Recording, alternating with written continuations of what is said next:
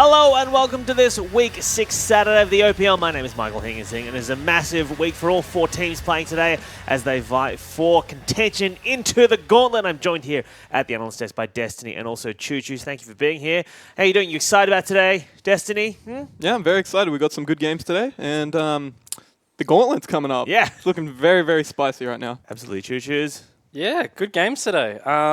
Abyss are looking really good and hopefully Chiefs can bring back their old form. All right, well, let's take a look at the results from yesterday because we did play some games on the Friday evening. AV were too strong for Regicide 2-0 and Legacy 2-1 over Destiny's Direwolves, which means Legacy are currently at the top of the table, but Direwolves have a game in hand, so we'll see how the points tally out. Today, we're going to see Abyss kick things off versus TM, and AV will look to continue their form from yesterday against a Chiefs side who are looking for a win after getting beaten 2-0. I was going to use a more violent word, but getting beaten 2-0 by slaughtered by Legacy last weekend. Direwolves versus TM, and then Chiefs versus Sin tomorrow as well. So a lot of teams will be vying for those third, fourth, and fifth places into the gauntlet. But let's start things off with Abyss versus TM, our first game of today. And at the start of this split, TM were looking quite strong. People can describe them as a wildcard team, Destiny. Yeah, definitely. I think TM had a fairly decent start to the split.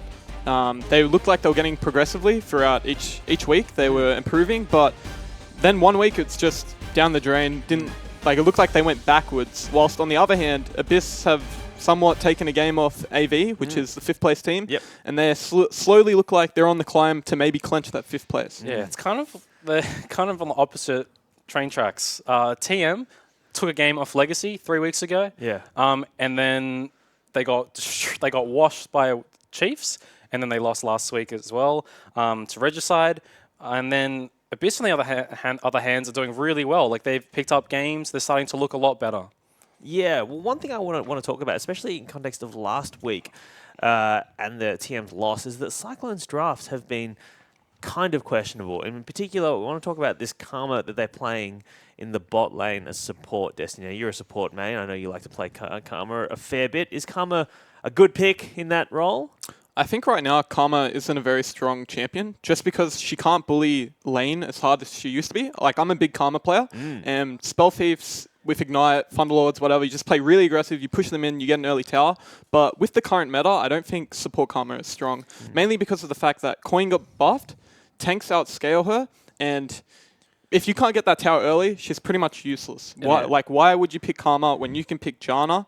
And especially the nerf, the Mantra Shield got decreased about a couple of patches ago. So that was pretty harsh, in my opinion. And if I do see a Karma today, I think it will be in the mid lane. I'd agree with that. We've seen Shock play it before, and they did win a game with it. That's literally their only win in the past 2 weeks has been on Shock Karma. And it ultimately, to me, seems like TM are misreading the meta. They don't understand that this is tank meta.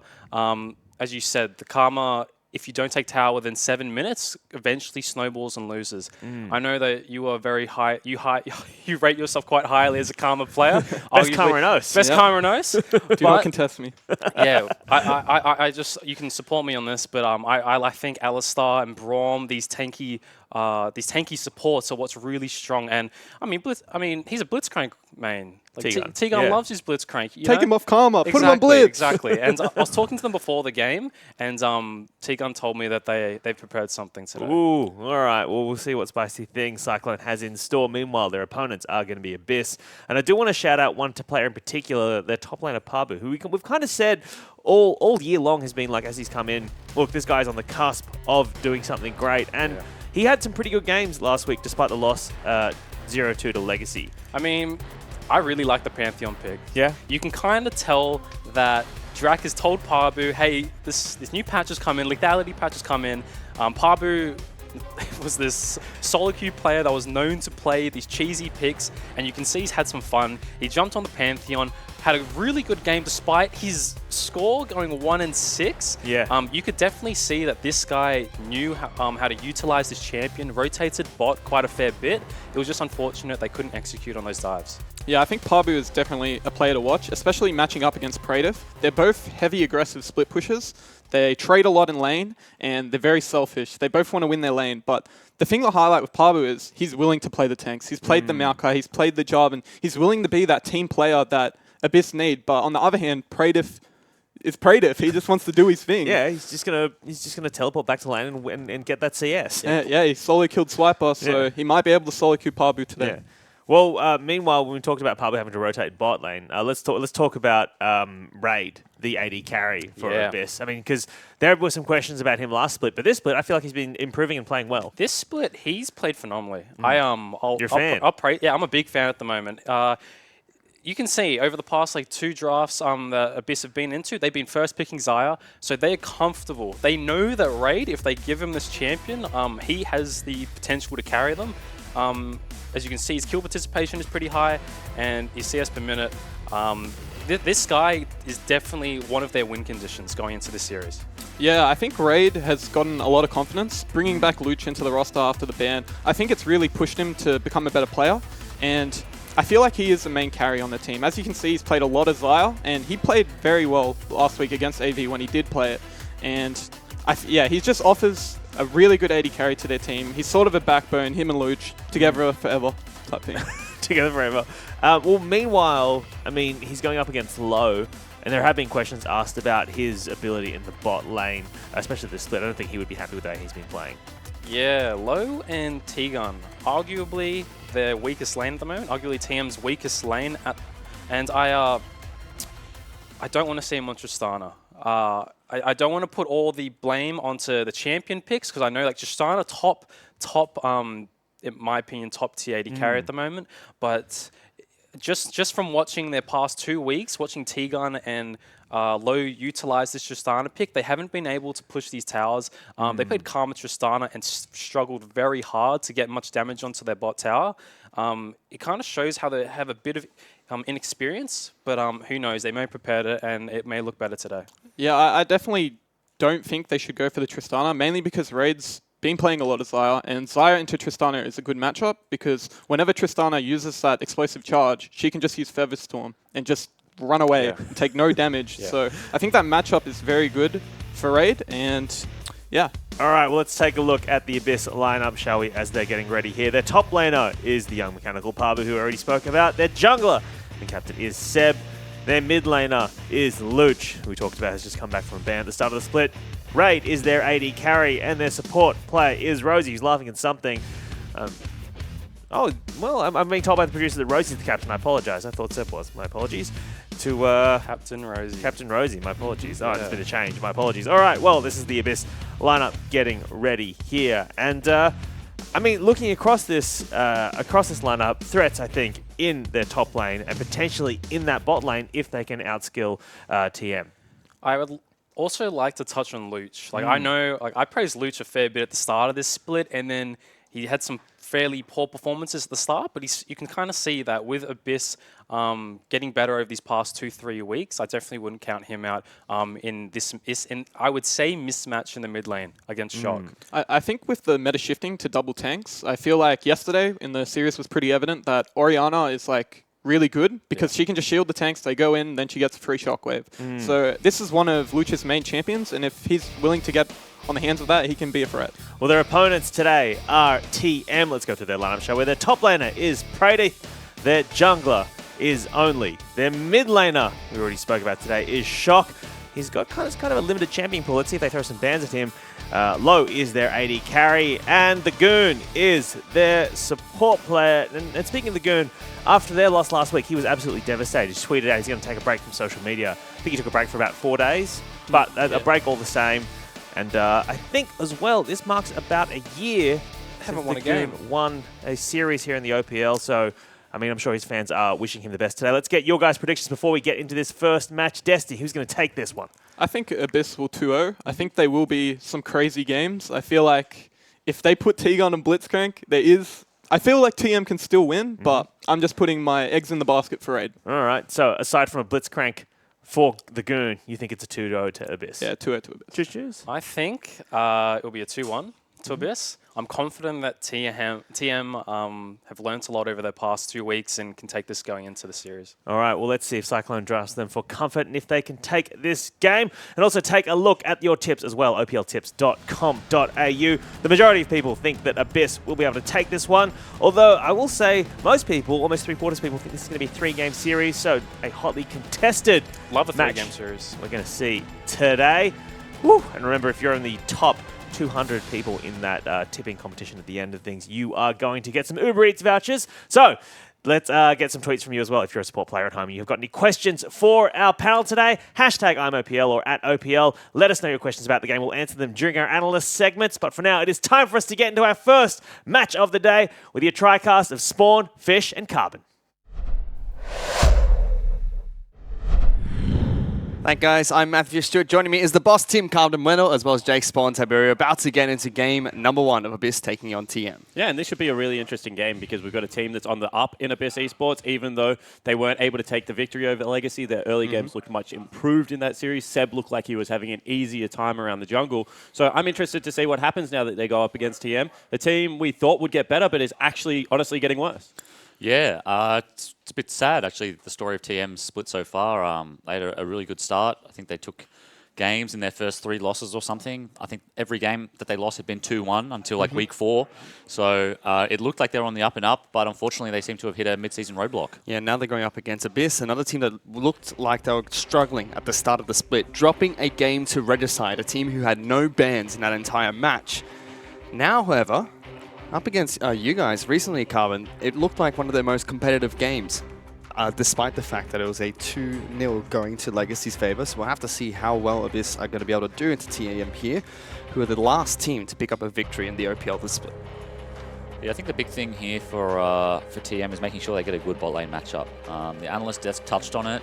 It feels like when TM's bot lane holds up, they look a lot more competitive than otherwise. I think last week that was the big kind of their big issue, is that bot tower just kept falling so early, and they just lost complete control of the river after that. Yeah, and you know, when bot lane goes that badly, in a lot of the times you can point towards jungle matchups, so you know, maybe your mid lane losing priority and therefore rotating down. But a lot of the times last week it was just a straight 2v2 and they weren't able to hold up into the pressure. So yeah, that's step number 1. You can't ask for help if you can't actually equalize a lane. So you know, get yourself something, even if it's what Direwolves did yesterday, where they got a little bit outplayed in the game and they were like, you know what, we're just going to pick Sivir. We're going to put our bottom lane on wave clear duty. It's a tank meta. Sivir scales up very well, hitting tanks, it goes to the carry. So I would like to see, you know, some replication of that and being able to get some big utility into that bottom lane. I think the kind of the auxiliary problem there as well is that, like, only I think his performance in the last couple of weeks hasn't been as good as it was at the start, but a big part of that is his bot lane, because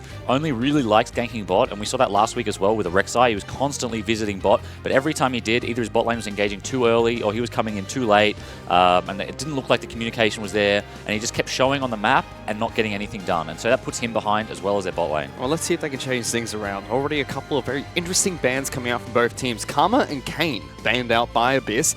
Bard is the first ban that TM throw Abyss's way, with Cho'Gath, Maokai, and Jace following through. At least the first pick for Abyss, leaving Galio up, and that might be the first pick for TM. Yeah, it certainly could be. Tigun likes to play it in the support position. Don't know whether Praedyth or Shock have picked it up yet. Touching on Kane, I'm a big fan of falling asleep to high elo solo queue at the moment, Fish. And Only is a nuisance on the champion. He runs around on solo queue late at night on Kane more than anyone else I think I've seen. So, what form? He's a red form, unfortunately. Yeah. Boring. What? Boring. My red form's the best form. Try hard. Okay, wow. Meanwhile, the final pick for TM in their first rotation is going to be the Gragas, something we see very commonly flexed between top and jungle. Quickly, I want to get your thoughts on Elise at the moment, Carbon, because obviously Cho'Gath, Maokai coming very back into the meta, but they're banned out here. Like, is there still a place for the super early game jungler that doesn't really have a team fight phase at the moment? Yeah, absolutely. I think Elise, she hasn't been, or she did get a small nerf on a base AD, but other than that, she hasn't really been touched. It's just the fact that she can't build Cinderhulk. I think there's still room for a bit for Elise, well, and Abyss, I suppose, to have a really big impact in the early game and then kind of just snowball that lead out. We've seen overseas that she's still getting played a lot. She's still very strong. Level 3 dive creates a lot of top lane pressure. So I think Elise absolutely does still have her spot in the meta. But the problem is you have to make something happen. Because if you don't, at least his problem before was that she got outscaled. Now, because of the new Barmy Cinder, she gets outscaled even quicker. Well, neither team have opted to pick up either Caitlyn or Thresh, one of the more common first picks so far. Abyss decided to lock in Xayah as well as Syndra very early on into the draft. We should see Low finally pick up Caitlyn here. Yeah, and Caitlyn got a big nerf. I mean, when you look at the attack speed, it feels worse, but also it was roughly like a Phantom Dancer worth of attack speed. And it was half, right? Yeah. They halved her base attack speed growth stat, which is gigantic. It's absolutely massive, especially for someone that builds double zeal items. I mean, you really need that base stat to be big. Yeah. The other thing is that we kind of make up for it, with Ardent Sensor and things like that coming more into support meta. If you go something like a Janna, or a Bard that goes the silly mastery. I promised I would shout him out, and I have Bond of Stone. Bond of Stone. Bond of Stone Bard apparently is where you get the Ardent Sensor in there on Bard if you cupcake. That's Andy's thing. Shout out to him. He said that when he started picking up Bond of Stone as opposed to the Thunderlords, that he was feeling a little bit safer, a little bit tankier around Summoner's Riftfish. I like it when supports do different things. Yeah, we thought it was the hot cocoa splashing in someone's face. Yeah. You get the, I said he turned the cocoa into coffee. But a bit of pep. Speaking of support, interesting in the draft so far is TM play a lot of Galio support, as you touched on, and I think AE Abyss have read this. They know that this could very likely be the case, and they're trying to save their support pick to find out if this Galio is going to be flexed or not. TM, on the other hand, have started bounding out the supports. They've already bound out the Rakan. I was going to say they might ban another. They don't. But it's very rare that we see a support pick so late in the draft, and I'll be curious to see what Abyss do here. But interestingly enough, because Luch has taken his mid laner already, and they kind of know that Elise is the jungler, because that's the only area she can play, they know what the 2v2 is. So they can take Shock's champion right now because they kind of know what they need to play towards, and they can leave that flex to the very last. Yeah. Whether it's top lane, whether it's bottom lane. I think it will be top lane. Yeah. Because of that man on the screen. He always gets the counter pick. 100%. As we see. Oh, okay. I like this. I like this a lot. I feel like Elise Syndra, like you said, very obvious power point in the middle lane for Abyss. And their game plan, I mean, you can kind of tell what it is. And I think Galio will be pretty difficult for them to snowball off of. I mean, nullifies it. He doesn't really have an escape, but at the same time, he's going to be very tanky, and when he's behind, he's still relevant. And the other thing is they've kind of hit now the major support pool that we know that Rosie plays. Rosie was never really known for the Alistar Braum guy. No. He was, and I coached him a long, long time ago, but he was a guy that always wanted to figure out the counter pick to these really annoying champions. He did not enjoy playing them at all. And that's why we ran around with things like Zig support. Yeah. I think that at times is a detriment to your team. This is kind of the trap that Praetor falls into. Let them take the tank, I'll split push into it, but it becomes much harder. And there we go. That's not meta. What I'm talking about. Yeah. Not meta. Nautilus has absolutely been gutted as far as supports goes. He's not tanky without items anymore. He used to be, but that's not the case. I mean, maybe Knight's Vow helps him out a little bit, but I think that this now becomes a lane that if you're the Gragas, you can look towards the Xayah, very short range, Nautilus melee champion, and gank it a lot. This is really strange. Braum was left up as well, and it does incredibly well into the team composition that team have put together. Mate, Alistar's left up. Just play Alistar with your Xayah. I mean, and that's the power of a flex pick, right? People talk a lot about flex picks on every broadcast, in every region. Everyone is always talking about flex picks in the draft, and what you see right here is the power of it. The ability to pick early a strong champion like Galio, and then late pick an extremely strong champion like Thresh, and force the opponent onto non-meta. I mean, yes, you guys were saying he could have played meta if he wanted to, but I think that that's the strength, and I have to say that I'm a fan of this draft so far. Yeah, I mean, the final pick for TM could have been top, jungle, or mid lane. Instead, they opt for the Jarvan top, giving them a bit more damage, but a very beefy front line on top of that. Also gives Shock a way to get into these team fights now. The last weakness of Galio was sometimes he struggles to get in by himself. Cataclysm into the ground entrance is going to really help out Shock's day. Parbu as well on the Shen is an interesting one. We've seen it still played internationally, but even though it's a tank meta, it's not kind of Shen's tank meta, because he does get forced in. He's very single target until he gets a Tiamat pickup, and if you fall behind in lane, that's incredibly hard to do. So be interested to see how he plays against the Jarvan in this game. Praetor is a good Jarvan player. I don't think that matchup, I think Shen does quite well. Yeah. And I think that's the big thing about Shen is that he actually does have pretty good matchups into a lot of champions pre-6. Obviously at 6 he doesn't have a combat ult, and that's where he kind of can sometimes lose. Yep. But I think I wouldn't be surprised to see Shen come back into the meta. We do see it a little bit overseas. Yep. And I think that I think they must have something planned. I mean, I don't really see where the opportunities come from for the Shen right now. I mean, they do have Nautilus Hook, where the bot lane can maybe force an all-in with a Shen ult at 6, but, I mean, they have Lantern and a Galio, so we'll see what happens. I think they have to play pick, right? I think they're going to look to like set up around Vision, send Shen into his lanes, get him pushing out like with the Titanic Hydra or something like that,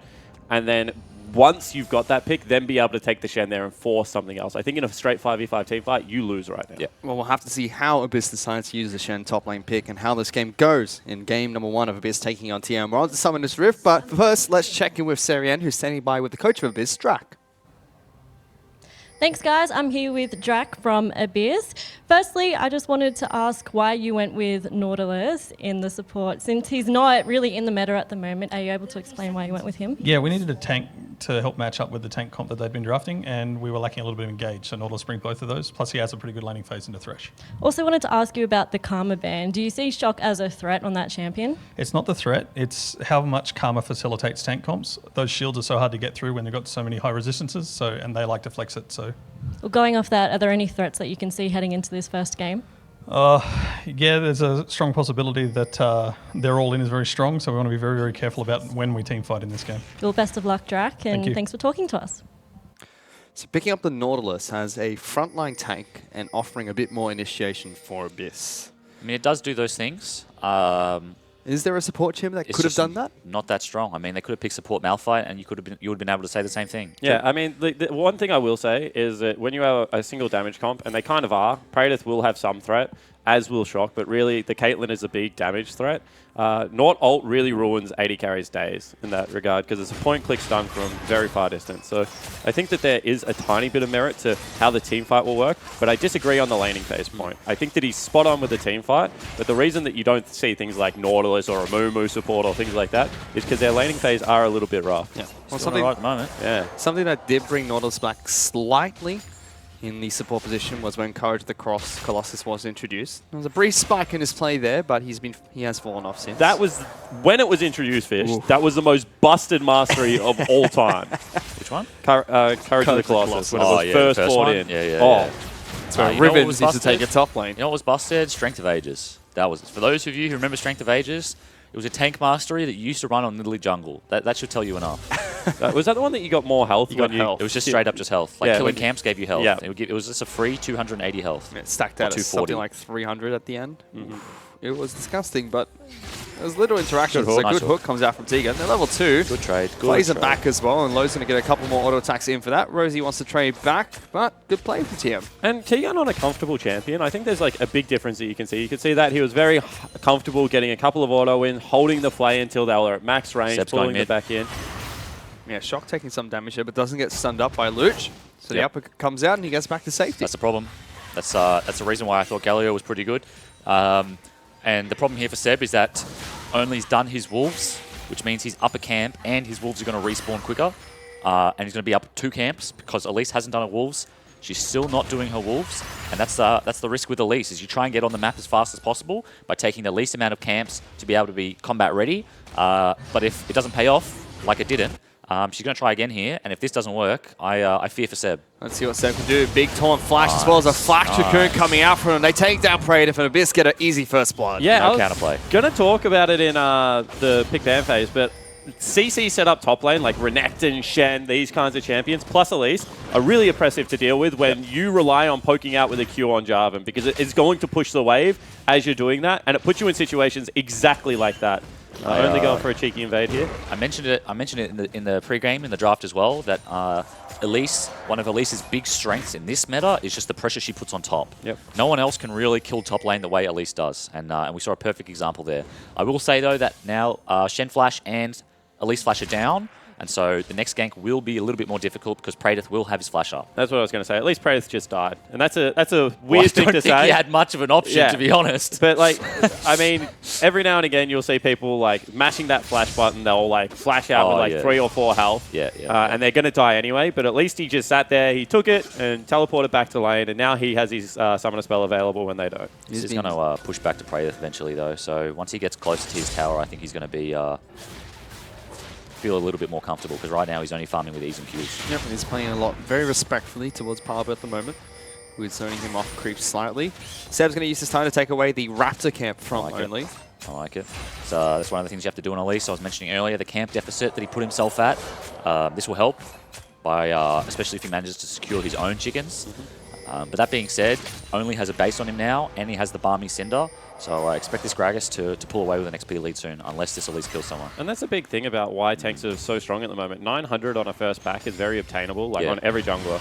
Versus, you know, sometimes like the 1100, or at least what do you go, like trackers. We see trackers here. Generally, you can see like Moby boots or Sork boots. Maybe you see a Dark Seal pickup if you're feeling really confident, something like that.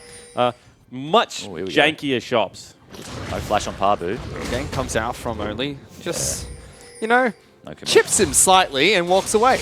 And now Praetor wants to go in and does absolutely nothing as well. Just burns mana for the sake of burning mana fish. Cops a couple of range autos as well from the creeps. Yeah, I will say that is the, well, not the problem, but one of the setbacks of going Barmies as opposed to the Runic Echoes is that Runic Echoes Gragas actually does pack quite a punch in the early game. His barrel hurts, whereas with the Barmy Cinder, it really doesn't. And this, when you go get this Gragas build, it's really about scaling to 6 and then hitting that E-Flash combo.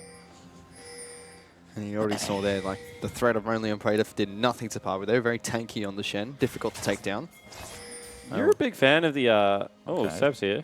Yeah, they're looking to catch out low, and then he gets hooked and Cocoon, looking to try and get over. Shock's coming in, lands to the ground, but Repel already came out from Seb, and Parbu's coming down with his Stand Unite as well. Hook is on, lands at the Xayah, but it's just a disengage tool at this point in time for TM. Yeah, Praetor didn't have the teleport to get down there, so they have to back away. That might be a little bit of insight, though, into why we saw Shen get picked. We were questioning in the draft that we didn't, well, I didn't really understand why. And maybe that's it. They were just afraid of Galio roams to the bot lane, and Shen is an easy way to at least defend the first one, because, of course, Shen ult is a longer cooldown than the Galio ult. Yeah, look, good save by Parbu there. Gives Praetor some breathing room as well, top side of the map, so he'll be able to farm up a little bit. Low, only forced to use the heal in that engage. Good Lantern coming up from Tegan, got him back to safety. However, Raid's gone back to base and immediately picked up a BF sword for himself. But in saying that, they're down like a creep wave. And when you're losing lane to... I mean, I don't want to sound too mean about this, but T-Gun and Low certainly have looked like they are one of the weaker bottom lanes in the OPL. And when you're down in CS against them, I think that you do have to question the position that you put it, Raid and Rosie in, because the desktop touched on it so much. In the draft? The turnaround, in the draft. The turnaround of the Abyss lineup looks like Raid and Rosie are playing confident League of Legends again. And I feel like if that is where a lot of your success is coming from, you should not put them in a weak position. We see another mid gank. Yeah, stun lands as well as the hook and Cocoon. Locking down Shock, charges the taunt, gets a big shield, and Dark Passage back to safety. Nice. Okay, anti-magic damage. Yeah, triple magic damage. Galio living, surprise. I will say, just touching on the draft again, that they did early pick the Xayah, but with Caitlyn still up. Caitlyn being the traditional counter to Xayah. I say traditional, she's only been out for like 2 patches. But Caitlyn has been a good matchup into Xayah since Xayah's release, and they picked it with Caitlyn being up, so either they think this matchup is probably not as bad because of the nerfs. There's probably some truth in that. But it also might give some credit as to why they're down 6 creeps. Big range disparity between the two AD carries. Xayah, one of the most short range carries, Caitlyn the longest in lane. They're doing just fine at the moment, but things are very even on Summoner's Rift. Abyss have a slight lead after First Blood. Waiting for only to make a play soon. I think he's 6 now. He has flash.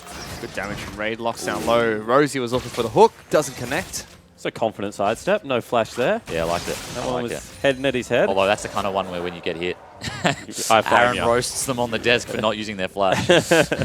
But no, good sidestep. Backed himself there and pulled it off. And I mean, we talked about this already. They're about 800 gold up, something like that, when they pick up this creep wave. But is that enough with like an Elise on Summoner's Rift? We've already talked about the scaling of Gragas. He's hit 6 now, 0-0-0. This is where Only will look to make an impact on Summoner's Rift. And Elise got that one good gank off top lane, but really hasn't been all that successful since then. No. Look, this Elise, I think I give her another few minutes. She hasn't finished her Runic Echoes yet. When she finishes the Runic Echoes, it's a pretty big power spike in terms of damage. And you can come out and execute someone, one-shot someone. She has the flash now as well available, so I wouldn't write off this Elise just yet. I think she still has probably until the 15-minute mark or so before I start calling her pretty irrelevant. But at the same time, Only needs to get on the map soon. Although they do have... I'm criticizing Only, but he did just finish getting bot side river control, so that is that is, you know, he's doing something. He's not doing nothing. Sure, must be a little bit careful here because Lucius poked him out quite well, denying CS from the Galio as well. He's got the rejuve beat, so he thinks he's banking on the health regen. He's got the Water Drake as well, so I think he's just going to try and wait it out until TP comes back up and then try and base. Also sitting on a cow, so not going towards something like an Abyssal Maskfish. He's just going towards, you know, straight tanky items. See how that pays off for him. There is a lot of AP, so I would have liked Abyssal Mask into, you know, another AP item, Magic Resist item. Oh, okay. Because, I mean, it gives you, like, what is it, 40 or something?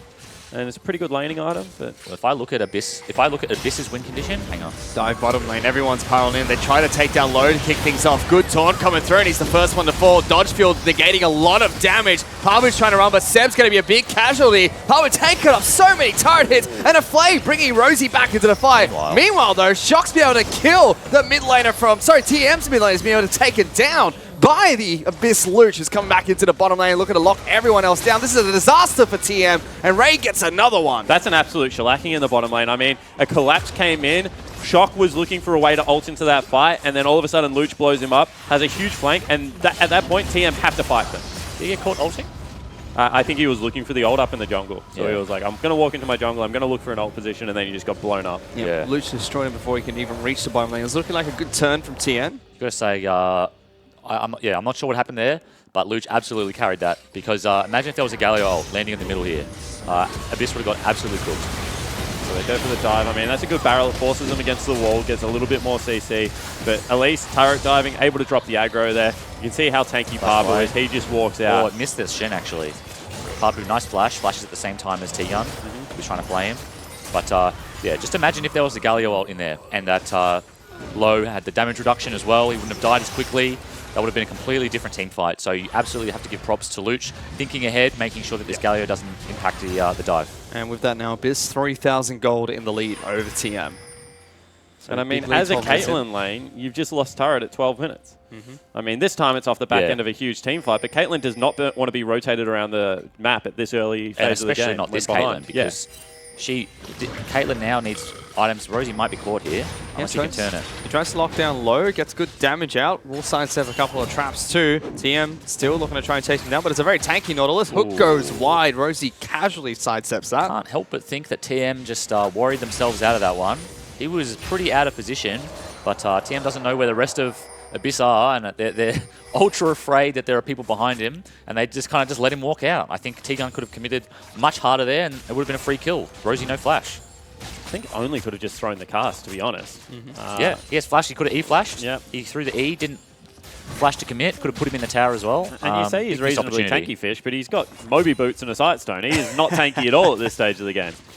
There's a tweet coming in from Coach Cyclone. Some people might not be aware, but Coach Drac and I worked together most of 2016. Today is pretty special to me. Yeah, both Alpha Sydney boys. Rivalry. Meanwhile, there's a gank coming into mid lane. Shock's going to uppercut his way away.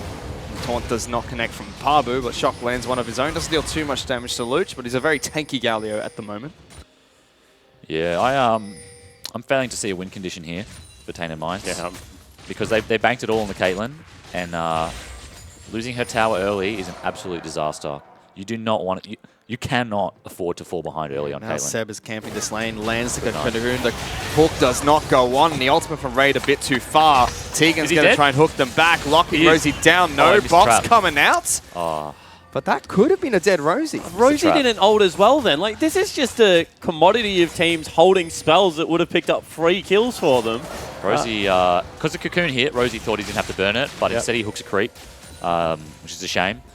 And then Low gets out with the lantern. T-Gun hits the hook, but Low misses the trap for the flay. Or, alternatively, you could say T-Gun missed the flay into the trap. But one of those is a lot harder to hit. Yeah, but that really should have been a kill on either side. It's only find Seb. Yeah, here comes Galio as well, trying to back him up in the Seb fight. has no flash. Shen's coming in too, but Luch has joined it first. It was a 3-on-2, or is it? Shen's not here. Seems like he's got a teleport cancel, but Luch dealing so much damage. Only's going forward, smacks him in the head, but the Dark Spears are going to be enough to pick up a return kill. T-Gun's flying on down, looking to try and help out, but miss. They fight on the top side of the map as well. I mean, Low they're has fighting everywhere. They're still Taken stuck down. now. Shock and Tegan both going to get stunned up. Rosie's waiting on the other side. They've got to run all the way around. There is a blast cone for him. We'll be able to take it. Ultimate comes out from Galileo. Oh, no, Shock! He just goes straight up in the air, gets taken down. Tegan's trying to run for the hills, has Moby Boots, but it's going to be difficult. All right, I got a question. Did the Naught ult cancel the knock-up from the cone, or did you get the cone bug where you go straight up in the air? Which one? Ooh. What do you reckon? We'll have to see that one again. I think it was the Naught knocking him back. It seemed like he was in the right position to be knocked over the wall. Yeah. Yeah, not sure what happened to Low there. Got caught trying to rotate up the river. And him dying left his teammates stranded in the opposition jungle. Only committed super hard, as we get to see it here. He's Grave not paying attention, or... I mean, that is as easy as you like. What?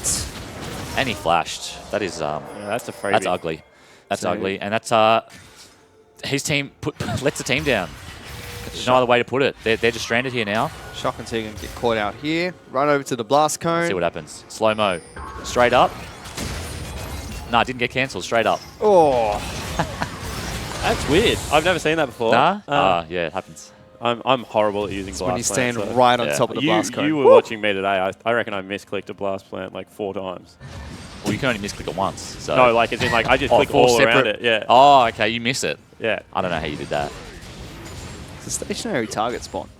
Pardon? It's a stationary target. It's because like I think the way that I A-click, like when I play 80 carries, I A-click in front of things because I hate overextending my mouse. Yeah, I But agree. you It's probably can't the way you A-click- move your mouse. Yeah, you can't A-click.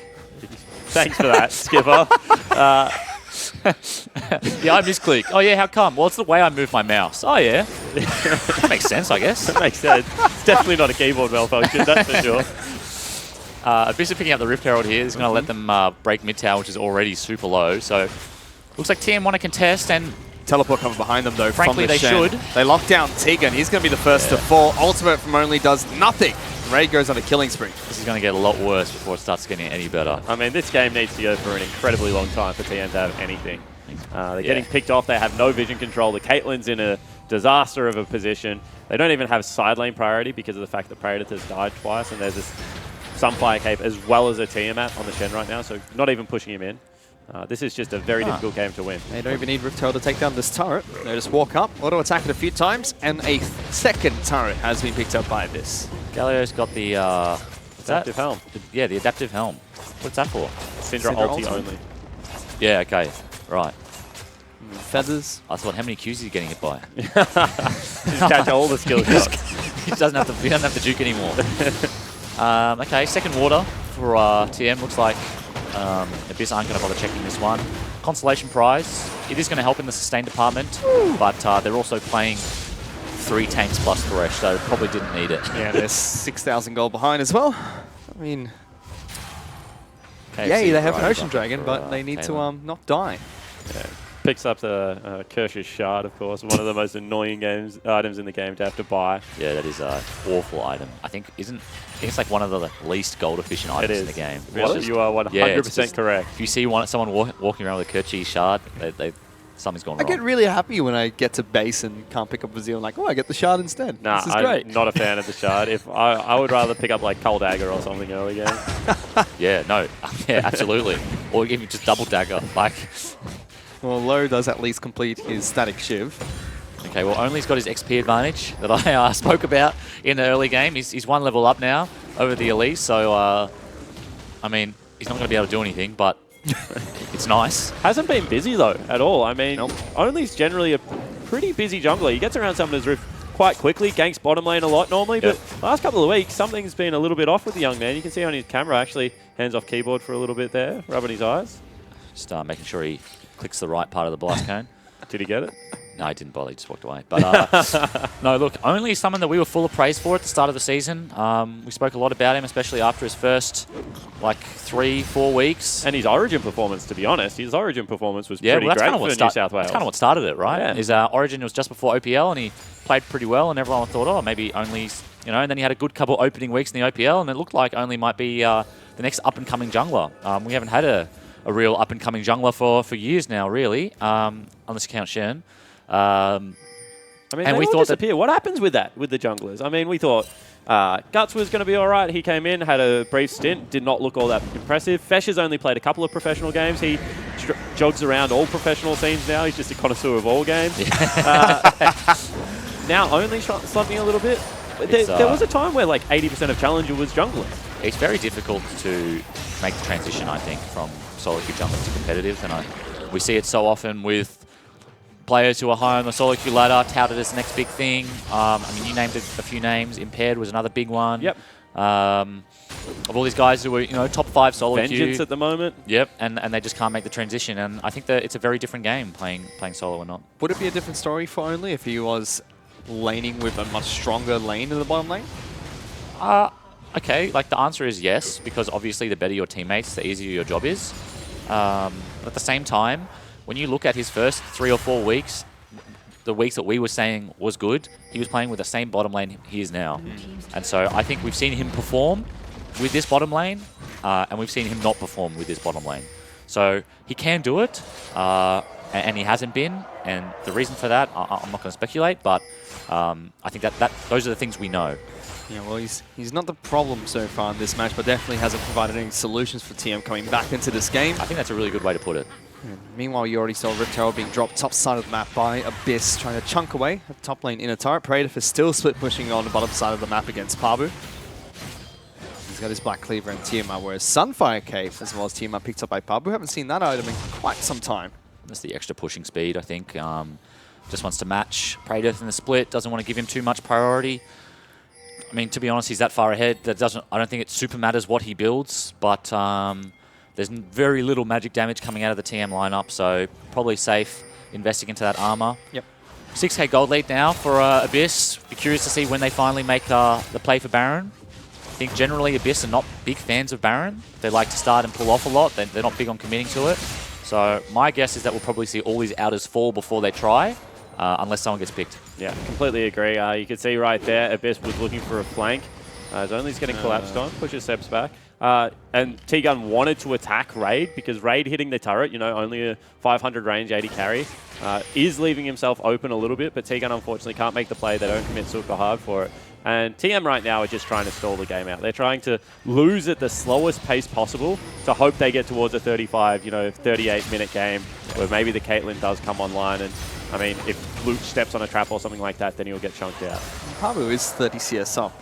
Sorry, Praetor is 30 CS up. Seeing some proactivity here. There's a hook coming out, lands onto Praetor. He's going to have to take a dark passage back, and ultimate being thrown out by Rosie to re-engage. T-Gun gets a hook, throws out the box. Shock is now taking out the front lines. Big flash taunt coming out from Pabu, and they cancel the ultimate from Galio as well. He's being melted by the rest of Abyss. Only can't even get into the fight. A flash forward from Luch, almost takes down Low.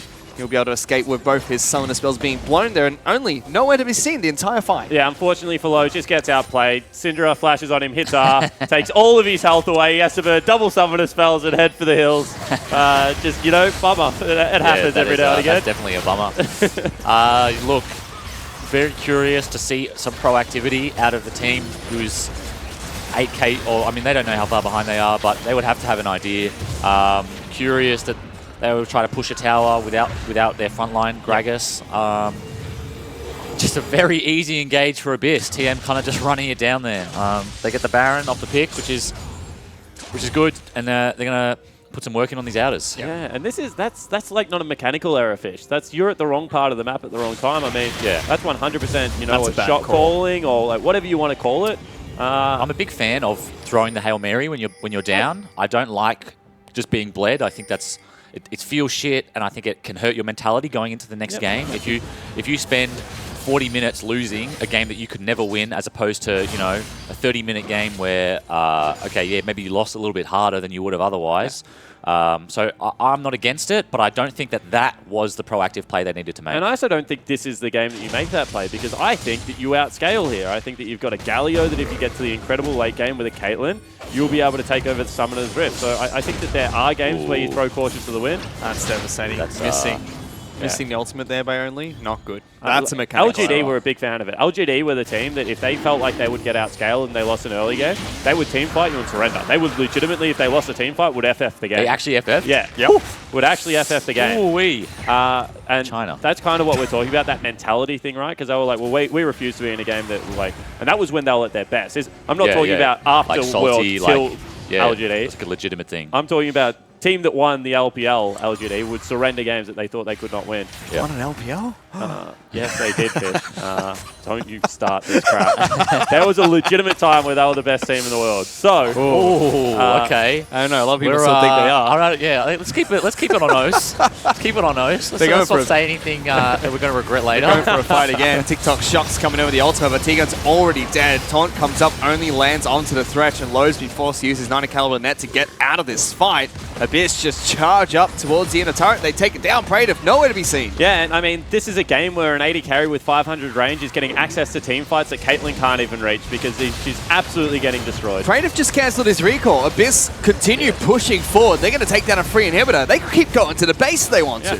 I don't think, I mean, I don't want to say that he's giving up, but I think at this point, like, if they don't end and he gets a little bit of extra gold, then like that's something that could maybe help him get him back in this game. Well, he's finally... If he bases, they're going to end anyway. He's finally going back to base. Tegan's come back up. Galio very low. Shock is going to be taken out by Luch. Pabu channels his ultimate straight onto Sev, forced to flash away, but Pabu's now the one that's in trouble. Flag and Dragon Praetor with the Cataclysm gets 2 kills for TM. Raid forcing out his ultimate to get back to safety. Flashes immediately and heals off the back of that. Ultimate comes out, ace in the hole, deals a lot of damage. Luch, what the heck? Turns around, deletes T-Gun. Rosie is a little bit of trouble here, but it goes back. Will he get him? Low almost gets taken down. Shoots a net in his face to get a return kill. So TM get 4 kills for their troubles. I mean, they get all the shutdowns. Praetor successfully baits them into the base by staying top lane.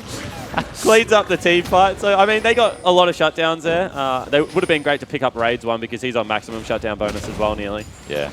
But unfortunately didn't get it. But at this stage of the game, picking up a couple of thousand gold is all you can really hope for TM. Yeah, they still lose their inhibitor, and 9,000 gold behind Abyss at the moment.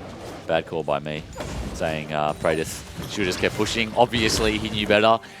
Picks up a couple extra kills. They do lose it in here, but we're going to lose it anyway. They get a little bit extra gold in their pocket. They burn a lot of flashes. That's the big thing to take away from this. No one on Abyss has flash right now, and they're playing against Gragas, Galio, Jarvan. So there is potential for TM to do a TM bush, to just sack sideways, sit in the bush somewhere, and Jarvan flash forwards. You could really see in that fight, though, majority of the damage that was being dealt to Abyss came from the Nexus turrets, not so much a champion in this game. It doesn't look great for TM, but Low has picked up his Affinity Edge with second Zeal item on its way. Yeah, and this is what we're waiting for. Like, Caitlyn in an item will come online. Sure, she's not going to do all that much damage to Pabu because he's a big fat tank, but everyone else is going to be able to shred through anyway. And, you know, we were talking about Jarvan. He's nearly gone towards Stoneplate. There are some positive signs. They've got their first Knight's Vow out. I would love to see T-Gun also pick up a Knight's Vow at a certain point in this game. And probably throw that one towards Praetor or something like that. And then you just look to brawl. I mean, this is what the meta is. Double Knight's Vow, 5v5 fights, and just get in there and try and kill someone. Right down. Yeah, I mean, I will say that a Syndra with 6 kills is just as easy to kill as a Syndra with no kills. Yep. Right? She has the same amount of health, and she still has no mobility. I mean, her flash did just come up, so that's going to make it a little bit more difficult, and she has the Banshee Veil. But ultimately, the only way TM, I think, are going to win is a giant wombo here. Praetor has to EQ with a flash or ult flash or something, followed up by Galio ult. Caitlyn does do a bit of damage now. She's probably very close to a second Zeal item. Let's see if they get the fight going. TM holding their ground for now. Abyss are charging towards mid lane inhibitor turret. They have Pabu split pushing still. Trap line has been placed by Low, but it's on top side of the map. I mean, I think this game is legitimately... Oh, good hook. Yeah, they've got Rosie. He's not very tanky. Ultimate comes out from Pabu. He does get knocked back into the wall, but they don't take him down fast enough. No burst damage coming out from TM. Yeah, but I think this game is 7 minutes away from being okay for TM Gaming. Well, I mean, if it stays like this, the thing they don't tell you about taking inhibs is it's actually the biggest freeze in the game. Yeah. Right? No, everyone says taking inhib, that's good, gives you pressure, whatever. But these supers are killing minions that Abyss aren't getting, and that is one of the big reasons that teams come back, right? Because this bot lane, Abyss are getting no farm from it. And they haven't been and they won't be until this inhib respawns. So if they aren't able to take anything else, so they aren't able to extend their gold lead while the inhib is down, it's actually an avenue for TM to catch back up.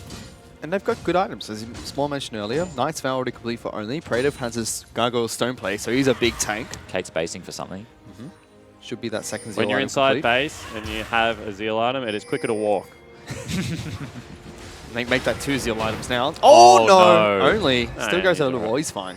I will say, though, on that pick earlier, I wanted to say at the time, but I didn't, that only the angle on the ult, I think, was a little bit off. He put him straight back into the wall. I think if he put him diagonal back into the lane, Rosie would have died almost certainly there. But, it's a harsh thing to criticize someone for. But then again, it's League is a game of inches. Small things. Certainly is. And I mean, the inches are actually being clawed back because gold should always be taken as a percentage value. 10,000 gold when it's 20,000 to 10,000 is a lot of gold. I mean, when it's 70 to 80,000 gold, not all that much in a grand scheme of things. However, they have started up the Baron again. They do it very quick as well. Feathers are being piled through this Baron. Rosie's trying to stop people from going through. Only is waiting to see if he can get a steal off. And there's a teleport from Praetor trying to force him to burn it. He goes in. Does he get it? No, taken away by Seb. But it starts a full 5-on-5 brawl. Galio with massive ultimate. Raid is in a lot of trouble. He gets taken down, shut down by Only. And TM move forward. Low gets another one. Big ultimate from Luchstone. Shuts him down. Seb now in trouble. Body bomb comes out from Only. He's going to repel away. Tegan with the hook goes back into the fight. Praetor very low and Pabu slapping away. He gets one. He wants the second on Tegan. He blasts cones away. No knockout for him today, but a good team fight from TM. Fantastic team fight out of TM. I mean, they're still 12,000 gold down, Fish, and they trade completely even because this is what we're talking about. The game gets to a point where you can't buy things like range and the inherent tankiness that you're going to get out of a Galio ult, and that was an absolutely amazing fight for TM. Ooh, and Only's going to start up Infernal Dragon as well. Seb is sprinting his way down with his Sorcerer's Boots, so no Moby Boots at least here, but still very fast. Round 2 Smite fight. I don't think they will be able to kill each other, Ding, ding, but ding. we'll see how the... He's not going to be able to kill it in time. He has to leave. Only backs off. And he's gifted it. Says, hello, Sab. Here is an Infernal Dragon, Dragon, mate? if you like. Oh, and Inhib got taken down. Tactical decision, let the wave continue pushing back so they can't access the bottom lane anymore. Idiots. Now we just get more farm. That Baron going over, really good smite by Seb. He was actually down in XP, so only smite does more damage, but Seb still manages to secure it here, so big play by him. I always say that it's easier to steal than it is to secure. Gragas did get his smite off, so they both smote, but a massive wombo here. And you can kind of see what Cyclone was going for in the draft with the team fight. They're so far behind. That was a Syndra. Kaparos. Yeah. Seb and Pabu turned this around massive. If they both died, if Elise died there and they turn onto Pabu, he dies as well. They lose all their Barons, and that's a lot of shutdown gold. So big play at the end there by Pabu. Not only that, you get an Infernal Drake. Caitlin's got a QSS now. True. Maybe instead she's able to pick up something like a Last Whisper. These have double fire too now. Yeah, this is a big deal. Hooks onto Rosie as well. They're committing to the kill here. Ultimate's getting channeled by Pabu to give him a big shield. Knock up onto Low to keep him off Rosie, who's very low. Cast him only knocks him into a wall again. And that's just a wasted cast, because you know you're about to fight. Kratos goes back in. Raid pops the ulti early, but Galio comes in, gets a knock-up around the edges and tries to get back onto Pabu. He's getting locked down, but Raid has already taken down the big Java, and Pabu falls to some turret attacks there. TM inside their own base. Hook is on, lands onto Elise, but big triple stun coming out of Luch. Deletes Low, only watches as everyone from TM gets taken down. That should be game. Yeah, and she dies very quickly, but she also kills you very quickly. And Luch showing the mastery of the champion Syndra at the moment, absolutely taking over that last team fight, and that'll be the game, Fish. Only's going to try and do his best to stop this, but the death times are way too long for TM. Abyss storm onto the Rift. They pick up a massive gold lead, a little bit delayed thanks to valiant efforts of TM, but they pick up game 1 in this best of 3 series.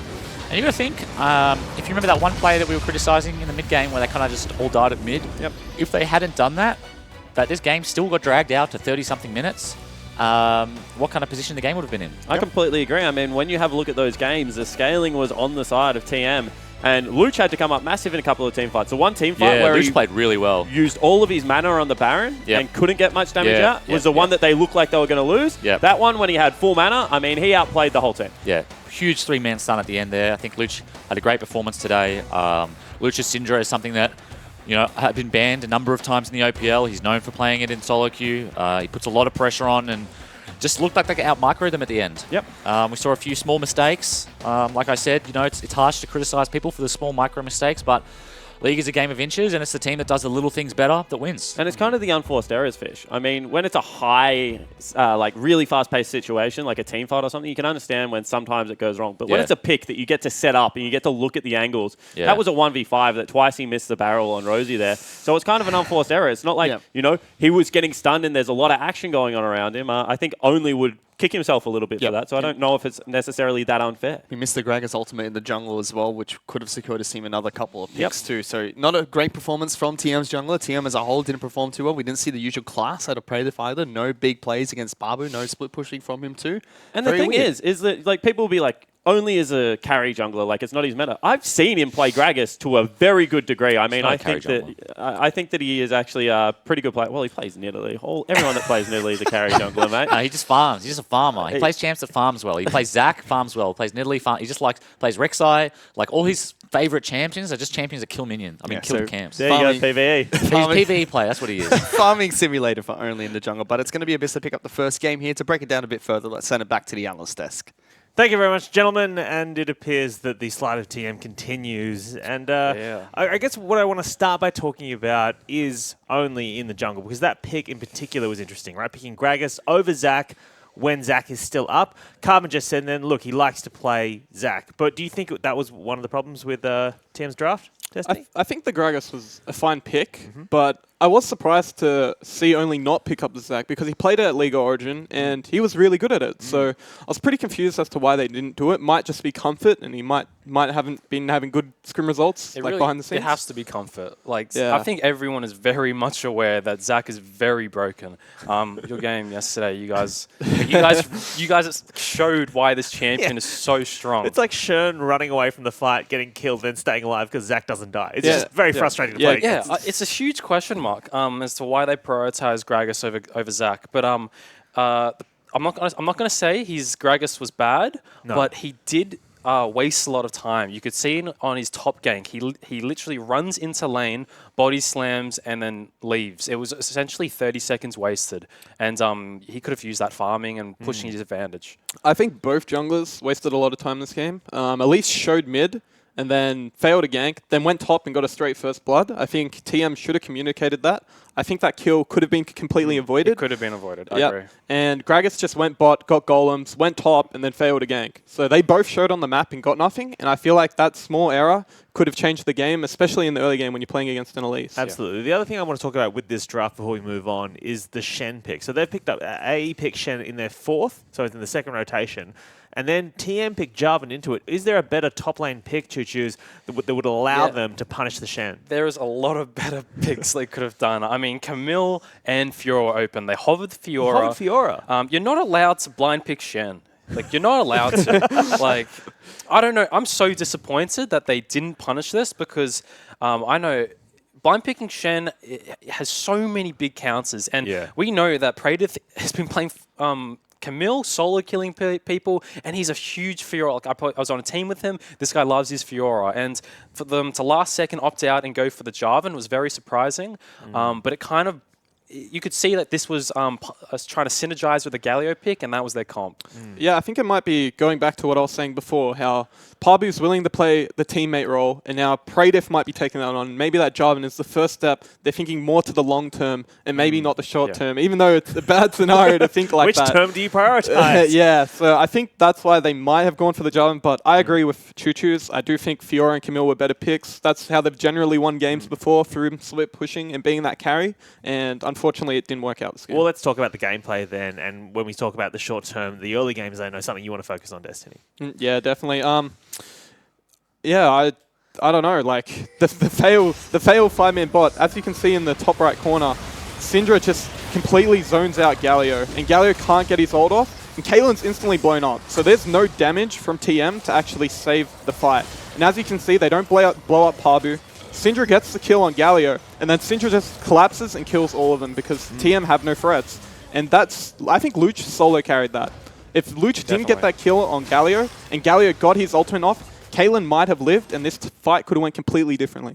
I also think that it was very risky of Abyss to do that dive. Yes, you have Shen, and you can execute this dive, but I'm not sure if I don't think they were aware that Only was very close. And they had Abyss, TM had a very good counter dive.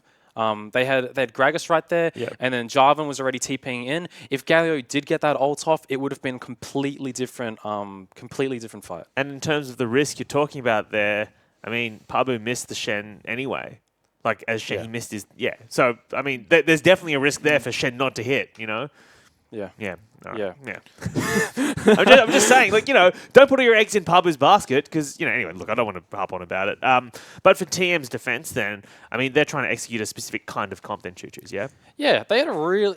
it's not like a hard comp to pull off, but then I guess it is. You can see here, this is their mid lane dive they attempted. You can see they're kind of baiting Abyss to run further up the lane, and you're waiting for that counter engage, but Pabu hits a massive flash taunt. He's been great on the Shen so far, and Shock is never actually able to pull his ult off. I don't think I've seen a Galio die so quick. He just gets shredded down. Yeah, but I mean, Only was hovering the top side. They had a ping set up. Like you could see that they were trying to coordinate this their comp essentially, but they got shut down by honestly just a great Shen flash taunt. So let's talk about that. Let's go deep on that comp from TM. I mean, obviously you're going to try and hit a lot of ults in a row, but what's the best order to hit them? You got Galio, the Gragas. Ideal situation would be Gragas engaging, or you hit a hook. Yep. He did hit a hook just then. You would then require the Jarvan to go in, ults, probably get 3 or 4 people, ideally, and then you have the Galio come in, and essentially Caitlyn would be left just trying to popping shots from the back. just trying to shoot. I That think- is their comp. I think the main problem was that they blew up the Galio. The Galio didn't get off his ult, and they were playing to Abyss's comp this game. They were playing in these small, tight areas with split fights. Elise was killing people. Syndra was killing people. Even Raid was solo killing low, like on the opposite corner. Yeah. So I feel like Abyss played their comp, and TM eventually figured it out with their comp, but it was too late. Yeah. Because the whole thing with TM's comp is you want to get all those ults off, and that's your front line, while Caitlyn's in the back just, you know, popping people in the head. Yeah, they had one good team fight. Which was around the Baron pits. This is it. Abyss ends up securing the Baron. Only almost steals it, but you can see that Shock is tanking them up. Jarvan goes in. The 3 people are stuck into a huge Galio ult. This is their team fight. This is essentially, they're 10k behind at this point. And they managed to win this team fight, which just shows that this draft, Cyclone's draft, was well thought out. The Jarvan pick, despite not picking Fiora or Camille, there was a reason behind it. And you can only just question if they weren't 10k behind, would this game have been that much different? Yeah. Because it shows that they can execute this comp. But the question is do they want to have a comp like this going into the next game? So is this what? I mean, we saw it yesterday. Legacy were picking this kind of comp against you guys. NA this morning, people were playing a Bard Maokai comp as well, where you're just hitting a lot of wombos. Is that part of this tank meta, or is this a separate meta we're seeing evolve? Nah, I think it is the tank meta. When you've got a tanky jungler, a tank top, and then you have a CC support, it just all works together. The wombo combo meta is back. Back to season 4 and season 3. But yeah, the meta is shifted, and it's taken a hit on players like Only, I think, because he has been that carry player. He's played Nidalee, played Elise, played the Graves, even players like Fade, I feel like, and they're still trying to adapt. And it's what the casters were touching on before, how the junglers have to adapt, and if they don't, it just doesn't work out. Yeah, but you see this as well. I mean, when we talk about like Only wanting to be a farming jungler, which is what Carbon was saying before, he's only 6 CS ahead of Seb in that game. And obviously, Seb had a little bit more jungle control because his team was pushing all their lanes in.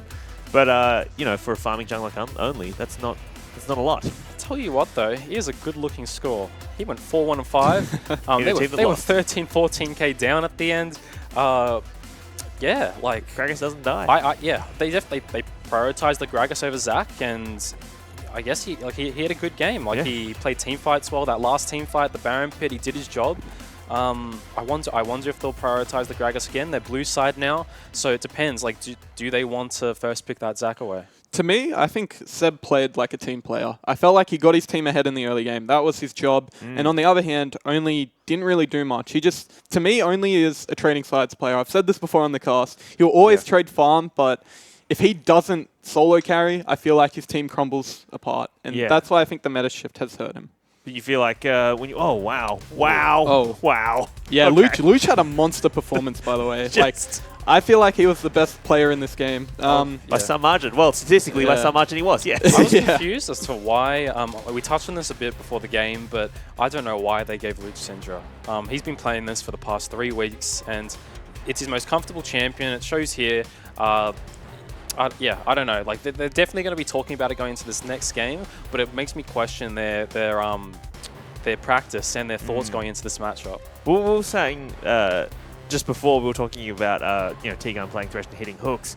We have a tweet in as well on hashtag #IamOPL. Dale Pearl wants to know, and Destiny, you're a support main, so you would know the answer to this. What is a good average number of souls for Thresh? All right, the best... I guess they mean coming out of laning phase, I would think. I think out of lane, it's 30 to 40 is a good margin. For me, I don't really think about the souls. I think I more Just happens. prioritize killing Trying to hit the people. hooks. Yeah, hitting the You know, hooks in trying to lane. kill the enemy. Yeah.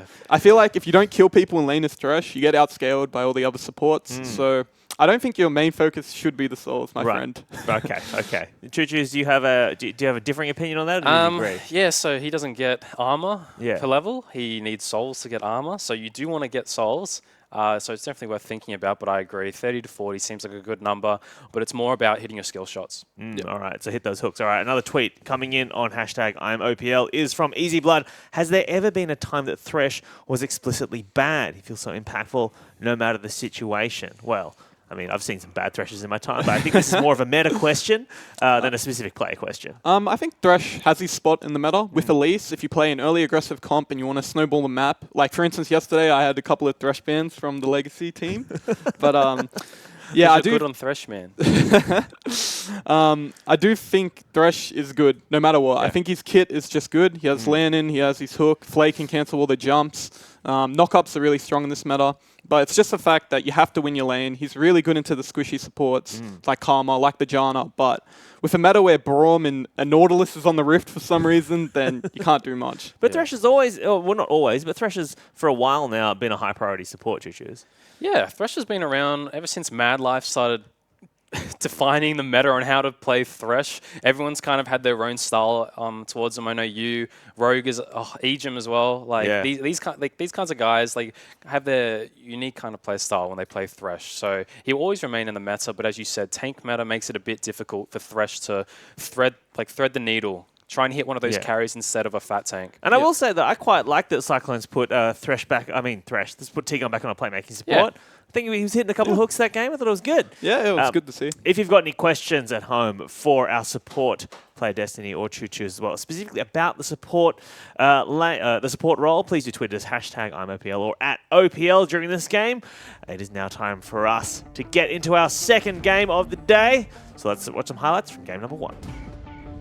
Flash as well as a Flash Cocoon coming out from him. They take down Praetor for Abyss, get an easy first blood. Good taunt coming through, and he's the first one to fall. Dodgefield negating a lot of damage. Parbu's trying to run, but Seb's going to be a big casualty. Parbu taking off so many turret hits, and a flame bringing Rosie back into the fight. Meanwhile, though, Shock's be able to kill the mid laner from, TM's mid laner is being able to take it down. Shock is now taking up the front lines. Big Flash taunt coming out from Parbu, and they cancel the ultimate from Galio as well. He's being melted by the rest of Abyss. Ultimate comes out, ace in the hole, deals a lot of damage. Luch! What the heck? Turns around, deletes T-Gun. Rosie is a little bit of trouble here, but it goes back. Will he get him? Low almost gets taken down. Shoots a net in his face to get a return kill, so TM get 4 kills for their trouble. And Galio with massive ultimate. Raid is in a lot of trouble. He gets taken down, shut down by Only. And TM move forward. Low gets another one. Big ultimate from Luch, so shuts him down. Sam now in trouble. Body bomb comes out from Only. He's going to repel away. T-Gun with the hook goes back into the fight. Raider very low and Parbu slapping away. TM inside their own base. Hook is on. Lands onto Elise. A big triple stun coming out of Luch. Deletes low. Only watches as everyone from TM gets taken down. That should be game. Abyss storm onto the Rift. They pick up a massive gold lead. A little bit delayed thanks to valiant efforts of TM. But they pick up game 1 of this best 3 series. Welcome back, ladies and gentlemen. About to get into game number 2 of Abyss taking on TM. And game 1 was well and truly one-sided for Abyss for most of that match. Yeah, it was, but it took a while for them to close it out. I think that there were hints of areas where TM looked to try and get themselves back in the game. A good last-ditch base defense. Yeah. And then the Baron play was kind of a 50-50 in the end. You don't want to give a team that you're 10,000 gold ahead of a 50-50 chance of accessing the most powerful part of the map. That is true. I will say that other than that one Baron slip-up, I think Abyss played a very good game. Yep. Pretty clean around the map. You didn't really see anyone from Abyss getting caught generally. I mean, Rosie did get CC'd a few times, but he never really died. Yep. So you got to give props to Abyss for that one. I thought they played pretty well. We'll have to see how game number 2 changes these two teams, because Abyss, as we mentioned, they've been doing fairly well in the past few weeks, whereas TM, it looked like their shot for their first victory was last week. We're not able to pick it up. Same bans as game 1, despite the sides. So that's pretty curious. Red side, generally, the bans are dictated for you because of whatever's strong in the meta. Yep. But Abyss are saying stuff that we don't care about what's strong. We don't care if you play it. We're worried about these champions. Yeah, and I think that if they want to play a certain style of League of Legends, they want a little bit more of a split pushing threat for Pabu and being able to join team fights quicker on something, like a Jarvan that shoves up very quickly then can leave. Then it makes a lot of sense because they're just going to play 5v5 anyway. And even if you give up a Maokai, who is probably the strongest jungler on the patch, I mean, Zac is still available, Sejuani is still available. There's lots of champions that do similar jobs. Yeah, all those champions. It's pretty hard to pick a favorite or the strongest. Do you have one? Oh, what do I personally prefer? Yeah, I've got one. I'm not sharing. Okay. Ooh. Does it have a Christmas skin? Because we think you're the Christmas all my favorite jungler. champions have Christmas skins. No, look, because I think Gragas is another one. You can look at Maokai, Gragas, Sejuani, Zac. All these champions are very strong right now, and I think they're somewhat interchangeable depending on the comp you're trying to build. Curious that they didn't pick Zac first. I think Only is a very good Zac player. But, they could still pick it. Maokai is a flex to the top lane. Yep. I mean, this could be one of those double situations where, you take the strong one early and, Hello, Siva. Welcome back. Abyss just absolutely do not care about this Caitlyn at all. Yeah. And it might just be because it's low, or it might be because they think the nerfs were just that big. But Siva and Xayah, both bad matchups into Kate, both blind picked, with Kate still up. So we'll have to see whether TM can punish it this time, or whether they change up their bot lane. No, they hover through 3 very toxic picks. GBM played Karthus the other day. Oh, boy. E United versus Goldcoin United, a legitimate pick. Ooh. Strong champ. Please stay out of the Lots meta. damage. I love Karthus, Stay out. but also Karthus is so awful. But also I love it. It is Do you going to remember be... when Red Buff applied on spells for that brief Yes. moment in patches and And you everyone could was running jungle around in? on jungle Karthus? Yes. That was a good time to be a part of League of Legends. Yes, it was. It was not. You know what that was season 2. I was a Pantheon jungle main. Oh, yeah? 1900 elo, which was platinum back then in NA. 200 ping, Pantheon running at you. Apply red buff with a spear, and follow up with the stun. One shot. I'm dead. still a Pantheon Yeah, I was jungle about main. I to don't say, know what you're talking you're about. standing next to the... Your Pant jungle main? Yeah, Pan jungle yeah, main. now though. You take that back. A few other picks of TM are going to be Callista as well as Galio. We have another Janna game paired up with the Siva. Gotta wonder where this Galio's going. Could be mid again. I did like it in the draft last game as the mid. Good into Syndra, but this time Abyss haven't blind picked their mid. And so I think it's a lot more likely that this is going to go to the support. I imagine that Callista, I haven't seen it before, but I imagine Callista Galio is a pretty good lane. Yeah. Throw Galio in there. He gets the damage reduction with the taunt, and then follow it up with the rest of his combo. Yeah, Siva Janna, pretty safe. A lot of wave clear. Not only that, I would like it to go support this game, purely because Luch has shown that you should give him enough respect to put another carry on your team, because he did a very good job of just constantly deleting the Caitlyn last game. So, maybe give Shock a little bit more of a damage threat, or maybe you go all in on trying to keep Low alive and you just lock in the Zillion and see how many lives Luch can get through. I reckon it's a lot. I have a sneaky suspicion it is as well. I don't think. I think it would be a mistake for TM to put all their baskets in low again. All their baskets in low. And the eggs too. Yeah, the And eggs, the as, eggs as well. well. Eggs with baskets, all of them. I mean, that's a lot of eggs. That's a respect band thrown at T. What? A lot of baskets. Just imagine a lot of baskets all filled with eggs, and they're putting them all on low. One man can't carry that many baskets. or that many eggs. It's too much responsibility. I was meant to advance this somehow. I don't know where we're meant to go anymore. Blitzcrank's been banned out against Tegan. That's interesting, right? I mean, yeah, it certainly is. I mean, because Jana is very squishy in the early Yeah, game. that's true. Just don't want to die. That's true. Especially if you're a Jake Jana and double gold per 10 on runes. Yeah, I wonder, is that meta? I don't know. I don't think so. Is it just Jake? I think it is just Jake. It used to be meta. Yeah, it Gorilla used was to a, be- it used to Gorilla be was a meta. huge fan of gold runes. Yeah, it used to be meta, but whether it still is. Because he had a 2,000 gold lead the other day. Yeah. When they were already Jake did? Yeah. Yeah. I used to do it in solo queue. He had more gold but then than I also anyone on the built other Made On team. Eyes and jungle? Decap. No, Janna. Ah, okay. Yeah, Made Eyes Decap Janna. Only way to play So it. like gold quints just running around. Like everyone else is running movement speed. You're really running the real gold per 10. Making that dosh. The first pick for Abyss is going to be Cassiopeia, so Pabu or Seb. Yeah, okay. Saving their pick for last. Shock's going to be put back onto Oriana, one of his Cassio. more comfortable picks. It's pretty good into Galio. Yep. Punishes him pretty hard before he gets the magic resist. So I like the Oriana, putting the Galio in the support. Abyss know that it's no longer a flex now, but I don't think that hurts TM too much because they have the blind pick here anyway. Once again, I actually like TM's composition. They still have the ability to flex Maokai and Jarvan. Jarvan, if they think, it's a lane that they can win by poking out with Q, and if they don't think they can win the lane, you just put Maokai up there and he nullifies most champions at the moment. Yep. I'm not sure if Only can play the Jarvan jungle. We haven't seen it before. Yes, this is about to get very interesting because Camille is very good into Jarvan. Maokai will nullify the lane, I believe. I don't play top, but that's what I think. Well, we've seen Jarvan jungle's been picked up here in the OPL as well as internationally, and they just have not been doing well. Ultra Troll flex. That's the thing with the jungle top flex nowadays. If you keep, like if Praetor and Only were to keep swapping, Pabu wouldn't know what runes to run. Because he'd be like, do I have to run MR? Do I have to not run MR? We stop you at 30, don't you? Is it 30 Yeah, or 20? I think it was 20, but they changed it to 30 for that reason. Yeah. But that's something that we've been doing in scrims a lot. Sorry, Swiper. No, look, I like this comp. I like the Galio support with the Maokai jungle. Luch and Raid both have no mobility spells. Yep. If Only gets that flash root off, there is a Galio coming, and that carry is going to be knocked up for a long time. And not only that, I mean, Sivir Spell Shield seems like such a strong ability, but because you still go to her with all your CC, Yeah. Maokai has so much follow-up still. I mean, even if you Spell Shield the W, he still gets the Q in. It's an obnoxious knock-up. It's a little bit of a slow. Saplings start jumping out of you. That's a slow as well. He's just overloaded on his kit right now. People, as soon as we give him his clap back on his ultimate, he will once again be the most broken champion in the game, Fish, because he has so much utility. You know what I reckon? You know what I reckon they missed out on is the ult. Why doesn't he clap when Before the the ult? ult Yeah, starts? no, that's what we were saying. If he did the clap and then the root started going, he would be 10 times better. I don't know why they took that away. I'm putting it in the design please. channel. That is 100%. That is a I formal will sign complaint. a petition. Hashtag bring back the clap for Maokai. It's going to be an interesting game, though. Don't bring back- Goodness.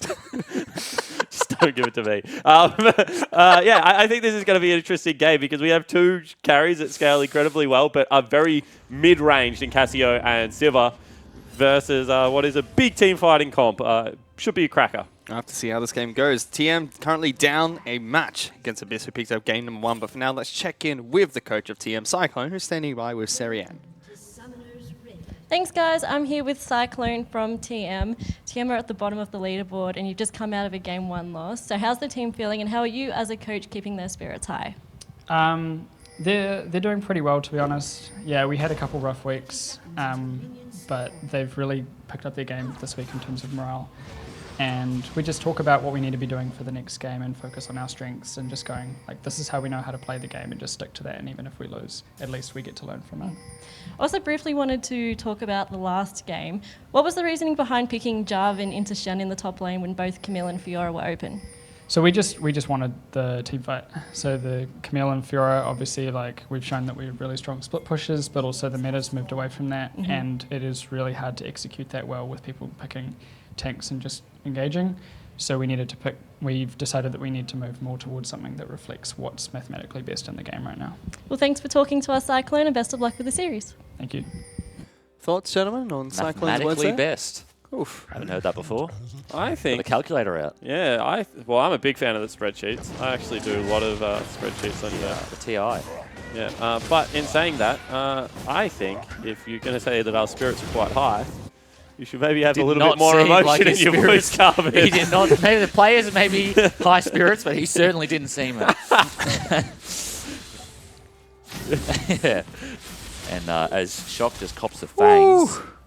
Walks into lane and Luch says, get the heck out. Yeah, he's popped the corrupting potion just for the burn damage in that trade fish. He is absolutely gone to town. In saying that, this is the part of the lane that Cassiopeia gets to do that for free because she doesn't draw minion aggro. Yep. So this is pretty much expected. Shock took the shield to try and weather the storm. Well, now Luch is low on mana. He's forced to burn his own corrupting potions for the damage as well as the mana back. Blue start from the Maokai. Manages to stack the saplings rather. You can see he's already a camp ahead of Gragas. He's about to finish his race, whereas Gragas is about to start his third camp. So you can see there the value of stacking the saplings, getting the quicker early clear. He's going to be up in XP on Seb. Seb, again, just like last game, he's rushing the level 3, trying to get out on the map as quickly as possible. We'll see whether or not he tries to gank. It's going to be pretty difficult for him now that T-Gun spotted him with a ward. Are you enjoying the variety in the jungle starts? Because we had a question the other day on the desk about, what is the most optimal jungle start now? And the answer kind of is there is none. I mean, Wraiths were the big start, but now you can pretty much start wherever you want. I don't think there's ever really been an optimal path. I mean, it changes every game. Wraiths is the best camp to start, and I think that is still the case. Gives you the most amount of XP at level 1, and it is, I think, the most valuable camp outside Krugs. Yep. And taking it first means it's going to spawn quicker again, so then you're doubling up on that advantage. But that being said, there are so many different things you can do. And this matchup is not so crash hot for Praetor. That's a flash from him, and first blood picked up by I Pabu. mean, that's why I thought that the Maokai was going to go top, to be honest, because this has historically not been a great one. Yeah, and it only gets worse because once Camille is 6 and Jarvan can't EQ out, he is free money for a jungler. And already Abyss off to a good start, not only in the top lane, but mid lane as well. Shock taking so much harass from this Cassiopeia. This is not good for Seb at the moment, though, because only he's just cleared all of his jungle, bar the Gromp, and he's just going to base for a Cinderhulk right now, whereas Seb is just kind of walking around in circles in the river, not really accomplishing anything, trying to look for a gank, but he's just completely warded out. He's got no options. Eventually, he's going to have to go back into his jungle and clear it, because he can't base right now. He's got no money. Pabu's come back to lane with an extra long sword. Yeah. So Seb's going to be off the map for a little while, I think. He's not. I don't expect to see him gank for at least a minute, and if he does, I think it's a big mistake. Whereas, okay, only maybe he couldn't afford the Barmies, which would surprise me, but it's possible. Yep. He's gone for the green smite, so he's going to go ward out Seb's top side. If Seb loses his second spawn of chickens, he's going to be very behind. Yeah, well, he's doing what you said he maybe shouldn't do, and that is looking mid lane for a gank. He just shows in vision. Maokai takes chickens real quickly, actually, but won't go for it. He can't because his Orianna is getting destroyed. So instead, going to look top lane fish. This is a cheeky gank. He's in very far behind Pabu. Yep, no flash on the Camille, but big wave already stacked up. Wave's in a bad spot. They don't know where he's gone, so they've got to back off from the gank. Spotted out by wards too. And Only's going to head back into his jungle and clear it again. Strange early game. Really only Pabu putting the screw. I guess Pabu and Luch are the two that are putting the screws in. It's not really giving the jungles that many choice. Well, the thing is that Only has decided to just hard farm, but his lanes are getting pushed in, which is like a good time to gank. Whereas Seb's lanes are all pushing in, and he should be looking to farm, but instead he's looking for the ganks. But all the lanes are getting pushed in, so kind of both junglers are doing what the other junglers should be doing, which is resulting in this kind of weird mini game where they're kind of walking around and it doesn't really look like they're doing anything. And, you know, the reason it doesn't really look like they're doing all that much is because I don't think they're doing all that much, Carmen. No, yes. I guess that's a great analysis, boys. There we go. There we go. Going for a fight. He's going to get taken out very low. Shock still has ghosts. Luch out of mana. Of mana. That was a really nice play from Luch. He casts the R first, then flashes forward, of course, extending the range on Cassio. Gives Shock less time. I think it was Claire, your mid laner, that said you should never get hit by a Cassiopeia. You should just play with the volume on full whack, and then you can hear the tell before it comes out. So shout out to Brandon. But in saying that, Shock didn't die. If he ever gets hit by a Cassiopeia, I'm going to tell it to turn up his volume. Volume up. He's going to get absolutely roasted. Shock notorious for not basing. Shock will lane with, I'm not kidding, Shock will lane amongst the other mid laners. The consensus is that Shock will lane with 2 bars of health, 1 bar of health with no sums. He'll just stay there and hope you don't punish him, which he hasn't been here. He's managed to shove the wave all the way back to the Cassiopeia and get a base off, even though he had no flash and 1 bar of health. So greedy play by him, but good play because he hasn't been punished. Yeah, pretty massive deal. But again, we're seeing Abyss's duo lane be shoved in here. This time in a melee range matchup versus double range, which doesn't really happen all that often. Well, you do have to say, though, that I don't know how many points T-Gun has in his queue, but Galio pretty good with the wave clear for support. So you can see here that while Sivir does push pretty fast with the Janna, Galio pushes quick enough that they're not losing priority. Yeah. And slowly, Raid will start to pull this lane back for himself with the help of Janna. But for now, it's definitely going in TM's favor. Abyss still hold on to a small lead for themselves, and only is clearing out the rest of his jungle. He wants to get back to base. Needs that Barmies. He would be, I mean, he's already pretty far ahead. I think he's very close to 6, and I think Seb is a while away from 6. But if he had Barmies, he would have been 6 already. And we have a tier pickup for Luch. No flash on the mid laner. Pabu has ult. He's coming in. See what he can do. Shock is level 7, though. Okay, they're waiting for the blue rotation. I think Maokai's going to come give blue. Shock is dead. But Pabu just forces Shock pops the ghost, and he's too fast. I like that. No hesitation on straight out. Just popping the ghost. He knew that he had to use it very quickly, otherwise he was going to die, as you pointed out, and he's able to get out of there with the brown bags as well as the ghost. He's weathered the storm pretty well, I think. We saw him cop it pretty hard, level 1 from the ease, and Gragas did a couple drive-bys, didn't really put any pressure on, but walked through the lane a few times, and I think Shock's done a pretty good job. Flash from Tegan, locks him down. Shockwave used as well. Ultimate from Cassiopeia only connects onto Only, but he picks up the kill in the mid lane. I mean, that's a massive deal. They use a lot of summoner spells and ultimates, sure, but I think shutting down Cassiopeia, making this big wave hit the turret, not only is it going to, you know, obviously bring it back, but notoriously denying Luch farm has upset him. He has said it himself. And not a great feeling when that happens. You feel like you should be winning your lane, but 3 members show up. Shock's going to shove another one in here. So that's 2 waves, or maybe even 2.5, because that other wave was quite large that Luch is going to miss, and that's exactly what Shock needed. I said, when you weather the storm well, and your team is able to capitalize, that's huge, because this lane could have easily blown up. Luch definitely not happy. Goes back and picks up the Dark Seal for himself. I like this pickup. This is a swag pickup. This is, you've killed me once, and that is the last time I will die all game. This is a 25, you don't know it yet, but that is a 25 stack Magias fish sitting in his inventory. Oh, we'll keep track of that one. We'll see what Shock has to say about that. TikTok. Luch Flash is still down for another, I think that looks like 30 seconds or so. Praetor has TP and Flash, and he's playing Jarvan. I think when Orianna ult comes back up, I would not be surprised to see Jarvan roam down there.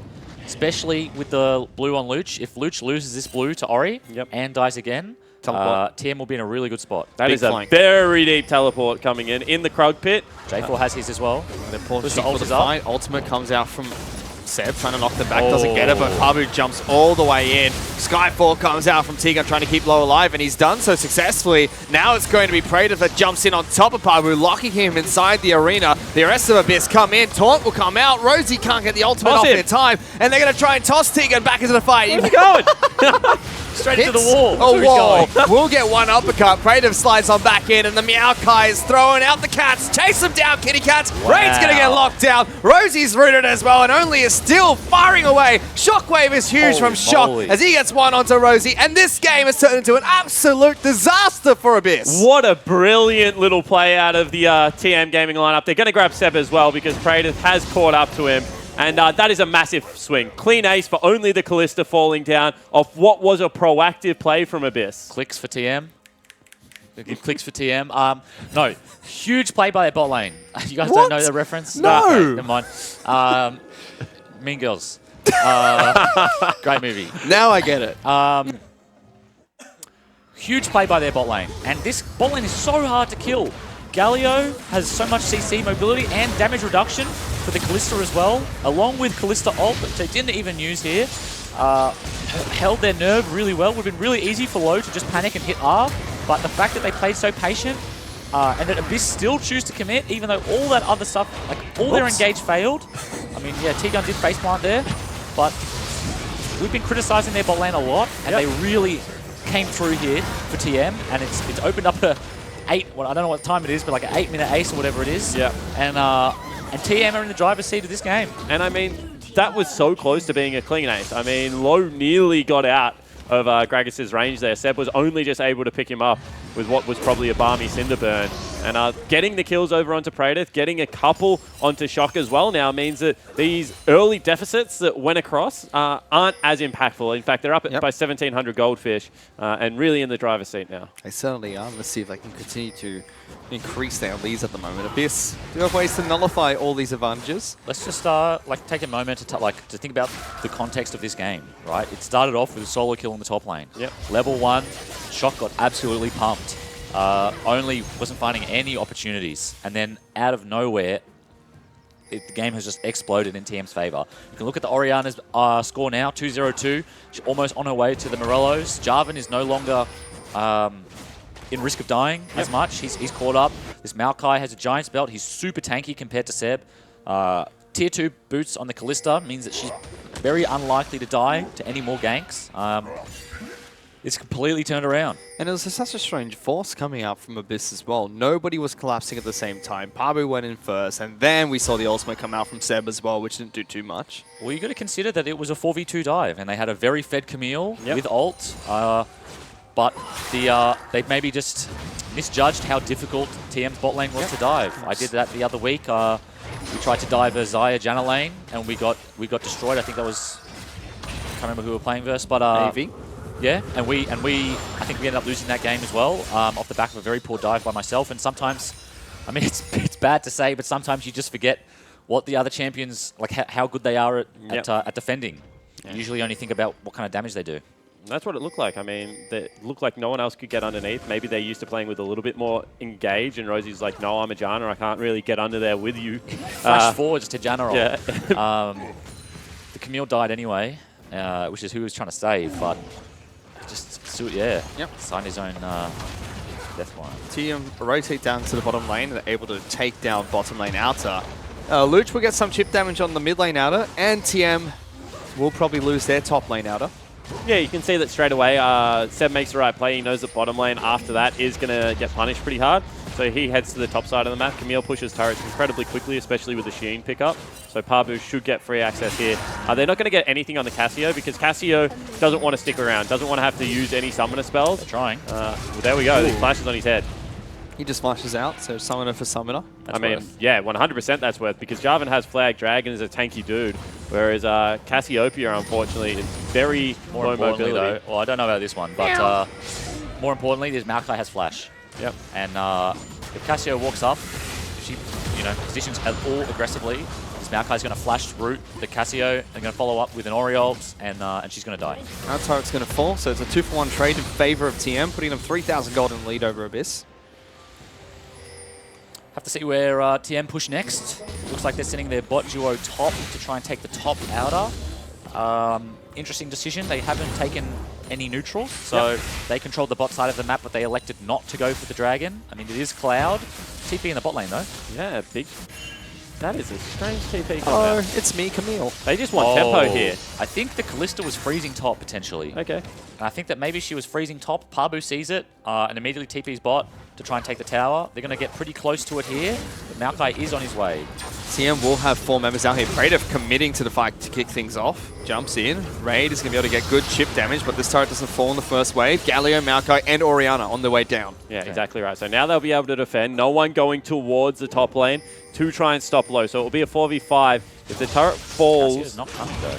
Raid, very low range, though, so difficult for him to siege this up, and he does back off. So Abyss settle for chip damage on bottom lane outer, and they blow a teleport to do just that. Abyss committing to a play they thought they saw, or sorry, rather, they saw a play and didn't commit. They thought they had an opportunity. Kalista was freezing top. They had TP, but they don't commit to the 4v5 dive. They don't commit to taking the tower. Pabu's sitting here trying to make a gank happen. I think Shock is just going to farm. He's not under tower, so this is, but he should live. Pabu went in there, hook shot it out, I think. He went to the wall and showed. And that was really bad. And the reason that was so bad, not Pabu trying to gank, but the TP, the reason it turned out so bad is that they just let low build a wave and then shove it into tower and no one went to pick it up. So that's just farm denied on the side of Abyss, and it only sets them further behind. Yeah, top lane's now going to push back eventually against the TM side. They'll pick up a big wave of farm for themselves. And the other danger now is that when Abyss finally do go top to try and push this wave out, TM are going to have TP advantage. Yeah, exactly so right. If this Sivir, she can never push out. This Rift Herald should be TMs, which they're doing now. Then they're going to go top and probably look at top tower, and Camille's not going to be able to TP up if there's a team fight, so Abyss are probably going to have to sack that too. Just one big play from Abyss, and suddenly things have swung heavily in TM's favour. Yeah, and every now and again, when you have a look at League of Legends, you have to look at like ease of execution on the comps, and like what does TM's comp do? I mean, everyone rushes in there. Rage, unfortunately, you have no mana, and you're probably dead. Actually survives No somehow. flash. Meow. That's scary. That is so scary. The noise it makes when it hits the creeps. It's like ding, ding, ding, ding. Yeah, but what I was saying is the ease of execution for TM is they've got lanes that are very easy to push out. They have, you know, Callista, who's pretty good at starting up objectives with a couple of tanky guys to be able to tank them for her. Yep. And then you have a look at what Abyss need, and they have, like, if people are diving onto raid and Cassiopeia is in the right position and Rosie's there, then they can look for disengage, they can look for a lot of medium range damage. But one slip up and one of your carries die, all of a sudden you're not going to win this team fight against all the tanky members. And Parbu's champion is way more difficult to execute in a 5v5 team fight, especially at this stage of the game. So I really do think that for this window, Abyss have to let the game come to them. They can't really make any proactive moves. Rift Herald has been used by TM top side of the map. That's going to take down top lane outer turret.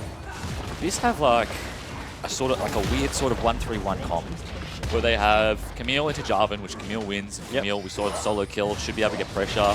And then you also have the Cassiopeia, who you can also put in the side lane.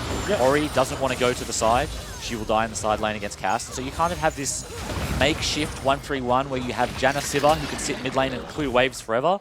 But because the Cassio's fallen behind, she doesn't want to go to the side lane until she has more farm. Their comp is sort of falling apart because TM, like you said, very easy to just press R, run forwards, and flash root or flash ult or flash taunt from the Galio. Not much counterplay there. So, yeah, ease of execution. And I want to see how it eventuates in this game, because once again, we'll get into a position where if Luch, you know, just stalls it out for a little bit longer, if he gets his next item, maybe towards something like a Banshee's Veil, he feels a little bit more confident going into the side lane, maybe when his Ghost is back available as well, then this game can turn around, and it can be very hard to, you know, hard engage onto Janna Gragas, because they've got such good disengage tools. But in saying that, I mean, if they make a mistake before that stage, Baron's going to come up on the map in 10 seconds, and they will be able to just turn onto a TM Gaming and be able to pick up whatever they want as soon as, you know, that first little mistake comes through out of Abyss, because they've already made one this game, committing so hard on that bottom lane turret. Can't really afford to make a second. However, Abyss, they've stopped the bleeding for now. They're only 3,000 gold behind, and that's not increasing too drastically at any point in this game. All the easy turrets are gone. They've put her in the side lane, but you can see that she's not willing to push any further. I mean, they did trade 3 for 2 in turrets eventually. There's a Galio coming into the bottom lane. Forces a flash out of Parbu. Well, you take the flash, but Galio ult being down does mean that TM should play. Will be on the defensive probably for a little bit. You can see that Abyss immediately trying to walk into the river to take some control back. Seb gets blasted for his troubles. Warmogs versus Knight's Vow. When do you build which one? Why? Okay, so Warmogs you only really see on Cho'Gath and Sejuani. The reason for that is Sejuani has resistances in her passive. So when you build Warmogs, the first burst you take, you have resistances anyway, and that extra health just gives you more value. It also allows you, obviously, the passive is really, really good. Allows you to get in and out of combat a lot. So that's why it's built on Sedge, I think. I mean, I haven't asked Ambition, but I think. Just ask him, man. Drop him a text. Hey, mate, what's up? Alternatively, Cho'Gath. It's pretty self-explanatory. The ultimate. His ultimate and his E both scale with health. Wait, no, his E is the opponent's health, sorry. But the ultimate scales with health, and so extra health is just good to have. And you get the Gargoyle Stoneplate Warmogs combo, where you double your health immediately, and all of a sudden your feast does 1.2k true damage. Ooh. Hello, Prey have actually been locked down here. There is a Maokai coming. He flashes away as soon as it's down, and now it's Parbu who might be in a bit of a sticky... Flash. situation. The rest of Abyss, though, are collapsing top side of the map. Siva's just running it straight down the lane. Shock, gonna get flashed on, but knocked away. Seb, questionable. Well, I like the idea, and I like the commit. I think that was a good They're move. committing, though. TM now trying to turn this one around. Teleport's coming in towards the Baron pit. Parbu's teleporting in as well. Throws out Tegan. Will lock down Ray. Good spell shield. And the uppercut completely whiffs. The goon! That was a What's he big doing? wind-up and a big fail as well. Siva didn't spell shield that whole time. He Best. could have just let go at any stage, and he just held it to the very end. Still going. Raided. Maokai's got a massive flank as well here. Flag Ori drag ult into is up. Cataclysm. Raid is just Oh stuck in the pit. my. Big Maokai ultimate. That We'll is- see the cast here try to return some damage, but Low is perfectly fine. Luch is going to fall. Double kill picked up by Kalista, and they're still going. Seb and Rosie back against the wall, but Parbu is split pushing. Luce just cucked up Oh. so hard. Big. We were taunt going to see, flash. Ori still has an ult. We were going to see the biggest wombo. 3-man Maokai ult. It was going to be a Maokai root, followed up by an Ori huge wombo. Instead, Luch hits a big Cassio ult. Shock doesn't get to wombo, and I was very disappointed to see it. But still, they pick up the 3 kills. They've forced everyone else back. You can see that Parbu has definitely committed to the split push, and it will be the Baron going over. And this is, you know, one of the big win conditions. When you got a Deathball comp versus a 1-3-1, Baron is the equalizer, because all of a sudden you can't push into Baron creeps, and they're just going to turret dive you over and over again with their gold lead. Milla's on the turret.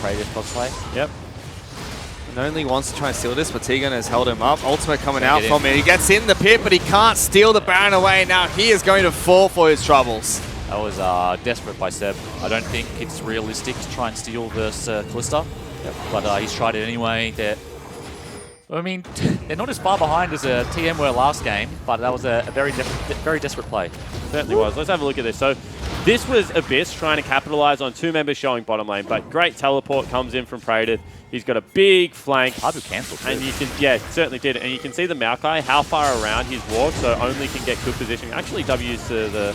What an Ori ult this would have been. Yeah, that would have been huge. That's the bummer moment. Hits both the carries, but the tanks still Super just tough. kill everyone. And yeah, this is what, I guess, 3 tanks on a lineup look like. They just inevitably march towards you and just hold you in place while the carries pummel you. Yep. Not much. I mean, they have the Janna disengage. Didn't matter at all. They just have so much frontline, so much engage. I really like this Kalista Galio combo, especially with the Maokai. It just seems like TM's team comp, if they were, as soon as they're ahead, it's not possible. It's not possible for them to lose a team fight. Yep. Even if they mis-executed everything, which Tegan kind of did, it doesn't matter because their comp is just so strong and so, dare I say, brain dead that once you're ahead, it's so difficult to lose. They've just got so many people that can start it off as well. And then once that first piece of CC lands, it's so much easier to layer everything else on top of absolutely. it. And you saw the range in which Maokai's ultimate now comes in, giving a gap closer to T-Gun. Praetor can fly in from a screen and a half away as well. It's just... It's a cool comp to see. If it's behind, it would have looked really bad, but now that it's ahead, it looks like genius. Yeah. TM are now 5,500 gold in the lead here. Ultimate Look come at out from Maokai. Camille's not in this fight. Parbu does have a teleport, but already knocked off the Nexus. Luch wanted to charge forward, but didn't get enough damage down. That's an inhibitor turret falling as well as the inhibitor. Parbu, though, is on the inhibitor in the top lane. I mean, talk about, Gragas ultimates used to be able to force people off turrets. Yeah, that's what I was going to say. Maokai is, like, legitimately new Gragas in that regard. Yep, I was going to say that. It used to be that, oh wait, they're turning. Yeah, Praetor flag drags his way back in. Raid in trouble. It's going to be a Galio ultimate They need to thrown kill out, but someone this here. has given Abyss enough time to take down top lane inhibitor. Yep. He's still going as well, Fizz. He's going for the base. He's squashing this gold lead. I mean, Abyss, it's only 4K now. They just stopped some recalls, so Parbu does have time to do this. There's Shock no is way. already back to base, though, and Jarvan Baron is here. recall. He's Baron got to try and recall's get too out hard. now. The rest of the TM are going to slowly chase him down, but he's okay. But this Camille split push has worked out. Yes, I suppose it has. The gold lead was, I think, 6K just before, Yep. and he managed to shrink that down to 4. TM, the smart thing to do here is to use their Baron to push up through the open inhib lane, so they're dealing with the supers and applying pressure. Because they have the Baron, they can do that. But I don't think there's much left on it as I look at Maokai's Baron buff, and there's probably like 10 seconds. Bottom lane inhibitor turret is almost full.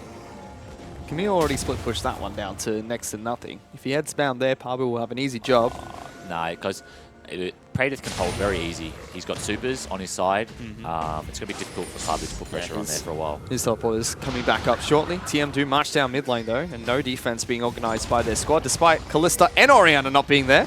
So, Camille pretty good at dealing with supers with the true damage. Yep. Not to mention the fact that Gorn Ravenous and not Titanic, so going to be able to, spam out and push very, very quickly. One of the things about super creeps is that they hurt you back. So if you're a Titanic user, sometimes you fall like deceptively low. Yeah. However, with a Ravenous, he's going to be able to heal that up. He'll probably duck into Krugs when he gets down there as well. A little bit of a goblin, steal those away. But this is a dangerous territory now for both teams. There goes Maokai, throws out the ultimate. That covers 2 turrets. That's so scary. You actually can't defend. If you're at risk of dying, if you're at risk of getting dove, if the other team is tanky enough to dive you, you actually can't defend. Yep. Praedyth's been relegated to super duty. Jarvan not so great at killing supers. His passive does do a lot of damage on the first one, but you can see that it takes him a little while to kill it. Hit the minion, Jarvan. Kill it. Whereas Camille is A little bit better. a little bit better. Yeah.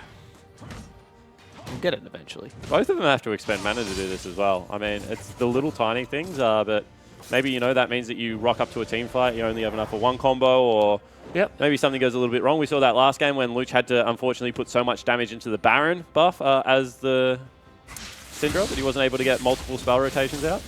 But this game feels like it's a little bit closer than it should necessarily be. I think we're about to see a big team fight. We've got 3 item spikes on both Oriana and Kalista. Yep.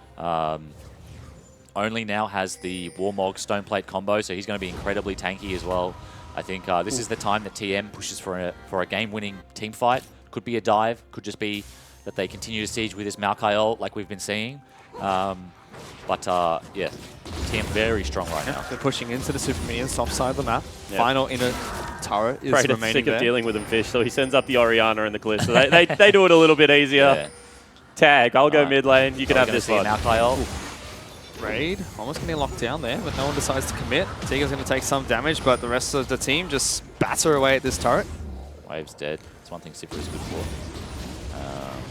We'll see whether they try to defend. Doesn't look like it. Looks like they're going to let all their outers fall and try and hold the base. Baron is in 1 minute. TM can decide to just set up the Baron instead.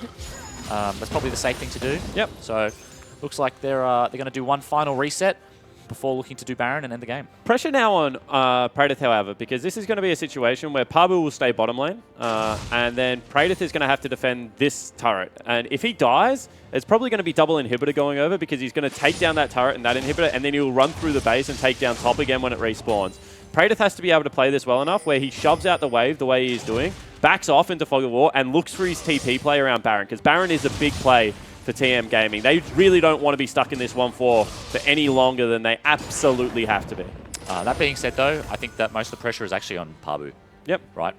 Praedyth's job is don't Much die. easier, yeah. Don't die. Don't die, Sit teleport to fight. Sit bot, please don't die. Parbu's job it's is... a lot easier to not die than what Parbu has to do, which is win. Like he has to win the game. He has to one-man win the game. He needs to solo kill this Jarvan. He needs to push the wave in. He needs to take bot tower and the inhib. Bot tower's got its health back. Base towers regen health over time, unlike the other towers. So the bot tower eventually is going to be full. So not only does he need to solo kill, not only does he need to take the tower and the inhib, he's probably going to have to pressure the Nexus towers as well, because while he's doing all that, TM are going to be doing this Baron. Yep. Parbu's sitting on a lot of gold as well. He's yet to go back to base in quite some time. He wanted to, but he did not start the recall. And Yep, there he goes. TM have started on this Baron. Let's see if they can take it down.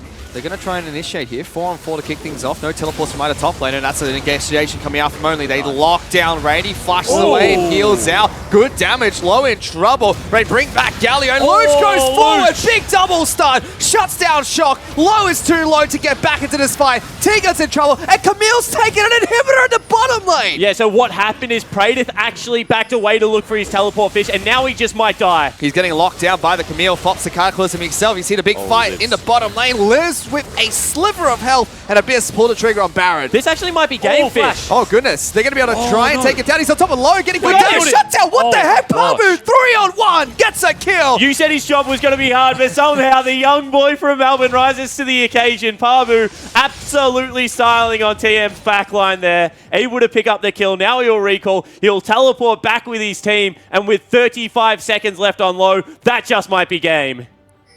That is actually insane. I cannot believe I just watched that. Luch coming up huge. Seb as well. Massive barrel. Back line of TM got absolutely obliterated there, even with all their they're items. not going for it. Nope. Pabu's deciding not to TP. I can not believe it, to quote... Okay. Well, here's the thing. They pulled all the gold lead back, so now they're going to go back and spend it. Here's the thing. They all have a lot of gold, I'm sure. They just got a bunch of shutdowns and the Baron. So I'm sure that they all have between 1.5 and 2.5k gold. Yes, Callista is still dead, but this Orianna is still extremely strong. Yep. Right? Yeah, they won a team fight, but TM is still ahead. So paying their respect, probably the safe thing to do, probably the smart thing to do, I would say. They have 2 inhibs down. Shut up, you idiot. They have 2 inhibs down. Pabu has Baron. He's going to put pressure on now. Jarvan obviously can't match him. Jarvan hasn't a flash anymore to get away. So this is, I mean, we summed it up. I said it was going to be hard, but they managed to do it. And this is the part of the game where you actually enjoy playing Sivir. Sivir for the first 30 minutes of the game, Fish. Miserable champion to play. Can I get your rendition of the Sivir auto attacks again? You were doing that.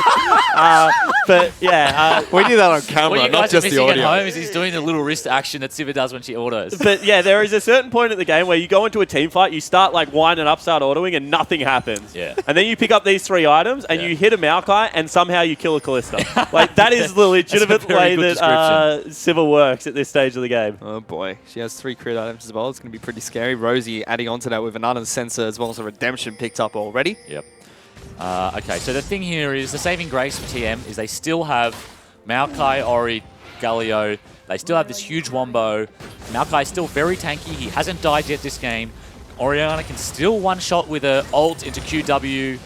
Yep, and this is where the split push starts to fall off for Abyss because they've already done their job by taking down inhibitors top and bottom. The 4-man siege mid lane can be easily dealt with by TM. Is Pabu about to pick himself up a death stance? Looks like it. Or maybe a Maul? I would prefer to see He's a Maul. going in though. He's trying to kill his Jarvan. Yeah, jumps Looks like on he him. doesn't connect with a hook shot. Ray needs to try and jump in and get some chip shots on this turret. Yeah, this is the prickly part of the game for Abyss, right? You just spent the whole game, you spent 30 minutes losing, you just get back in control, you've got 2 inhibs down, you really want to pressure, but they have to respect that TM are still strong. They've been strong all game. Just because they're now on the front foot doesn't mean that they're just going to wipe them in a team fight. TM still have Wombo, and they need to navigate the base and the next few minutes very carefully. And as we said, both of their carries have 500 range. So you can't walk up and hit this turret. You need to start walking super creeps in. They've done it. Bottom lane is in as well as top. But this is maybe the game where...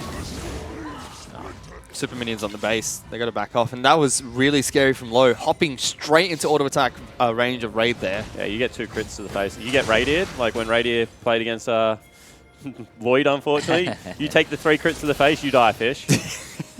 And the problem here is that their only real proactive engage is Jarvan, and he's tied up in the side lane. Right? Maokai ult is not fast enough to just engage immediately. Yes, he can flash forwards, but Sivir has Spell Shield, Janna has ult, and Cassiopeia has Banshee's Veil. They need Jarvan to start this fight off, but he's busy in the side lane dealing with his Camille. So it's a question of whether or not Praetor can find an opportunity, or whether Pabu can put it on enough pressure for Abyss to break the base now that they don't have Baron. So Abyss are able to break mid lane inhibitor turrets, and the inhibitor still stands.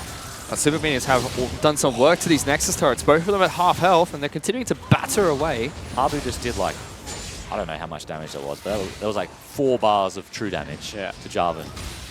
And there you go, that's what I'm talking about. I mean, Ray just walked up and hit T-Gun, and Shock all of a sudden is like, I'm going to struggle to access this fight. Maokai probably has to take my ball in. I'm not going to be able to... Seb's looking for E-Flash on Shock. I think watch Seb here. I think he might go. See if he does. Nah, they're chicken out. All right, they're leaving. Not sure what for. Bottom lane does in, respawn. They've got a big wave there. Okay.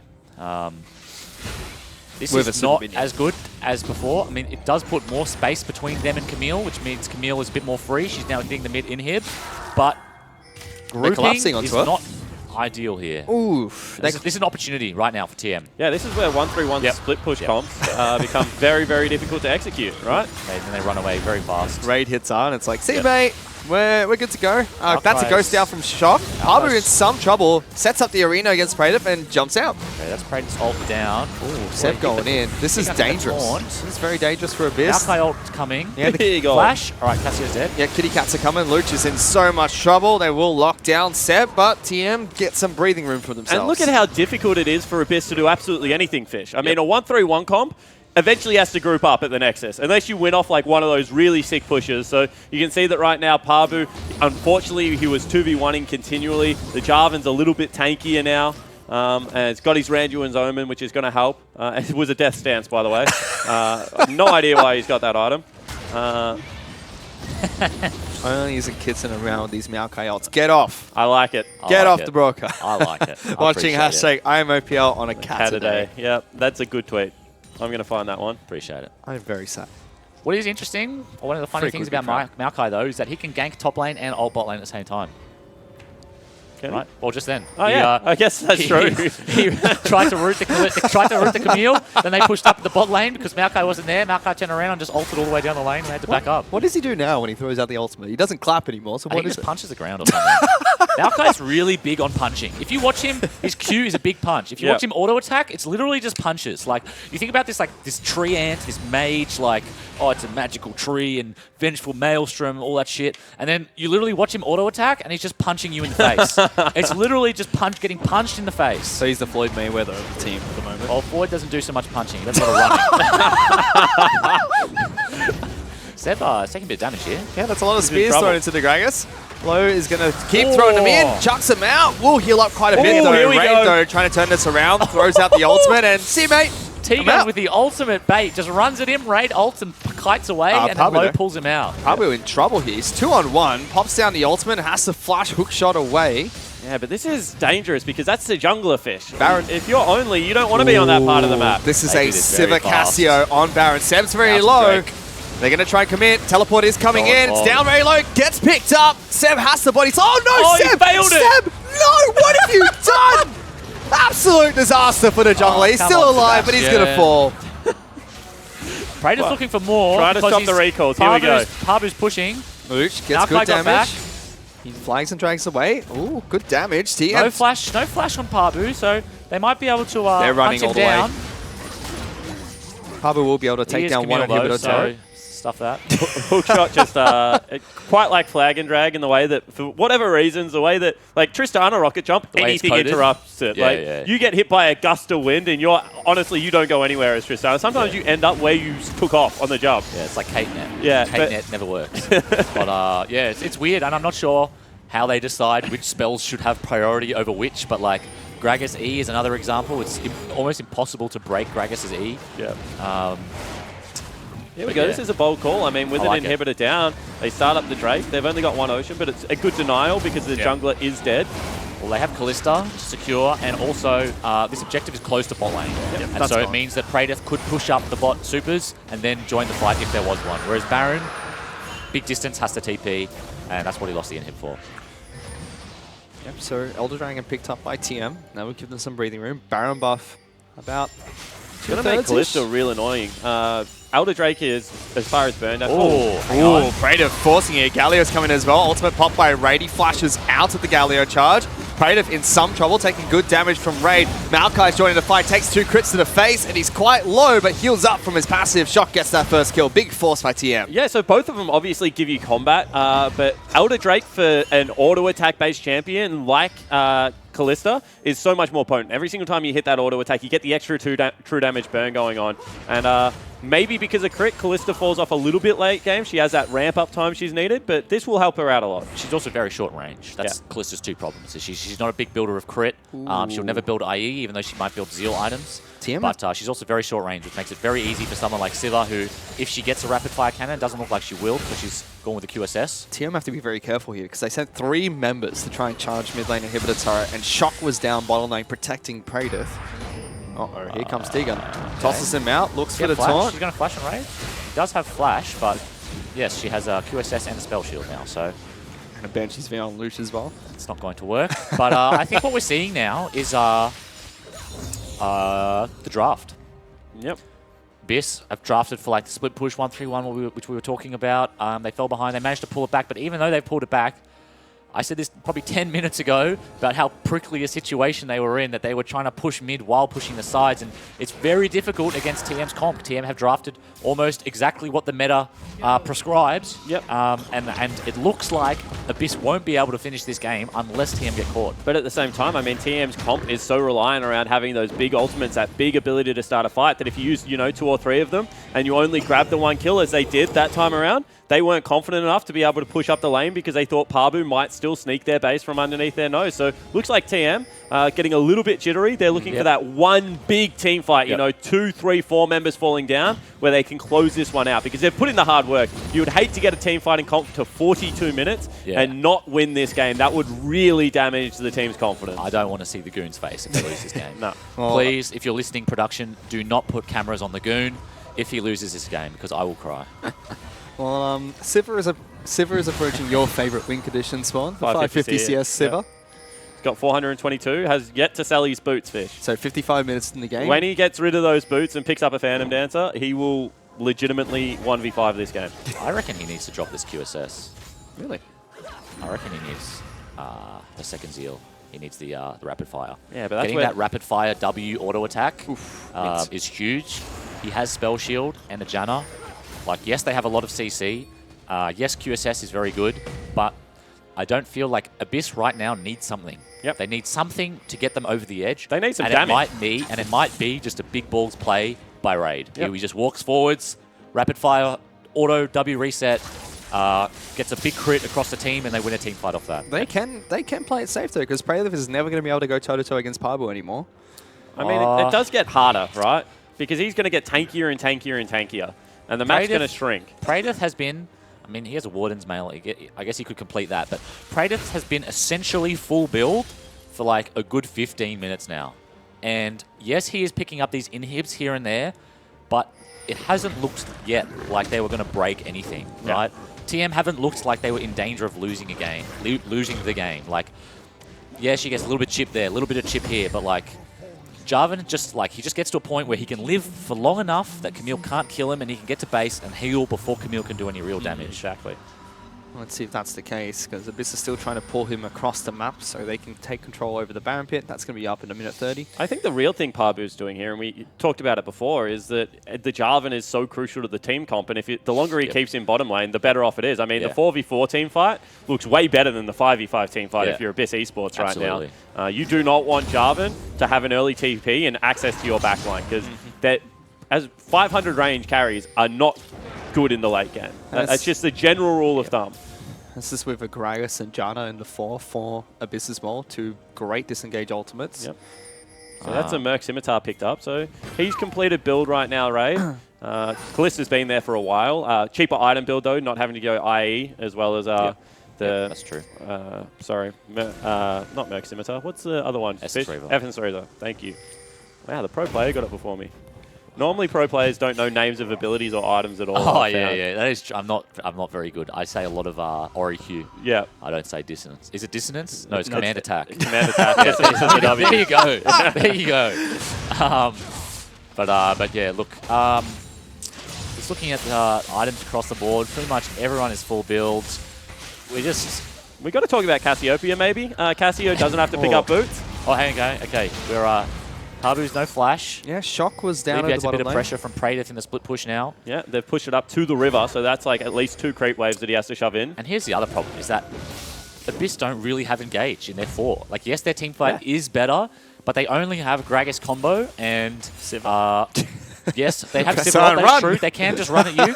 But, like, TM's 4, like, it's a very robust 4. Like, there's not much room for Abyss to be aggressive in the 4v4. This is a Callista Baron. They've got to try and kick things off. Shock's bottom lane. Yeah, there's 2 people bot. Let's see what they do. They've got to go. TM have to try and stop this fight. Abyss charge on forward. It's a 3-on-4. Tegan leads the fight but gets pulled out by a low. Great play there. Pabu's going to get taken down shortly after. Shock will take that kill, but Abyss Raiders charged has towards TP. Baron. Yeah, exactly right. They have to start this up. This is a desperation call. They're going on to low. He gets knocked into It's a a wall, wall. though. Not into the team. He gets exhausted. Is he going to take it down? He does. Ray gets that kill. Big slam from T-Gun, but is it going to be enough? Luch getting so much damage into the front lines. Raid's auto-attacking away. Praetor now slides on in, and Shock is making his way to the fight. Misses his shockwave. Good flash coming out from Raid. And Abyss looking to try front to back this one. Shock is very low. Can't find a way to re-enter the fight. Cataclysm being used, as well as the Flying Drag to get Praetor back to safety. But that should be the Baron fish. They still are continuing to chase. I don't know if this is the right call. 40 seconds left on the 80 carry of low. Means that they could look to end the game, and that's what they're going for. They're not stuffing around anymore. They're like, this is our chance to win. I mean, at least 3 inhibitors will be taken down by Abyss here. You got to think about the TP there from Praetor. That was all the way at the golems. If you guys look at the golems, where that blue ward is, that's where he TP'd to. There was a plethora of wards elsewhere, I believe. I mean, I could be wrong, but took him and Ori way too long to get to the fight. I mean, they're not going for the end. They're going for the triple inhib. They're going to try and take Baron, or double inhib. They're going to try and do Baron afterwards. They've got to be careful. TM can just rush over. This is so back and forth. I mean, if that shockwave hits, Raid dies. All of a sudden now this team fight, he doesn't have flash. Luch doesn't have flash or ghost, so the execution becomes much easier. And yes, you've taken the inhibs and the creeps are going to be pushing into your base, but TM will ignore it. They will go for the Baron fight still, and they're going to look for another 5v5. Pabu's bottom lane, though. He has teleport. He's been there the whole bloody game. Praetor does not have teleport, which was my point. Yeah, I don't think Praetor cares. I think they're just going to look for it. Pabu has TP advantage, and he could TP here. This is...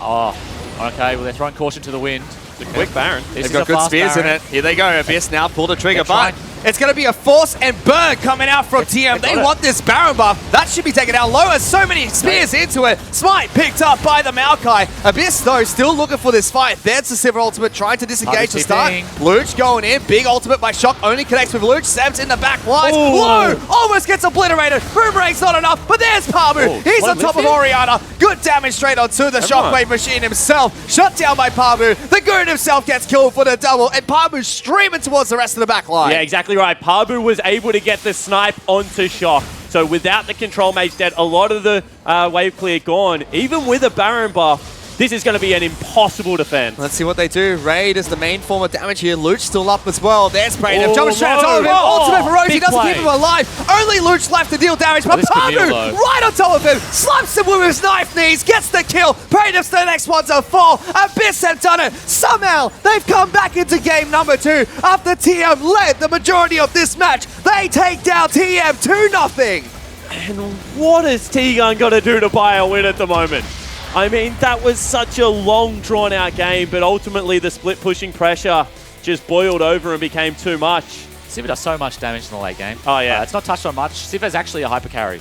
AoE crit. Every single champion we've ever given AoE crit to has been broken. Yeah, she's a hyper carry in the late game. You saw in those team fights, there was no big, like, oh, CC hit, oh, massive Cassio ult, oh, like, there was no big wombo that ever came out from Abyss. It was just every team fight, somehow they managed to get on top.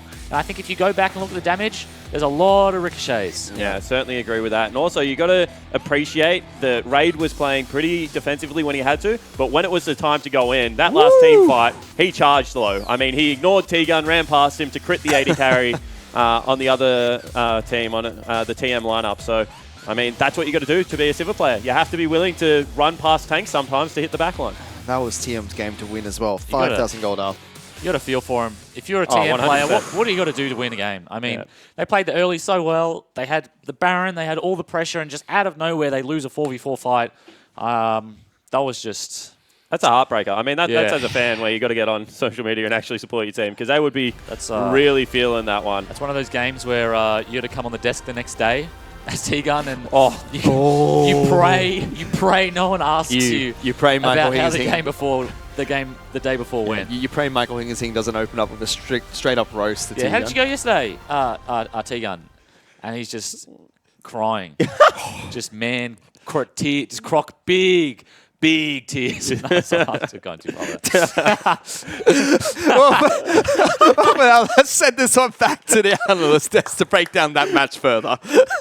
Thank you very much, gentlemen. Well, I will say that there were some shots being fired over there towards me on the desk, like I'm some sort of bully here, and I refute that. But let's talk about this game. Abyss, too strong for TM, taking this series 2-0. And they're right, it's heartbreaking for TM. If you're a team fan, tweet at your team, let them know you're supporting them, because they were up and that game got away from them, Destiny. Where do I begin?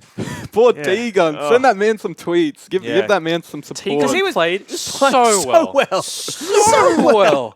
Like, how many tours has he? Like, it's brutal. Like we can say it's a heartbreaker. That is probably the biggest. Just the fact that T-Gun played that well made it that much worse for me. And it's so sad. They played so well that game.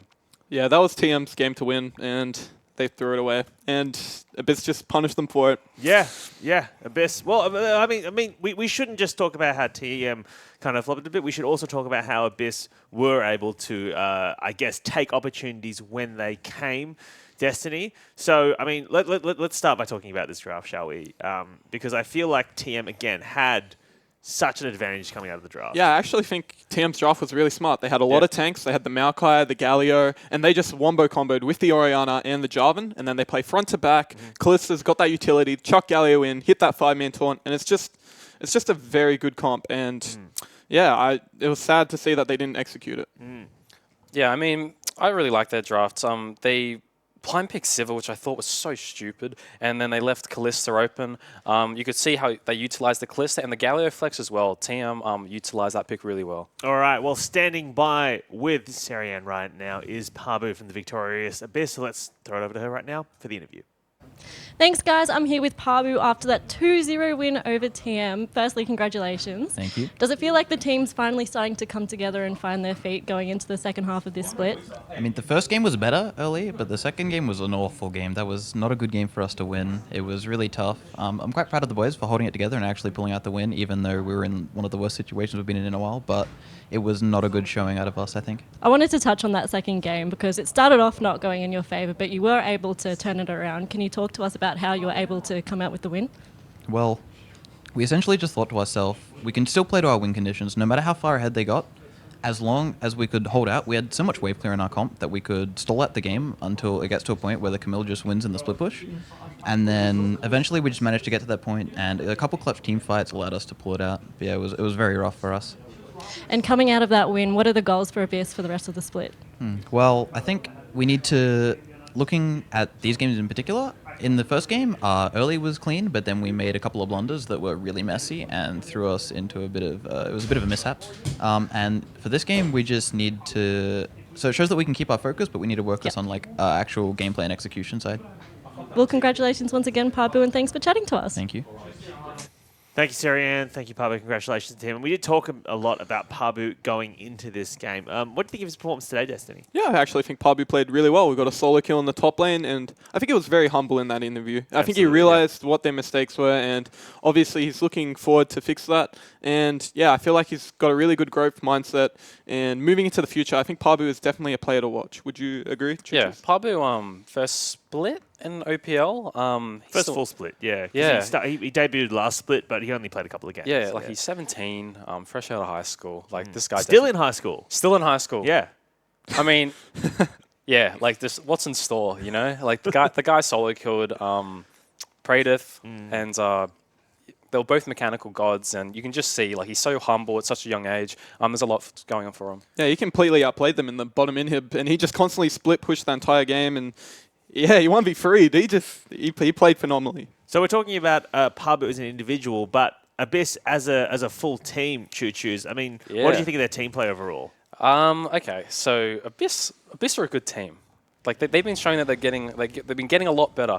But this specific dive is actually a 3v5. They know that Orianna's mid, and Camille has walked through their bot side jungle, so they know Maokai's not near. Anyway, they end up starting the dive a bit early. Galio gets a massive ultimate here. Low manages to kite really nicely on against Pabu. Pradith comes in with a TP, and now, only now, you can see Orianna and Maokai making their way down. So to me, the rest of the replay plays out. T-Gun whiffs his Kalista ult, gets a nice knock up into a big taunt, and then we can see the Maokai ult coming in here, and then Shock coming up to pick up a double kill, I believe. But it really just shows how uncoordinated. You have to be very uncoordinated to not successfully pull off a 3v5 dive. And they rotated so very late. They didn't opt to push in mid tower. They made the decision to rotate down, and it really, it's kind of disappointing to see, because I felt like Abyss were really starting to show like a real uprising, but that dive just was very messy, and it was fortunate for them that it didn't cost them the game. Yeah, I completely agree. I think it was very sloppy. The mid wave wasn't pushed, the wave wasn't there, and they couldn't 100-0 the Kalista, so obviously it wouldn't work out. And then TM did a good job on punishing that, and that should have been the game in my opinion. Well, from TM, we've seen like, I guess, a kind of playstyle they're trying to do now with this kind of wombo thing. We saw a lot of priority put on Galio, a lot of priority put on Jarvan. I mean, and now in this game too with the Maokai as well for TM. I mean, what did you think about them and their ability to execute this comp? Yeah, looking at this comp, I feel like for a long-term stance, I think they're aiming for that and playing to the meta with the team fight composition. As you can see here, in the top right, where the pink ward was placed, Pabu actually cancelled his TP, which I disagree with, because now it's a 5v4. They've got Maokai in the flank coming in the top jungle. Jarvan hits a beautiful two-man equalizer combo here, and this is where they play their front to back. Galio gets in a beautiful Maokai ult that hits 3 of them, and then Low just cleans up, and there's nothing that Abyss can do here. It's just a complete... They just played to their comp perfectly here, and this play just highlighted how well the draft went for them. And Galio didn't even need to use his ult. Yeah, he didn't even need to use the hero's entrance there. He didn't need the damage reduction because it was just a 5v4. Massive 3-man taunt. Yep. Yeah. Bloody T-Goon. Yeah. What a monster. Playing out of his mind today. But I feel like the turning point for this game then was, I guess, Pabu's split push on Camille. Choo-choos. And in particular, being able to get away from those team fights, having Abyss just stall them while he just takes inhibitors. Yeah, I mean, it's like what Pabu said. They knew just to wave clear and try and stall this game out till Camille was too much of a menace for Jarvan to deal with. This replay, they're starting off the Baron. I like to highlight that Shock and Low both have flash up, and we can see that they're beginning to turn. T-Gun gets a massive three-man taunt, a great barrel by Seb, but you can just see that this is essentially 2 split fights. Luch hits a good Cassio ult here, but there was no follow-up damage. Both carries from TM have their flash up, and it just makes you question as to if they use those flashes earlier on, would they have secured that team fight a lot earlier when T-Gun hits that massive engage? You're back on your early flash soapbox. Yeah, I am. I mean, yeah, it really hurt them this game because I think Low died 3-4 times with his flash up, and Shock as well. He had there was I think the final team fight where Siva, not the final, the second last team fight where Siva was rooted by Maokai, and all he had to do was flash QW to kill the Siva, but he didn't do that. Yeah, I think Shock had a pretty bad game. He never hit the shockwaves that were needed. The communication, like the first game, wasn't there with the Galio, the 3-man taunt, and it just didn't look like they were on the same page. I disagreed with the Siva, the blind pick Siva, because he gets countered by Kalista and Caitlyn in lane. But it got to the point where this game was late game, and then Siva outscales the Kalista because she just builds full crit items, and then the Ricochet, she can kill tanks with the Janna, because Janna's very strong in this patch with Ardent Sensor. So do you think then with this return of Siva, we saw it last night, you guys were playing it, we saw it tonight as well. I mean, is Siva going to be back as priority pick in this meta, or is it just like, you know, we're afraid we're going to lose lane, we'll just pick it? Yeah, I think Siva's more of a counter pick. I see it as a counter pick to Tristana, because whenever she tries to use her explosive shot, she can just use a spell shield, get free mana, and push her in. And then they just play to scale and use on the hunt to engage and play with the tanks. And that's what she does well. And as you saw in that infograph, Luch really did outperform and outshone Shock that game. Would you agree? No, I wouldn't agree with that. I think both mid laners had relatively poor performances. I think Luch hit some game-winning ultimates, but I think both mid laners kind of got shut down by like Gragas from Seb shut down Orianna, and then Maokai shut down Cassiopeia. So I thought both of them had relatively average games, but I wanted to praise both the junglers of this game. So but going into this, I mean, I guess we thought that like that mid lane was a potential skill mismatch, right? You have Luch rank 1 solo queue pretty often, but he just had a bad day today against Shock, who had an equally poor day. Well, you could see in the early stages of that lane and the casters, you could see how well Luch was trading against this guy. Chipping Like, away. yeah, like it was Luch just walking into autos. As a mid laner, it's so hard, like it's so painful. Watching the level 1 made me cry because it just showed how he didn't understand this matchup. Yeah. And it's not like Orianna Cassio is like a rare matchup, right? You're going to come into that a lot. You've played that matchup before. That's been a meta for a while now. And yeah, you just saw Shock took E level 1, tried to trade with autos at level 1, but obviously Cassiopeia essentially has has 2 auto attacks if you count the E as another auto attack essentially.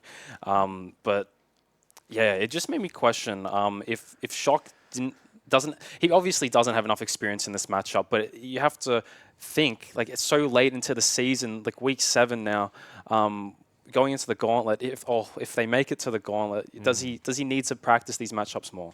Yeah, I definitely agree. I think that Luch early game was really good, but then when it got to the end of the laning phase, he got 3-man mid, and it was pretty obvious. Like everyone was pretty much missing on the map, and then even though Shock misplayed, it still worked, the 3-man dive mid. And I think that sort of shut down Luch, but in the team fights, he brought it back. So I do agree that Luch didn't play that good, but I still feel like he did what he needed to do in the team fights. He hit the ults, and he got the stuns off, and that ult and Baron sort of turned the game for them. Yeah.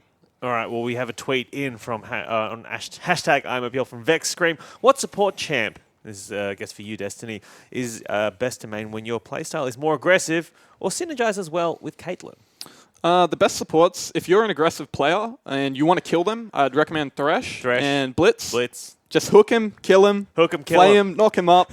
Hook him, kill him, play him, knock him up. If you're not into the hooks and you're not into the all-in, I recommend Zyra. You just push them in under the tower.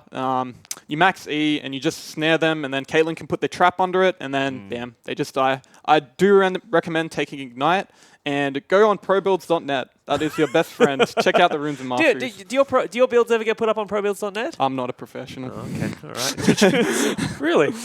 According to them, I'm not. I get put on. It's brutal. That's brutal. Trish, do you have an opinion on that? Things you like? I don't even play. Wait, your builds get put up? Yeah. I'm outclassed by a media manager. Someone at probuilds.net on Twitter. I'm still relevant. All right. Well, it appears that Abyss were too strong for TM today. That wraps up our first series. But do not go now, because after these hearts, we're back with our second match of the day. Avant taking on Chiefs. Slides on back in, and the Meowkai is throwing out the cats. Chase them down, kitty cats. Rain's going to get locked down. Rosie's rooted as well, and Only is still firing away. Shockwave is huge from Shock as he gets one onto Rosie, and this game has turned into an absolute disaster for Abyss. Still going. Maokai's got a massive flank as well here. Like Dragons and Cataclysm, Raid is just stuck in the pit. Big Maokai ultimate. We'll see the Cassiopeia try to return some damage, but Low is perfectly fine. Luch is going to fall. Double kill picked up by Kalista, and they're still going. They lock down Raid. He flashes away and heals out. Good damage. Low in trouble. Raid bring back Galio, and Luch goes forward. Big double stun. Shuts down Shock. Low is too low to get back into this fight. Tegan's in trouble, and Camille's taking an inhibitor in the bottom lane. Luch going in. Big ultimate by Shock. Only connects with Luch. Sam's in the back lines. Low almost gets obliterated. Boomerang's not enough, but there's Pamu. He's on top of Orianna. Good damage straight onto the Shockwave machine himself. Shut down by Pamu. The Goon himself gets killed for the double, and Pamu's streaming towards the rest of the back line. Yeah, there's Brayden. Jumps straight on top of him. Ultimate for Rosie doesn't keep him alive. Only Luch left to deal damage, but Pamu right on top of him. Slaps him with his knife knees. Gets the kill. Brayden's the next one to fall. Abyss have done it. Somehow, they've come back into game number 2 after TM led the majority of this match. They take down TM 2-0. Whilst an OPL game lasts about 30 minutes, it's generally won from a series of plays that only last a few. Hi guys, I'm Jake Spawn Tiberi, and welcome to the War Room. Coming into Split 2, we had a ton of changes. One of the biggest was Rift Herald. Seen as a free future turret, it also creates a new area on the map in which to fight, and a potential way it'll rip open a game. In Week 4 of the OPL, Sin Gaming showed just how much you can achieve with Summoner's Rift, newest Monster of the Void. Let's take a look at the play. Sin set up at mid lane outer, with Juves looking for an aggressive flank in the Raptor pit. Notice how Abyss's AD carry and top laner, Raid and Parvu, are currently in side lanes, trying to push out their waves. With this information, Rogue drops the Herald. And just as it charges towards the turret, engages with a quickness flash combo, guaranteeing Rakan's knockup.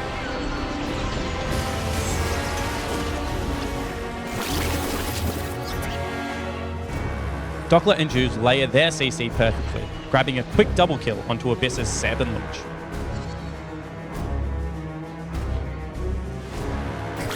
With the wave cleared deck, Sin are able to grab 3 turrets and an inhibitor, tearing open the heart of this game.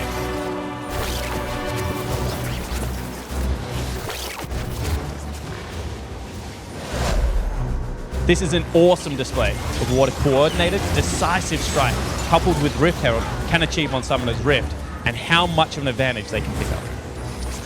This play netted Sin a 5,000 gold advantage, and catapulted them to a 31-minute victory.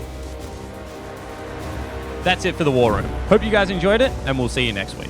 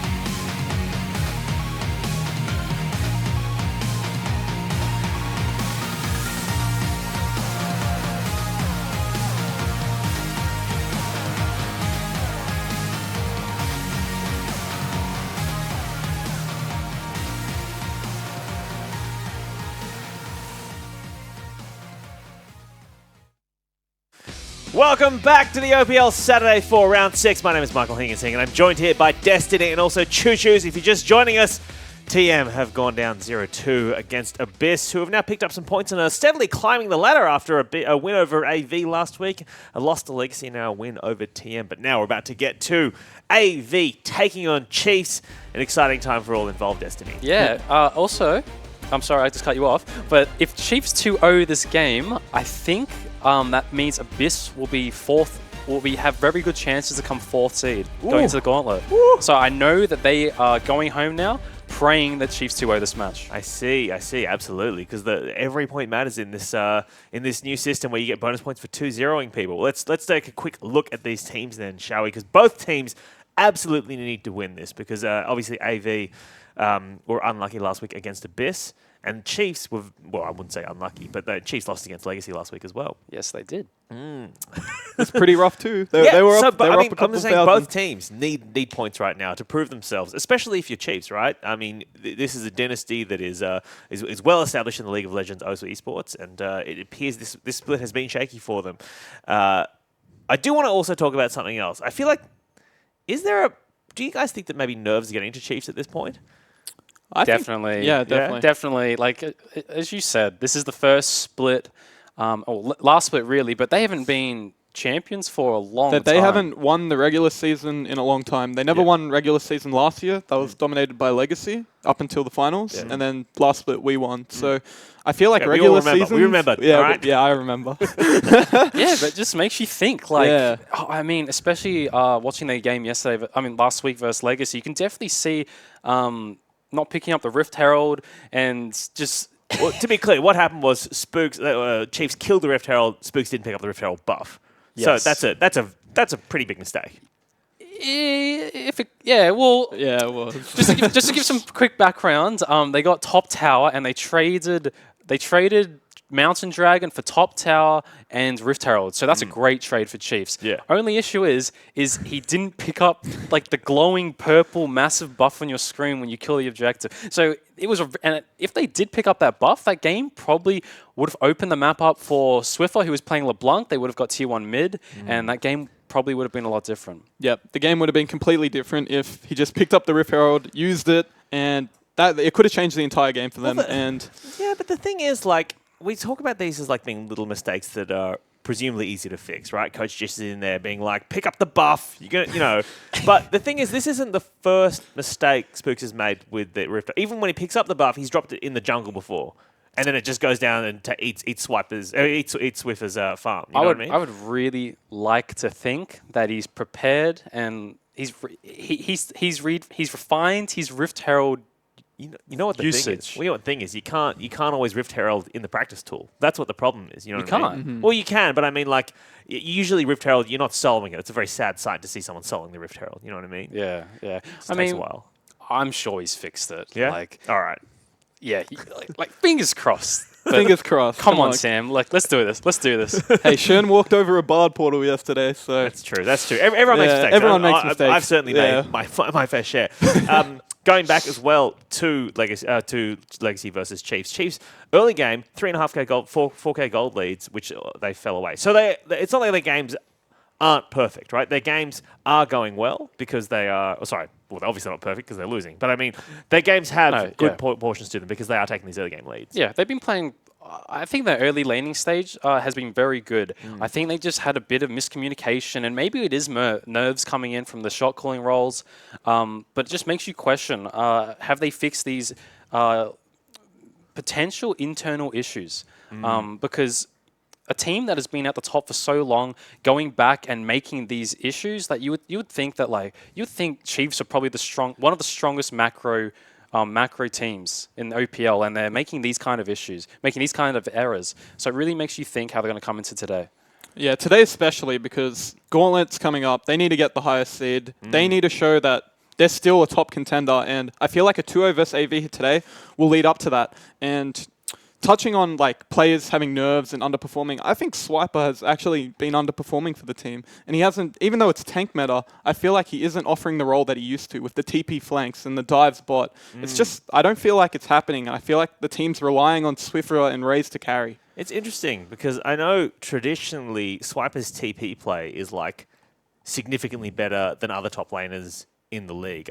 Certainly historically that's true. Recently, obviously, with people in gaming houses, everyone's catching up to everyone. It's harder to maintain that lead. I know. For example, Spawn will probably argue and correct you later on and defend his boy Swiper later on, because I know he's very vocal about the fact that he's not something he's very, very good. But you mentioned Raze and Swiffer carrying. Let's talk about Raze, shall we? Because this guy started off the split with a couple of pentakills. Pentakills. And now he's going up against Blinky, who I think has had a shaky split as well.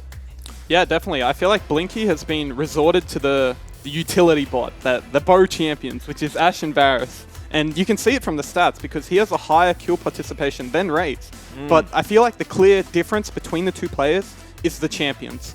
Raze plays Kalista, he plays Xayah, he's got a huge KDA difference and a huge CS per minute. He's a lot more selfish and he wants to be the carry, whilst Blinky wants to give triple all the resources and hope he carries. Something else to mention is that Raze is the second highest damage percentage of his team out of all the 80 carries in the OPL. Who's the top right now? That would be Lawrence Lost. the guy from Legacy. Absolutely. The best player in doing OPL. Very well. Doing very well. I don't like that guy. Spawn called You don't like that guy? He killed me yesterday. But the man on the screen there, Raze, he was certainly making an argument to being the best player in the OPL early on in this split. But potentially that crown's been taken by Lost now. I mean, like, I think the first 2 weeks he got 2 pentacles. Yeah, so he's doing all right. All right, this is the AV lineup as we go through it. Their top laner is Ceres, doing some breathing there. Their jungler is Sybil. Their mid laner is Triple, who has been a carry threat for them all split. Their AD carry is Blinky, and their support player is Jake. who's the OG Janna, I believe. Mm-hmm. One of them. Yeah, relaxed. he's definitely the OG Jana. They look pretty chill. They look pretty relaxed going into today's game. You got to do these breathing exercises. I know Direwolf's a big fan of doing breathing exercises before they go into games. Yeah, I think breathing exercises is very good for calming yourself down, realizing that you're focusing just on the game, nothing else, clears your mind, and I feel like it's a very good exercise to get yourself into the mood and to try make scrims the same as OPL. Meanwhile, we can see if their opponents, the Chiefs, are also doing their breathing exercises. Let's go through their lineup, shall we? Their top laner is Swiper. Their jungler is Spooks. Oh, nice gloves today. Ooh, very nice. Stylish. I'm going to slip off the mouse with them. Swiffer is their mid laner. AD carry is Raze, the perfect player, and eJim is their support player. Matching hair with Destiny. Matching hair. Was your haircut inspired by eJim's haircut? Yeah. Really? Yeah, I was inspired. Support's going dark in the the hair. support synergy. We got to stick together. All right, let me get you guys' predictions before we get into our second match of the day. Destiny, who's going to win this one? I think the Chiefs will 2-1. I think AV can take a game. I think AV can take a game. They took a Like game off you guys. obviously, yeah, they took a game off us. I feel like Chiefs are bound to make one mistake in this game. They're in one of these games, and that's just going to give AV a lead, and they'll push forward through their advantages. Especially how the meta's going. They can just put Sarah's on a tank, Sybil on a tank, like the Zac. So I feel like they can take a game. I think Chiefs 2-0. I think they've had some rough past weeks, but I think they've started to pull it together, and I believe they'll have a clean victory today. Just to clarify, your head says Chiefs too. What does your heart want though? Your heart? No comment. All right. Well, that is our analysis for this. Let's take a look at your tips at home, opltips.com.au. Chiefs massive favourites in this one. 88% of people thinking they're going to take it. And only just over half of people think it's going to be a 3-game series, which is quite low. Usually it's up to 70%. I love the Chiefs. Everything about the Chiefs, I love. You love them as a brand? To their brand, I love them. All right, if you're watching us now and you're a support, please do tweet us your support questions. I will get Destiny and Choo-Choos to answer them during our analyst breaks. But for now, it is time for us to get into our second match of the day as AV take on the Chiefs. With your casters, it is Spawn, Fish, and Carbon.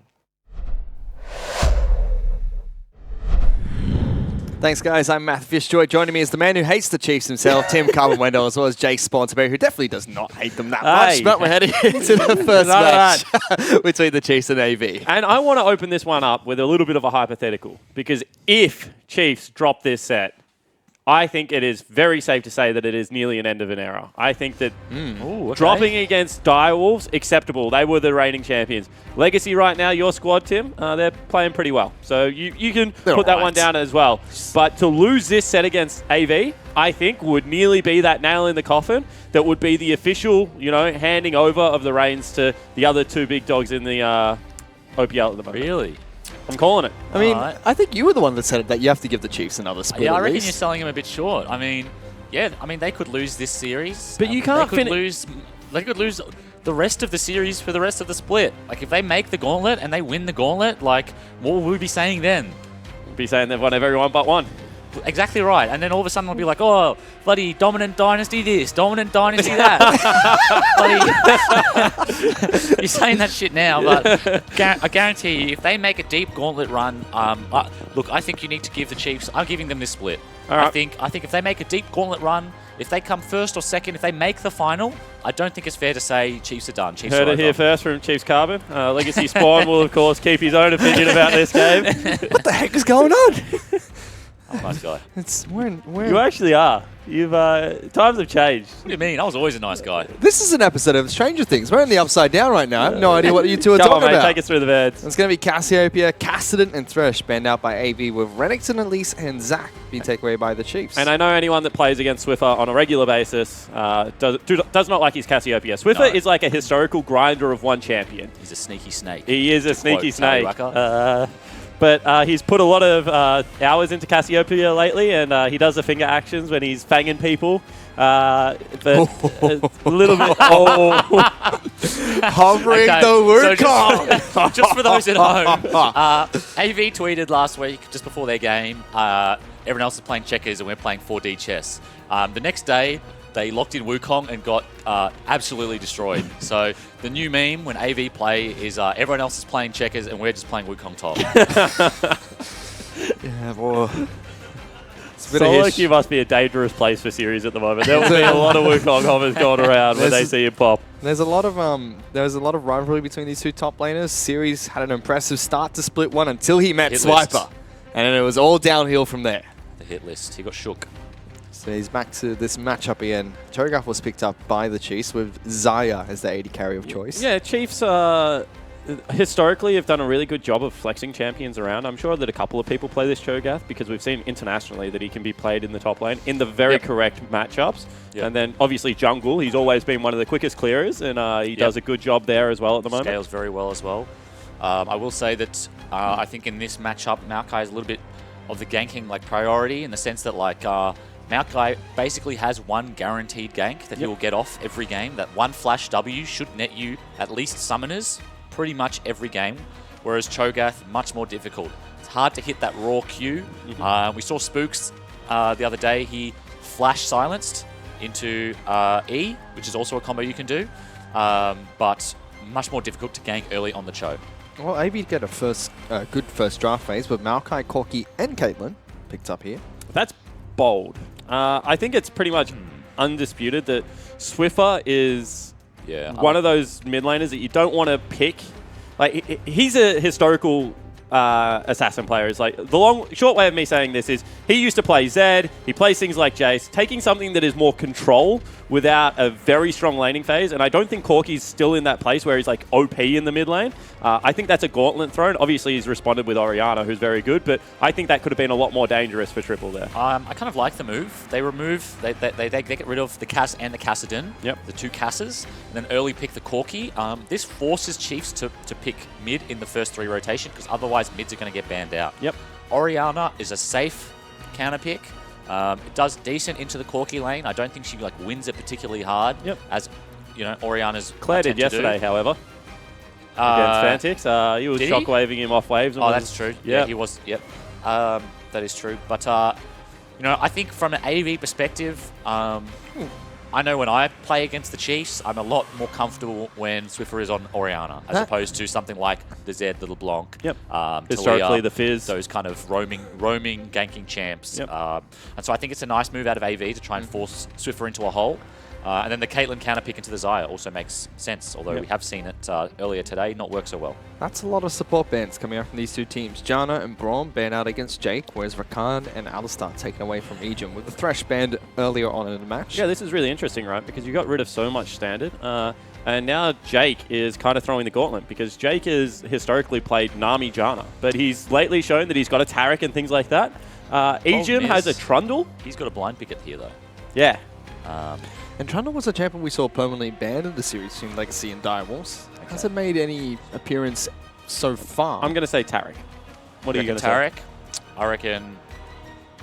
I don't know. Trundle. I don't know. I would Karma? No, not Karma. Surely not. Trundle, I reckon, is a decent blind pick. I mean, you could pick Taric. I really don't know. And it doesn't look like AV do either.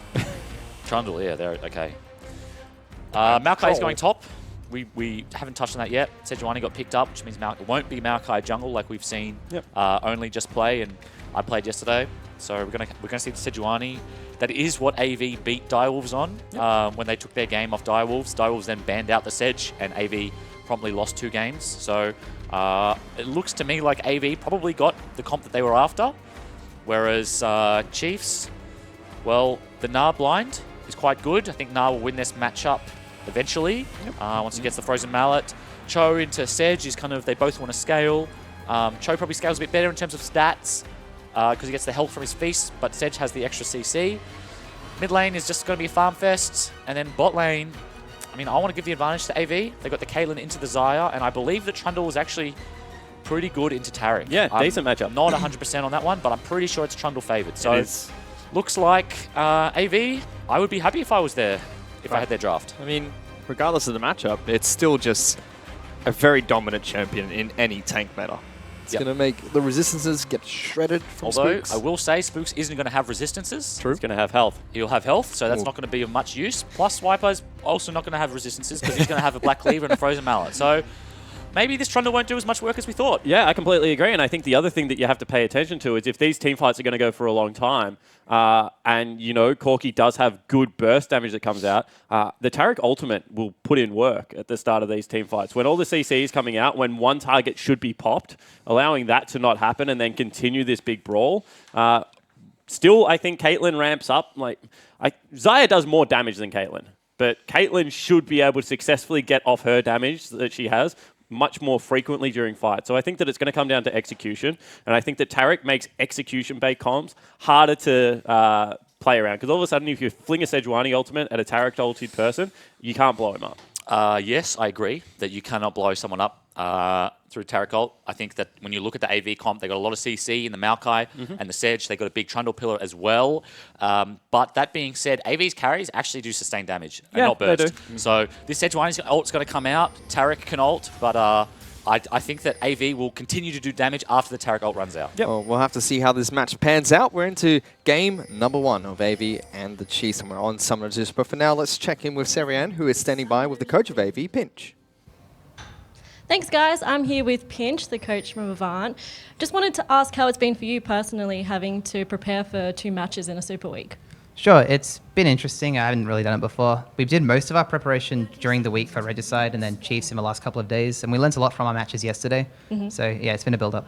Also wanted to ask you why you've given so much priority to Caitlyn after the recent nerfs she's been given. Sure. Well, we think Caitlyn provides a very linear play pattern on the map, and we think we understand it very well and can play around both sides of the matchup, which is why we're willing to both give and take Caitlyn. Well, best of luck with the match, and thanks for talking to us. Thanks so much. I'm going to give him the congratulations straight away. Congratulations on the Caitlyn pick. We haven't even seen each other yet. Interesting comments about Caitlyn's linear playstyle. I do agree. It is very easy. If you get used to how Caitlyn plays out, aka you just win the lane from draft phase, you take bot tower early through chip, and then you rotate Kate around to take all the outers. Yep. It is a very easy way to play the game, and generally pretty successful. Kate's been very strong for a few patches, but I dare say the Chiefs would know that that's going to happen, and we might see some attention from Spooks in the bot lane. Yeah. Not only that, I think that the problem is that you have to be able to push up to win Caitlyn lanes. That is how she wins the lane, through the push and through getting access to turrets. And that's a high-risk, high-reward play style. Obviously, when it works out, you see 7-minute turrets, you see her rotated around the map everywhere. Yep. When it doesn't work out, you see her killed 3 times, go through a massive mid-game trough. Like the TM game. Yeah, absolutely not work out at all. Yep, agreed. Cho'Gath is doing chickens to blue, so he's trying to cheese Sibol. I think this is a good move. Sejuani without blue is going to have some difficulty clearing. He's going straight there, though, so he's going to get caught. Well, See if he does it. they both have Smite. Smite, fight. And Let's go. Sibol's got red, so Spooks has to run. Ooh, Spooks is in trouble. He's going to get locked down here. Tries to take a fight. Okay, top has priority. Yep. Sorry, I wasn't paying attention to that. So Nah pushing in the Maokai. Nah will do that in this matchup, and that means that Sibol can't commit to the all-in, even though he has red buff advantage over Cho. That's nice to watch. Let's see if he goes back in for round 2. Sibol is tracking through potions. Spooks can't contest this. He shouldn't. But he is. They do the do-si-do. Okay, well, let's see what happens. So he going knows he's around. there because he Sibol, walked over yeah. a ward. Yeah. He's going to get jumped on here. So then the red buff is available for the Sedge. Had a passive up as well. Took no damage there and gets a good chunk onto Sibol. Sorry, onto Spooks, who throws back the Rupture. Is like, get out of this jungle. And this is the longest brawl for a blue buff I've ever seen. Yeah, Well, the thing is Spooks has to get it. That's why he's committing so hard. If Spooks doesn't, which he's not, and he's given up, but that is so bad for Spooks. He's only taken his Wraiths, which means that he's not... The respawn time on his camps is going to be so long. His red buff... Sejuani's red buff is going to respawn at like 7 minutes. Cho's not... Well, I mean, he hasn't even taken it yet. It might not respawn until 10 minutes. Yep. Which means Sedge is going to have 2 red buffs in the time that Cho only has 1. She's also going to get an earlier respawn on the Wolves. Earlier respawn on the blue buff. Earlier respawn... So what this means is that not only is he now a level up, he will remain a level up. In fact, he'll probably go 2 levels up, which means he's going to hit that all-important level 6 earlier, and he's going to have super tempo in this jungle matchup. Yeah, completely agree. The one thing that I will say is that health potions are probably more valuable to Sejuani than they are to Cho'Gath. Cho'Gath farms much healthier, in fact, than Sejuani. So if he gets any kind of now invade on the bottom side or catches him out again over a Rift Scuttler or something like that, could potentially be an interesting fight, but I agree that if these guys just farm up, as the tanks junglers do at the moment, then Sybil has all the tempo advantage in the world. Sybil going straight for this blue buff. I really like this play. He knows that Cho is behind him in tempo. His bot lane has the priority. They're playing Caitlyn after all. So he's going to use his bot lane to try and secure this blue buff. And if he does, Spooks is going to be in a world of hurt. Yeah, well, Spooks isn't even going to go there. He's going back to chickens. So he goes for level 2 chickens instead. Danny Pathaway has absolutely been bamboozled. Completely outpathed. Yep. Completely outpathed. Well, to be honest, he outpathed himself, right? He tried to use his Nars priority to cheese a blue buff away from Sejuani. It didn't work. Sybil did... it's reset. No, cool. Sybil did the safe thing in rushing to his blue instead of doing wolves first, which is more gold efficient, greedier, you could say. So Sybil played it really well, and Spooks kind of got caught with his pants down. Well, they're going to get a good stun onto the Caitlyn here. No pullback of the feathers yet. Uses the net to get back to safety as well. Good trade from the Chiefs. Both junglers are on the bottom side of the map. Sybil is going to get spotted out here. Yeah, Sybil's just he's just sitting in their bot side jungle because he knows Spooks has to go there eventually because his camps are up, and also it allows his bot lane to continue to poke under tower without any pressure. Yeah, that's what I was going to say. Kind of what Spooks was doing to Sybil on the first blue buff with Gnar shoving up. Yep. Sybil's just done to him on the bottom side of the jungle, right? He's returned the favor. He said, look, I have a pushing lane as well. Raze and Ejim have been under the turret this whole game, and we're going to punish him for it. The difference is Sybil got the blue buff. Yeah, Spooks didn't. Cho got nothing. And while the CS might look skewed right now, you might be thinking, Tim, what are you talking about? Cho has, 10 extra CS. That's because Spooks has taken 2 rounds of chickens and his golems. Sedge has just taken his golems, and Sybil's about to take his second round of chickens as well, and all of a sudden his CS will jump up. I do like this out of Spooks though. He's going for an early base pick to the Barney Cinder, so although he is behind Sejuani at the moment, he'll be on the map a little bit longer for now.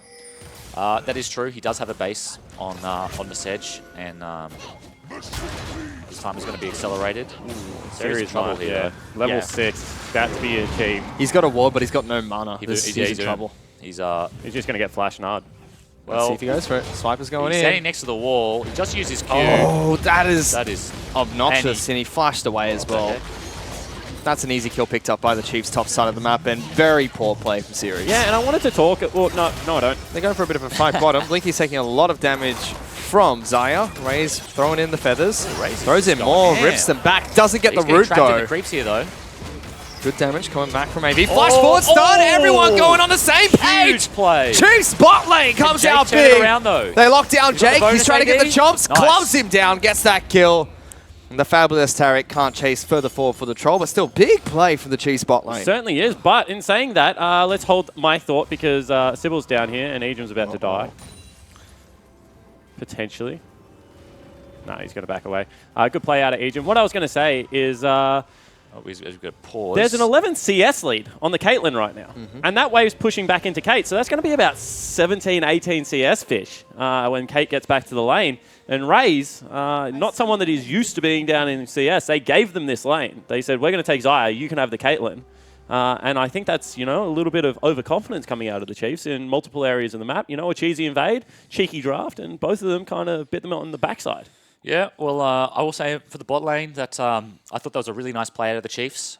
They committed at the same time really hard. The Ignite winning out over the Exhaust. Ignite a little bit better in lane phase, obviously. True damage. Unfortunately, the Taric got the kill. So if the Xayah had got the kill and then Trundle cleaned up, that would have been good for the Chiefs. But both supports got the kill, so that's not ideal, especially with the wave pushing back towards AV. Top lane, Series... His radar, his sonar, had no idea the gank was coming. Burns the last of his mana, queuing creeps, which, he wasn't even last hitting them. Yeah. The problem I had with that was Series had a ward in the Tribush, so we saw Spooks walk over But he was on the wrong side of the turret. On the wrong side of the turret, but then flashes away from the turret. Doesn't do anything to try and keep himself safe. Blows a summoner for no reason. That is not a happy man on your screen. Don't want to take your attention elsewhere, Fish, but Razes... He looks distraught, to be honest. Well, the perfect player isn't supposed to die. That is true. And he calls himself the perfect player. You said he's about 11 CS down now with that big winning wave pushing back, and he's going to fall 20, 25 CS behind. Yeah, potentially. What I wanted to talk about is Destiny on the desk kind of called Swiper out. Swiper has now solo killed his opponents in back-to-back weeks. Was that a solo kill? Well, he was going to solo kill him. Was he? Yeah, 100%. Okay. He was dead. Dead to rights. All right. Regardless, not convinced. the tally one was definitely a solo kill, mate. Didn't work out for him. Yeah, it didn't work out well, but I don't think the games have been Swiper's fault. In fact, if I was going to point a finger at someone from last week, Do it. Point the finger. Who is it? Well, I pointed very firmly at Swiffer. Oh. I thought that if you pick LeBlanc in a deciding game like that, you have to be able to apply map pressure because you're not going to be able to team fight with her. And I did not think his map pressure was good enough. Claire definitely had his number in that series. Actually has had his number in back-to-back series. Timmy, you've picked up a good mid laner there. Yes, Mr. Brandon. Yeah, he's pretty good. He's been around for a while, obviously, but really having a good split this split, I think. Thought he had a pretty good split the last split as well, but I feel like this split he's kind of elevated his level to what we internally thought he could perform to, and that's been really good to see. This guy on your screen, though, another mid laner that has been doing very well the past few splits. Triple. It's kind of snuck under a lot of players' radars. I think Triple's doing good, right? But I watch Triple and I'm like, you shouldn't be a good player. Yes. You should be a great player. Agreed. We should talk about Triple the way we talk about Fantix and Claire. Because he is a very talented individual. He is. And I feel like he is a good player right now, Fish.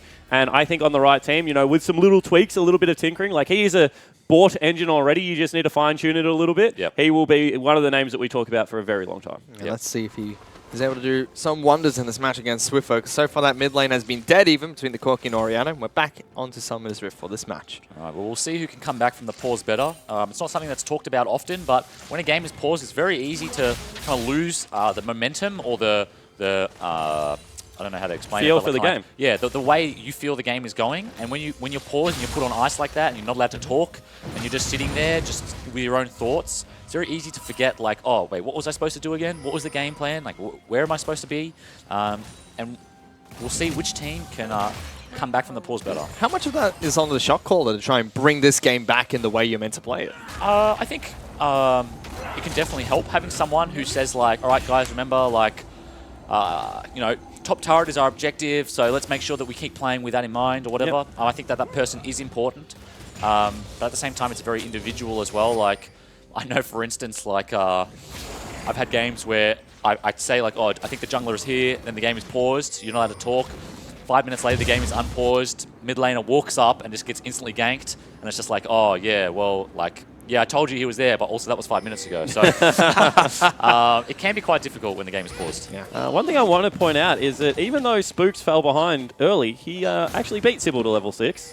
Well, he did just get assist, and he pushed the wave in. Yeah. So that kill in the top lane, and along with the jungle XP mechanic, has meant that Spooks has gotten himself back in the game. While we see a About to package. die as well. Package has been expended onto Cho'Gath, so package for a summon as well, definitely worth it. Let's see if Triple can actually pick up the blue buff here. Wants it, gets smited away. Using the Q for vision, with the Ori speed buff to run in and smite. Nice coordinated play there by the Spooks and Swiffer duo. Flash for a blue buff, you take that as a jungler? Yeah. Yeah, I would, actually. In this matchup, I mean, Cho with Flash, you're not really going to do anything anyway. Yep. And you're denying the blue from Triple, and hopefully in a minute's time, they'll be able to secure their own blue for the Oriana, and that's going to give his mid laner an advantage. Yeah. So, also, first package play was completely unsuccessful. Well, force flash. Yeah, force flash, but didn't get a kill. It's kind of like Twisted Fate Ultimate, like old school TF Ultimate. Yep. You kind of get your first two of them, and if you haven't done something with it, it kind of peters out as the game goes. As he meets Sybil, but Sybil decides to give him some respect. Spooks now level up, picks up some XP from the lane there. Double buff as well. Just means even though like Sybil has standing camps and will catch up on the XP. Egypt in trouble. Egypt, no flash. Great stun though, coming out of Egypt. Walking down. Knocks down Blinky. Has ult still, so I think once he gets worried, he'll pop that. Oh, he's in trouble though. Good damage from Blinky. Flashes for it. Good shield comes back out though, and that stops him from being taken down. That is flash and heal available, and the Chiefs duo just didn't even blink. Yeah, they absolutely debated Blinky there. That is some confidence. Hey, I think that they played that to their limits. You hear that a lot, playing to your limit, and I think they absolutely did. If Ejim died there, we would have all been laughing about, oh, why didn't he heal, why didn't he whatever, but the fact that he didn't and that Blinky flashed is a huge advantage. The perfect player only uses the summon spells for himself, man. What are you talking about? But he's done well in the bottom lane. Him and Ejim are working together very well this split. We saw there was a little lack of communication between the two of them when they first got on the same team. Sybil is doing well now to make his impact felt. at the moment, and he's just not getting anything done. Series is in trouble. He's just chased Swiffer out of mid lane, and Swiffer has just ran straight top as a result. So Ulta has been thrown out by Series. He jumps back onto Swiper. Actually gets good damage. He will bounce away though and picks up a kill in the top lane. Another solo kill. That one was a joke, ladies and gentlemen. Insane. That was a joke. How is he so good? No, that is actually hilarious. Sybil runs mid, threatens to gank Ori. Swiffer says, all right, see you, mate. I'm just going to walk topside river, and I'm just going to keep walking and kill your top laner. Fourth rotation. That is, that's a Swiffer gank I've ever seen one. But interestingly enough, going boots 2 on Orianna, we were talking about a different mid laner that valued movement speed on Orianna a lot. Obviously, if Orianna can get access of multiple spell rotations through cooldown reduction, which is why it's so important on her, as well as movement speed, obviously the shockwave looks great when it hits, but her consistent damage through things like Leandries, and back in the day, Leandries' Rylai's was a big combo on her, was really potent. And I like the fact that Swift has picked that up against Corki. A lot of the damage that comes out is skill shots. Yep. Be able to dodge out a bit. And it's such a Swiffer thing to do as well. Swiffer's so good at moving around the map. I think having that extra move speed early in the game really allows him to have an impact, which he's done. And I think that's one of Chiefs' win conditions. When you look at Chiefs as a team, when they're playing really well, you're seeing Swiffer move around the map, making those picks unexpectedly. Have you guys ever... that's a weird question. Maybe are going for a weird gank here. They did ping out the wards that they've placed down for teleports, which Series still has. You and Swiffer would have had to have had a beer one night and just theorized of what the Carbon and Swiffer duo would have looked like. We are All-Stars last year in Barcelona, as we see an all-in. Hang on, they're going for a fight. They're moving further forward with teleports coming down as well for Swiper. The sunglasses came off for Ejim and Raze, but it's not enough. Whereas Swiper got trapped on a tap. Yeah, got stuck on a trap, but still Naza back. J control, Blinky taken down very low. Flash forward, Raze gets taken down, and they stun up Jake as well. Double kill picked up by Swiper. That obviously is a team call, so you can't blame Series for it. They obviously said, we are out, you don't need a TP, get some of the CS back. But unfortunately, Swiper gets 2 more kills and is now 4-0-0 and is up 30 CS, and he's having a game for himself. They're going to even maybe break the turret 13 minutes in. That's a big deal for the Chiefs bottom lane. Yeah, this is a big Swips game. This is the desk we weren't. Nah, the desk definitely was, not us. the desk was questioning where is Chiefs in the tank meta. This is supposed to be their meta. Yada yada yada. Full cleanse burned. Yeah, and that's Sybil has ult. Good flash. Yeah. Swiffer gets out, but he's still being chased down. Red buff as well as the stun smacks him with the ice. Sybil gets a kill mid lane. Okay, Swiffer sees a 4-0 swiper and he thinks, hang on, I'm supposed to be the carry. Let me kill my lane. I can't let Spawn roast me on broadcast anymore. Need to do something. No, look, okay, bit overzealous by Swiffer. I think he just got a little bit hyphy. Saw all the kills going down. I thought, I want to get involved. Sybil finally gets on the map, gets a score on the board. He's looking at this Rift Herald solo right now. I don't think that they're going to contest, so nice little pick up. That was another questionable play by Blinky at Jake bottom lane. Didn't disengage. Sybil didn't help him out with the disengage either. Well, Blinky didn't have flash because he had burnt it earlier trying to kill the Taric, who didn't burn any summoner spells escaping. So you can kind of see how League works, right? A small thing happens here, and it changes how something else happens later. So yeah, it's just one of those things where the Chiefs are just playing a little bit better, Micro's a little bit cleaner, and AV getting punished for it. Definitely agree with that, because the idea was exactly the same. I mean, mid laners were there. Triple in some big trouble here. Taking a lot of damage. Swiffer's getting a few auto attacks down. Flash is available for the Corki. Speed up comes up for Orianna. Forces the flash out of Triple. So he must have used the package, like he must have Valked in, and then used the second Valk already. Big double stun coming out of Egypt. No They locked him down. Ultimate gets Ejim thrown out very early and will Nice. stop him from charging over the wall. Spooks gets that kill. Very nice by Ejim there. Doesn't let him queue over the wall. Series is getting pummeled. Swiper doing his best turret impersonation by sending attack and auto-attacking Series. He is actually so far ahead that Series is burning ultimates to run away from the mini nut. This is the stage of the game where you would if you could never turn Mega in a laning phase, you would. Yeah. Because he's just so damn frustrating. The movement speed, the hyper procs that come out, obviously shredding through that percentage health damage. As Magic, it's not a like Vayne, which is the true damage, but still you can see how much punishment it's giving, and it's a 2,000 gold lead purely on the top lane. Yeah, and we're also starting to see, I think, a bit of a theme today, and that is Caitlyn's who lose their tower early, because Blinky and Jake are just stuck, well they were, stuck under their tower. They can't really put pressure on. They're not getting any chip on the Chiefs tower. I mean, Caitlyn's always been great at poking someone out of lane, great at sieging turrets, but never great in those small skirmishes very early on to the match. She used to struggle against kill lanes. So her biggest strength is her worst weakness. Her biggest strength is she gets you access to turrets. Unfortunately, her 90 caliber net may well not exist in a lot of support matchups. It's not even an escape. I actually think it's just a damage spell. Yeah. Like, it's actually useless as an escape. Because it's so interruptible. Yeah. And you could see that with the traps, Swiper was good enough to buffer his jump when he came out, so the trap didn't mean anything. Yeah. And with all of that in mind, I mean, you have to push up to play Caitlyn well. Series in Spooks trouble is here. going to kill Series maybe. No, misses. Misses the That's blind, a whiff. the blind Q. Should have hit that. Although I think he maybe didn't have vision of Series. That's also a Oh, possibility. Boomerang connected there. If not, Series could have been out. Second Uses the miss. flash. Just hasn't got his eye in yet. Spooks Q. Spooks you. Oh, come on. We can't ruin Shogas for him as well. We already took the Vans Lee sit away.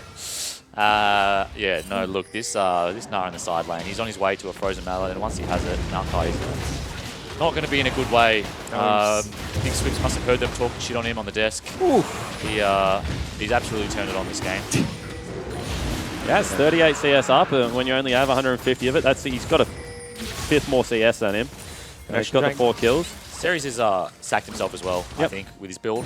He's just gone, look, okay, I'm going to be completely useless in this lane, guys. So I'm just going to build a Righteous Glory. Hopefully we can catch someone out, maybe. So selfless act by him. But top. I guess he also could have just won his lane. So Riptail's being thrown top. TP is available, no wards though, Fish. Cho'Gath was making his way up, decides to move towards mid lane, and pings are going out to mid lane outer, as well as bottom lane inner, which Swiper is currently sieging. It's a good play. Good play, yep. Got their first tower. The problem is that normally in this situation you would say Kate is unlocked, but the tower is down and she doesn't really have anywhere to go, especially if this mid-tier 1 falls, which it is. Yeah, and that's what I was going to say. The Chiefs actually say we're going to trade, and when you're ahead, you generally don't want to trade even, but a mid lane turret for an outer turret is very heavily in favor of the mid lane turret. Gives access to the rest of the map. We've already said that one of Swiffer's strength is his macro, how he positions around Summoner's Rift. Now that turret's gone down, it's going to allow Spooks to help him shove out even further, and as a duo, they can start disappearing into Fog of War. Yep.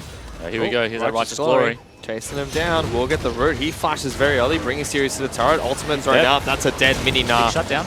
Big shutdown coming out for Series. Massive shutdown, and the wave was being jockeyed up by Blinky as well, so the Bash Bros rotate into a lane. Whether or not they lose this mid wave, which it looks like they I think Corky might get there, but they need to get this bot tower, and I don't think they are going to because they're leaving Kate alone there. But I think they needed to get that tower because they've now traded a shutdown, which is a lot of gold. It's more gold than a tower. The max shutdown bonus, which I think is 400 gold. Yep.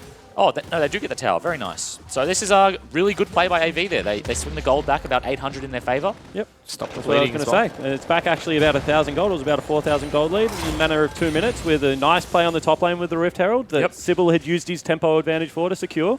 Yep. They're able to claw it back within 1,000. Yeah, it's given Blinky some time to buy some items. He's got his static shiv as well as components for an Infinity Edge. I mean, Caitlyn well and truly comes to line at the 3 item mark, but even just with IE static shiv, she does all right. Yeah, I think IE static shiv Zeal, she's okay. And then when she gets rapid fire, she's good. Caitlyn? Yeah. She's with the Shiv, it's like, okay, now I can clear waves. I can use auto Q wave dead, auto Q wave dead. So she can now stall out the game a lot easier. When she has that IE finished, it's like her first auto will hurt.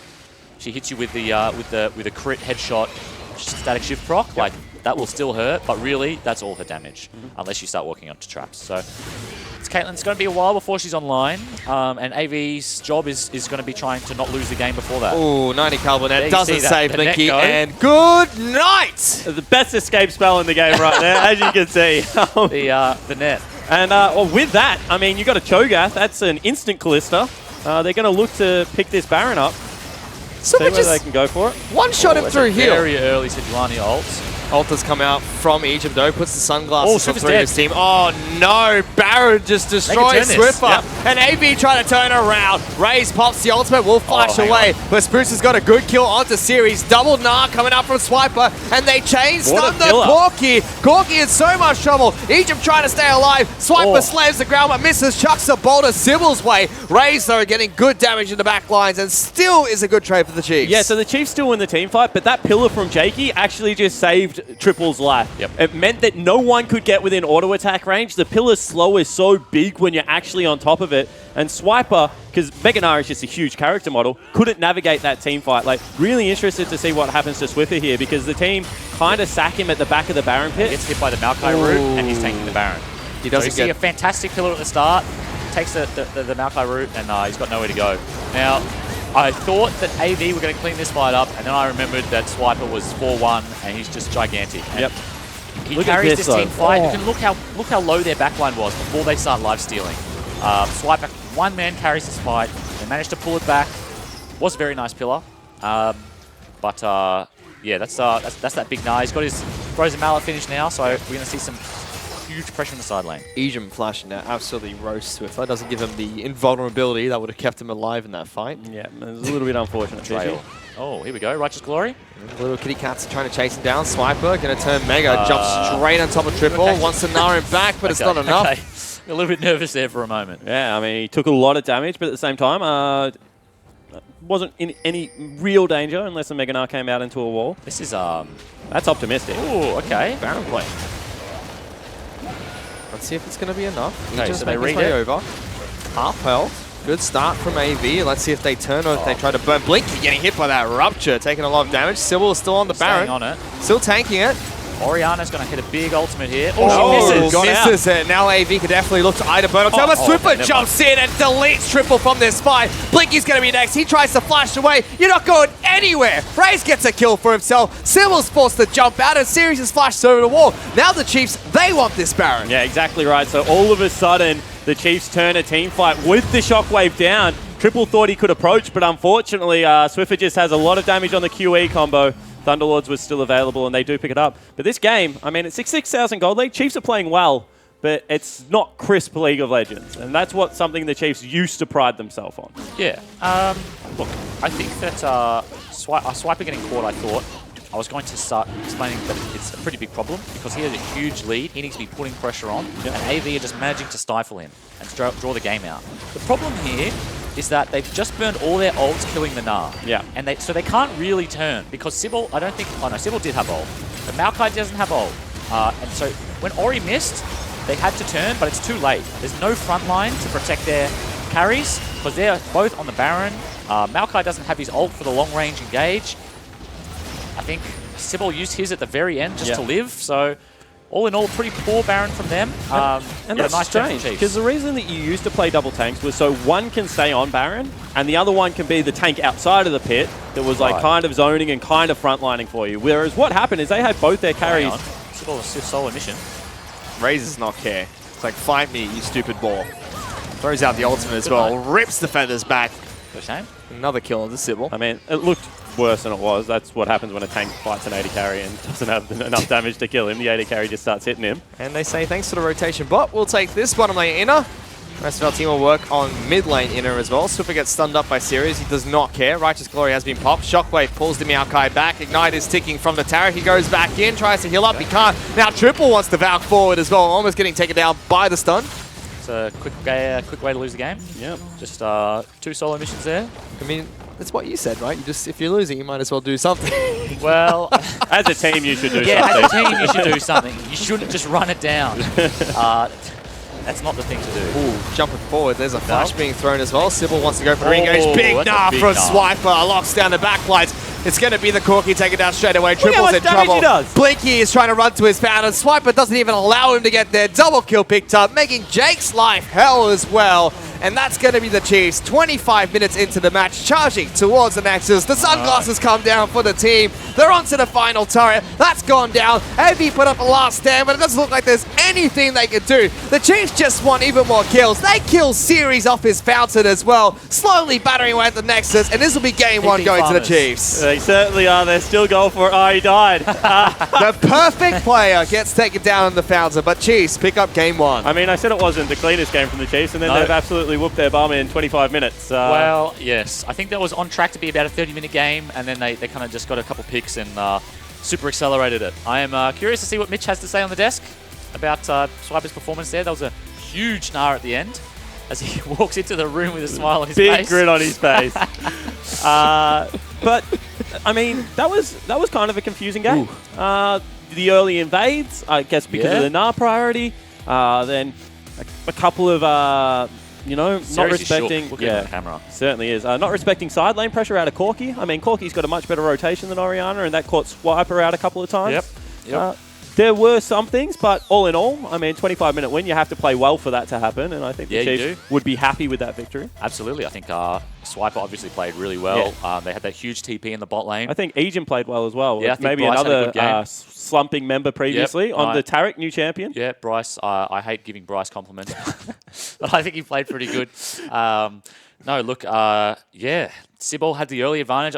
I spoke so much about this advantage that Sybil had, and then Spooks just ran top, killed Ceres, and then they killed him again with Orianna. And then Sybil just couldn't really find a way into the game. His comp wanted to scale. His bot lane wanted to chip the bot tower, but just none of that happened. Nothing happened. I don't think I've ever seen a man struggle to give a team more compliments than Carwin has, giving the Chiefs a compliment after their victory. Mate. Get it down here. Send it back to the analyst desk. Thank you very much. The Chiefs taking that first game 1-0. And Destiny, I believe you have some hats to eat or whatever the humble pie is, etc., etc. Shout out to the Armored Titan. He hard carried that one. Big Swips is back. I'm sorry I ever doubted you. I'm sorry Jake spawned Tiberi. But now we're going to jump ship and go to Asteroid Ceres. That's where we're going. Because, absolutely, because Ceres... I mean, he was underperforming in that game as well as Swiper kind of popping off. So that top lane matchup, I mean, is it a counterpick thing? Is it the draft? I mean, what's happening there? I think it's a bit of both because Nar naturally just pushes in Maokai and he's really good because whenever Maokai tries to auto and tries to push, Nar pushes him faster because he's ranged, he can just hit him whenever. And I feel like the Maokai-Nar matchup needs jungle attention. And Sybil decided to trade sides and play bot side and ditch the Maokai, but he wasn't getting anything for it. So I think the reason why Ceres played bad was a bit of both. I feel like half the times he could have backed off and just missed a wave, but at the same time, Sybil never really did much on the map this game. Sybil spends a lot of time bot lane. He kind of wasted a lot of opportunities. I kind of want to not bully Ceres too much because Orianna, Swiffer had mid lane priority the entire game. So he did get a lot of opportunity to threaten Ceres top. So the two times that he did die were essentially Cho'Gath came and roams and ganked him, which was normal, except the second death was just a good play by Swiffer. So in that retrospect, I don't want to bully this guy too much. Sure. No, we're not bullying him. We're just talking about bullying. It's not bullying. Oh, you guys said like, oh, he played really bad. And I said like, the guy had a bad matchup. Like he did what he could, and then he got rotated on a dove. And you're so sympathetic, Choo-Shoes. Backstage, he's very different. Yes, I will say, off camera, he's just mouthing off the whole time. He gets on camera, he's like, oh, everyone's playing well. Whatever, mate. What? I'm kidding. Let's talk about this Chiefs spotlight. We talked about Raze going in to this game and saying, look, he is a contender for one of the best AD carries in the league, and we saw that early game from him. Choo-Choos. Xayah, like Quinn's Xayah is the two champions. Is the champion that he's got his two pentacles on. It starts off by having a nice Tarek ult into a nice root on Jakey. Sybil comes with a flank, but then both top laners come in with their TPs. And then Swiper makes a really nice flash engage here into a two-man Nar ult, and then they're able to clean up Blinky, and they're able to finish off Jakey. But the biggest thing that I'd like to acknowledge is Spooks' cancel of Ceres TP. If he didn't do that, you'd think that that play would have gone very different. Yeah, completely agree. I think if the TP did come out, I feel like Ceres could have cleaned up there potentially. I do have to give some credit to Blinky and Jake because in the early game they actually had a 20 CS lead. But it is Caitlyn into Xayah. Caitlyn naturally shoves in Xayah in the early game, but I also have to shout out Ejim because I felt like even though they were behind early, he hit some pretty damn good stuns that game. Yeah. You could tell that they've been playing this comp for a fair bit, and his flash stuns were on point today. But we saw Tarek yesterday a little bit. Tarek's coming. Why is Tarek coming back into meta as the resident support on the desk? What? I find him annoying. I don't like him. Why is he coming back? Tarek is a very annoying champion because you have to play around his ultimate. He gives his team invulnerability for 2.5 seconds. Yeah. And they can't damage them at all, and they have to kite back, sit back, and they can't do anything. But it just ruins every rhythm of a team fight. Yeah, it does. gets that ult off, and you're like, well, I don't know what to do. My lizard brain can't deal with it. You have to kill them before the ult comes out, or it's just no good. I think Tarek's strong at the moment because he has easy matchups. The early priority, the last pick Trundle instead of the Tarek on AV, I was a bit questionable. But then I realized that they picked Kate Trundle because Trundle has a better early game than Tarek, and they wanted to shove them in. They did do that, but it just didn't work out because the Chief bot lane just outplayed them. Yeah, I think Tarek's also in matter, just not only because he's a tank, but when you have 3 tanks in a team comp, and then you usually have a control mage and then your AD carry, Tarek's invulnerability can nullify that control mage's damage output, and that can turn the team fight. And one of the things we were talking about, I know backstage, and you were interested to know, I've got this info for you now. One of the reasons Blinky in that bot lane was able to get such a huge lead in CS would have been the runes he was running. So let me run you through it. He's running 9 marks attack damage, 9 steel armor, 6 glyphs of attack speed, 3 glyphs mana regen, and then 3 quints attack speed. So he's running a lot of attack speed runes there. Yeah. And you were saying as we're watching it, he looks like he's shooting quite quickly on Caitlyn. Let's get them onto tower. Just push them onto tower. Like you saw, like 72 CS to 46. Yeah, and you could just see that they played that lane really well. Like there's a lot. I like to give a lot of credit to how they utilize the Caitlyn Trundle and were able to like maintain bot priority for Sybil to rotate and give him that option. Yeah, definitely. I actually like the AV draft because they have a lot of zone control with the Sejuani stuns, the Trundle pillars. You saw it at Baron where they could just use the pillar, use the Maokai. They have a lot of crowd control and they can burst it with the double threat of Corki and Caitlyn. And yeah, I felt like, here's the replay right now. So Chiefs go for a 20-minute Baron, but they do not have but they don't have the damage Maokai to do it. And the Maokai ult kills Swiffer, the snipe from triple, and then it's a 4v4. And Xayah ultimate. Xayah ultimate ruins the game. Big Swips hits a huge ultimate in the back. And that pillar saves Triple's life. That was a very good pillar from Jake. Just the E. Quinn's E does... I think Quinn's E does more damage than other E's. That's what I was about to say. I don't know what it is, but when that guy plays Xayah, something's different. He knows something we don't. Yeah. All right. Well, let's bring up the draft because I want to talk about that. If Chiefs are going to first pick Cho'Gath, is Trundle just there as a last pick to kind of shred those tanks, or what's going on there with the Trundle pick? It's like what Tim said, that Cho'Gath, well, when you pick Trundle, you pick it into someone who's going to build resistances. Yeah, Cho'Gath doesn't build resistances. Neither did the Gnar. Yeah. Well, I mean, Tarek does build a lot of armor, but you generally pick Trundle to shred a jungle tank or a top lane tank. But as you said, they picked Trundle for the lane, and it did work well for them. Yeah, I think they did have to play for lane, especially when they're coming up across Raze and Ejim. They sort of did pick for the lane, but it didn't pay off because late game, even though they had the lead, they didn't do anything with it, and they just got outplayed. So once they fell behind with that lane, it was pretty hard for them to come back, and then the map sort of exploded when they had a lead in all 3 lanes. You know what's interesting as well about this draft? Look at the Chiefs bans. The first 3 bans out of them are Zac, Elise, and Renekton. That says to me that they see Sybil's jungling as a threat. Now, the third ban to series on Renekton, is that because they think he can pop off on Renekton, or is it Renekton is his comfort pick, we want to force him onto something he doesn't want to play? I think it's comfort. Yeah. I think a lot of the early weeks, you can see Ceres' good performances have been on Renekton. His rocky games have usually not been on that champion, so they definitely thought coming into this game, we get him off Renekton, we get a good matchup, we get Gnar into, hopefully we can put him on a tank. He played the Maokai, like quite a strong champion in the current meta,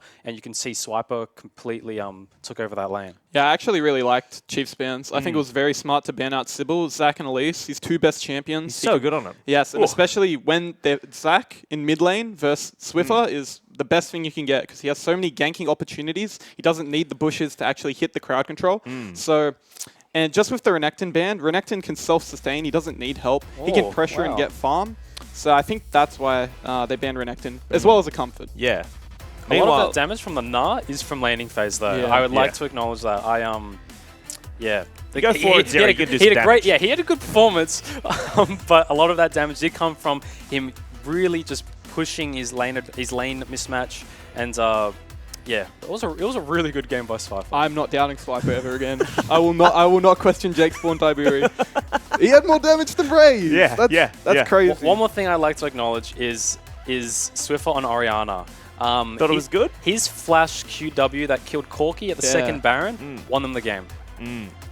Other mid laners, I always harp on about flashing forward or, flashing early. Like he knew that his QW would do that much damage, and he was able to make that pick before that team fight, and that just makes him such a good mid laner. All right, well, we can't move on without looking at this top lane matchup in specific. I want to see some stats as we bring them up on your screen because, 7-2-4 from Swiper up against the KDA of 1-5-3 from Series, and almost doing, I think, close to triple the damage there. So, look, that's an unfortunate matchup, but we have seen a lot of teams are playing Maokai just for those wombos. Yeah, I think that the draft from Chiefs was very smart, just because even before this game, they knew they were going to put Ceres on a tank. Considering his performance against ZZZ yesterday, I think they were going to ban him off the carry champions for a bit. So that's another thing, actually. Yeah. The fact that they're coming in off a game against Regicide yesterday, and Pinch said it in the interview, look, we were preparing a lot against Regicide. That's no good when you've got to spend half your week preparing against one team, and then you've got to face Chiefs. Obviously, Chiefs are playing 2 games as well this weekend, but you know what I mean. It's rough. It's hard to prepare for multiple teams, and you don't have a day to practice or change your plan. Once you've set your plan for your week, you have to sort of stick to it because it's really hard to change and adapt if you're playing the same style and you have different win conditions, different lane assignments. And I felt like Chiefs came into this game very smart, very methodical, and I think it will be a 2-0. Now that I've seen that game, I'm going to change my prediction. Switch it over? Yeah, Aaron Chuchu's Bland is never wrong. Swiper's pretty good, isn't he? Swiper's Armored Titan's pretty good. Blue Sword Duo. Absolutely. Join the Blue Sword cult. All right, let's take a look at this tweet on #ImOPL. As a support, how do you deal with supporting an overly aggressive ADC, especially early? #support headaches. That comes from @WimDunker. And you would know about playing with an overly aggressive AD carry. Yeah. I play with King. Likes to fight. Yeah. He plays with King. I'm going to take a tip out of Immortals Ole's book. Roam. Do not stay in your lane. I hope you saw that video on Reddit, my friend, but if you don't like your AD carry and you don't think he'll carry the game, go gank mid lane. Go gank top lane. Bail. Yeah, just ditch him. If there's a wave crashing under your tower, you can just run around the map and try influence, help the other lanes, and just take that first tower and then just bail, I reckon. Yeah, just ditch him. Just let him be. If he's not being a good teammate, don't worry about him. Chuchus, do you have a slightly more sympathetic view on the matter, or? No, match his aggression. Don't roam, stay in lane, dive tier 2s. Tier 2s. All in.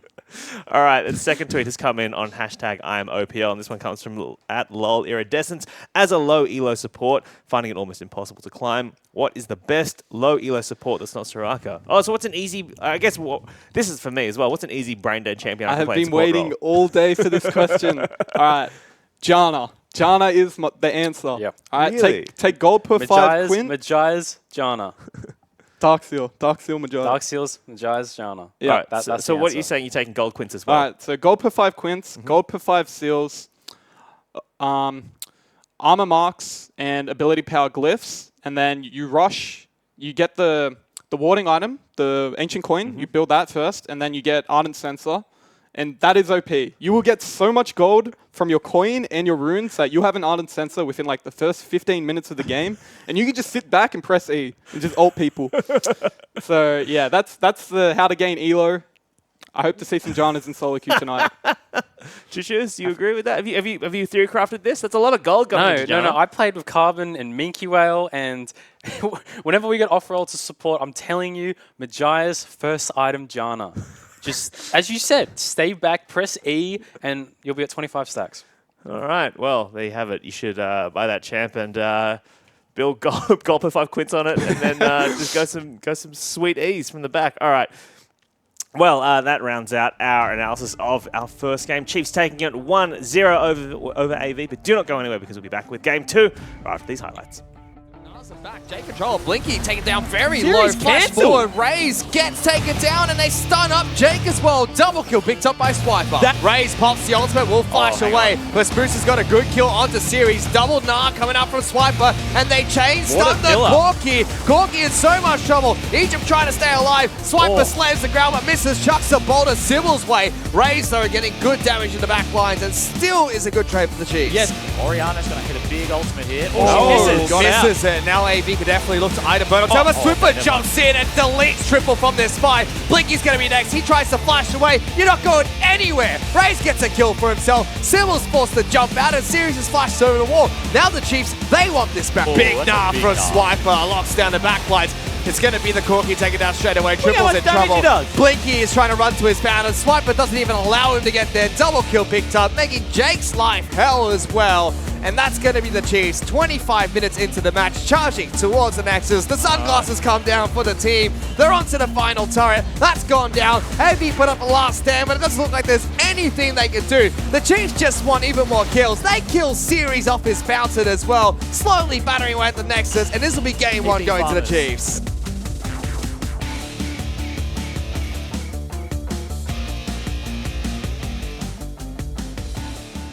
Welcome back, ladies and gentlemen. I'm Matthew Stewart. Joining me is Jake Spawn Tiberi and Michael Higgins Hing. Oh no, I was going to do my Carbon impression. do your Carbon impression. Okay, Tim Carbon Wendell.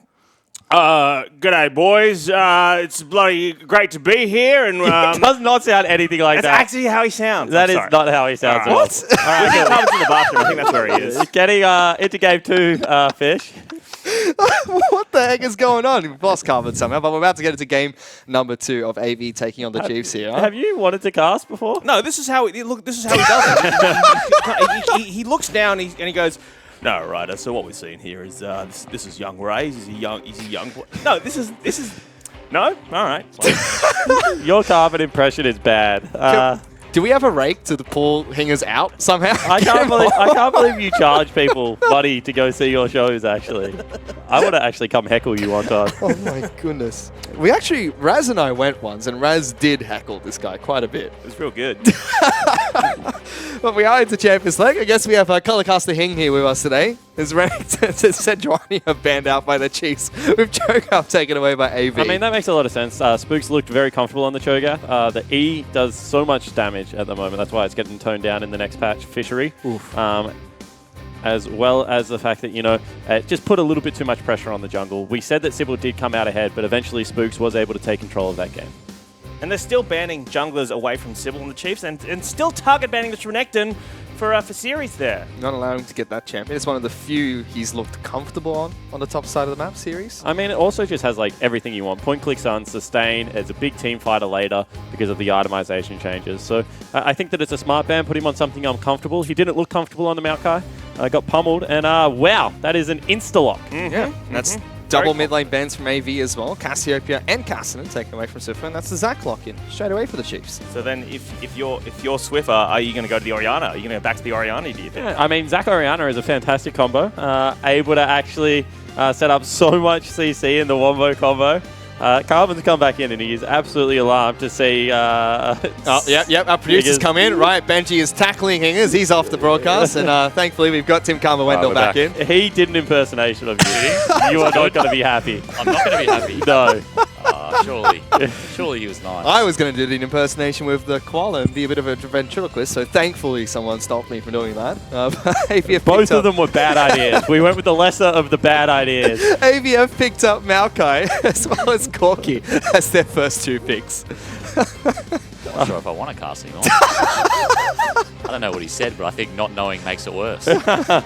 You don't want to know. But that's the Lovers bottom lane locked in for the Chiefs. So this is a quick pick ban. Yeah, Zaya Rakan already locked in. Yeah, maybe they have a plan for blue side or something. I'm not sure. But I think Zac as a first pick is pretty obvious. They snapped that one up pretty quick by the look of it. And then they picked the bot lane. Zaya Khan, they'd already picked Zaya. Yeah, I mean, similar situation, right? Because what happened last time is they went Zaya and then they went mid lane of Orianna because the Corki had been locked in. Yeah. This time around, they have the same situation to kind of decide what they want to do. But we talked about this upstairs. Support seems real impactful at the moment. Yeah. And when you get rid of the impactful support, it kind of hurts the way you want to play the game. I think that Swiffer has more champions. He can have a deep influence on the game than what maybe eGym does at the moment. Not because of larger champion pools, but just because of how the support pool is set up right now. Yeah, curious that they didn't pick the Ori. I mean, they didn't pick the Ori like last time. I wonder whether AV will ban it here, because they seem very keen on picking Corki without any bad matchups. And like enough that they would invest 2 early red side bans, which is pretty unusual, into it. And there you go, there's the Orianna. Taken away, Nah banned out as well, so 2 of the very strong picks for the Chiefs last match. Caitlyn is the first ban from the Chiefs, and they're waiting for their final ban here. Yeah, I mean, maybe they ban Caitlyn now because the Janna just sets it up for way too much success during the laning phase. It's going to peel for her nicely in the team fights as well. Makes a lot of sense for me to get rid of that. Also puts Blinky on something a little bit more uncomfortable. Don't want to give him the free lane of the Sivir either. Yeah, when you play like a game 1 like the Chiefs did, you kind of think like, okay, that went really well, but what win conditions did they have? Like, what could have gone wrong? And the one that was pointed out on the desk was a 20 CS lead in the bottom lane. They were also getting chip damage on the turret, so they've just decided, look, yes, we won in 25 minutes last game, but during the lane phase you did get chip, and we don't want that to happen again. Yeah, and I see this is really interesting because they've gone back to Tristana, and I think Tristana has an okay time against Zaya. They have similar range at the start of the game, and they trade damage in a very similar way, built up auto attacks into an ability. You should be able to also rocket jump out of Rakan's knockup. Yes. You should be able to do it. However, time and time again, I have seen OPL players not do it and rocket jump too early and get absolutely mucked up. Let's use that. And their rocket jump gets cancelled. Yeah. So you should be able to buffer it, Fish. It's one of those skill matchups, and for some reason, it's just not happening. Yeah, you can get knocked out of the air, but not while you're still trying to jump off the ground. Do it. I'm sure. Let's Very capable player. Final pick for the Chiefs is going to be Talia, so that's Galio a top lane Galio. Interesting. Into the Maokai. That's a big global comp. It is a big global Zach comp. is nearly a global champion in his own right. Whether or not this Maokai will go top into the Galio. I see Series on my camera is talking very fervently about playing something, and I think he thinks he knows a good matchup. We'll see if he has one. Is the best matchup. That's not one. Fiora hovered the Wukong. So he's happy to just farm it out. I mean, to be honest, he probably is. He's probably very relieved that he's just picked Galio, that he can just play tank into tank, and let's just farm for a while. I don't want to go 0-4 again, please. But electing to put that Maokai in the top lane once again. We've got Maokai into Gragas. Zach into Gragas. We'll see whether or not Spooks cheeses again. I don't expect that he will, but he might. It's 2 champions that do well with the Zach initiation, Janna as well as Gragas. The interesting about Zach's early game is that Zach doesn't actually need buffs when you think about junglers, right? Champion like Gragas needs blue buff in order to clear using his mana. A champion like Lee Sin needs a red buff in order to get the extra slow and damage to kill someone. I mean, a champion like Elise arguably needs both because your ganks are very negatively impacted without blue or red. But Zach doesn't need red because he doesn't auto. He doesn't need blue because he's got no mana. So there are a lot of like early paths that creative paths you can come up with that don't involve like, that huge priority on the buffs early, like what we saw in last game. Yeah, I mean, I've actually seen some really cool routes coming out in solo queue lately because, like, when I float around and watch it, like, I've seen Canes do Raptors to Wolves to blue and then back over to their red side jungle to end top Kane and is things a special like that. case because Kane, he clears way too quick. So Kane can do almost anything he wants. But I think for the other champs, definitely. I think this year the jungle has been really interesting. I have to say that in the last couple of years, there's been a lot of changes, or a lot of times where I've specifically thought like jungle sucks right now. I was about to say jungle used to suck. I really don't like playing it right now, but I have to say that this year, generally, like the metas have been pretty good. We had some carries at the start with Graves, and we've had tanks now, we've had bruisers, we've had a lot of it like Elise, and a lot of different things. So I like what Riot's done this year. Well, we're on to Summoner's Rift. Just want to draw attention that Spook's got to go back to base because he didn't buy any items. But while he does just that, let's check in with Sarianne, who's standing by with Coach Jish. Thanks, guys. I'm here with Jish. Sorry. Jish, the coach for the Chiefs. You came off a rough loss from Legacy last week. So what was the atmosphere like in the team house? I think coming back from NALCS, I learned like a really different attitude and like how you process like results and defeat and things like that. So personally, I took it really well, and I think that like we've been instilling a lot more like positivity in our team. So I think that we were obviously all a bit upset, but we've like just taken it in our strides. I think like we're not going to win every game. We accepted that, and we can just like learn from it. In both Game 1 and Game 2, you've banned Renekton out. Is that because you see Series as a threat on him, or are you trying to push him onto a champion he's less comfortable on? Yeah, I think it's possibly like his most competent champion. I think that he falls off a lot if he doesn't get that champion. So Swiper is like really comfortable in almost any matchup, and he was like, "Oh, we don't really need to ban it." And I was like, "Yeah, but I think it will be a bit safer if we get rid of it." Well, thanks for chatting to us, Jish, and best of luck with the match. Thank you very much. There you go, banning out the Renekton just because it's one of Series' comfort champions, despite Swiper being confident into it. By the way, that's a Chiefs trait through and through. If the Chiefs players had their say, that you just wouldn't ban any champions. They're confident against anything. But that is why you have a coach, to tell you when you need to ban something, to protect you from yourself. Precisely. So okay. So Zach's starting chickens on his own. Yep. Didn't get a leash from Swiffer because Swiffer checked Gragas' chickens. Gragas on the other side got a leash from his bottom lane, starting at the blue. He is looking for the cheese. I think he's...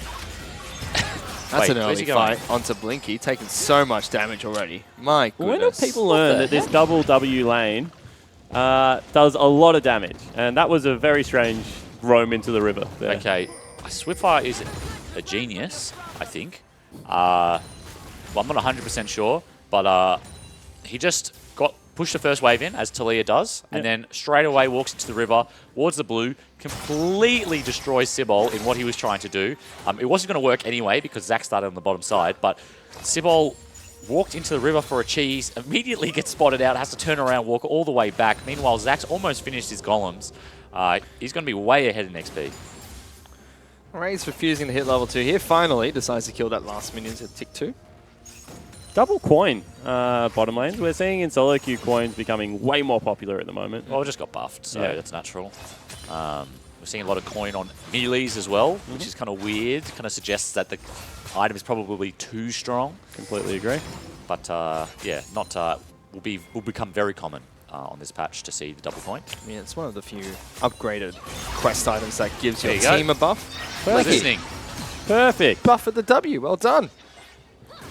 And yeah, ultimately the mana costs are pretty similar, and as often as Ejim can go in, he can hop out. That's how the lane matchup should look.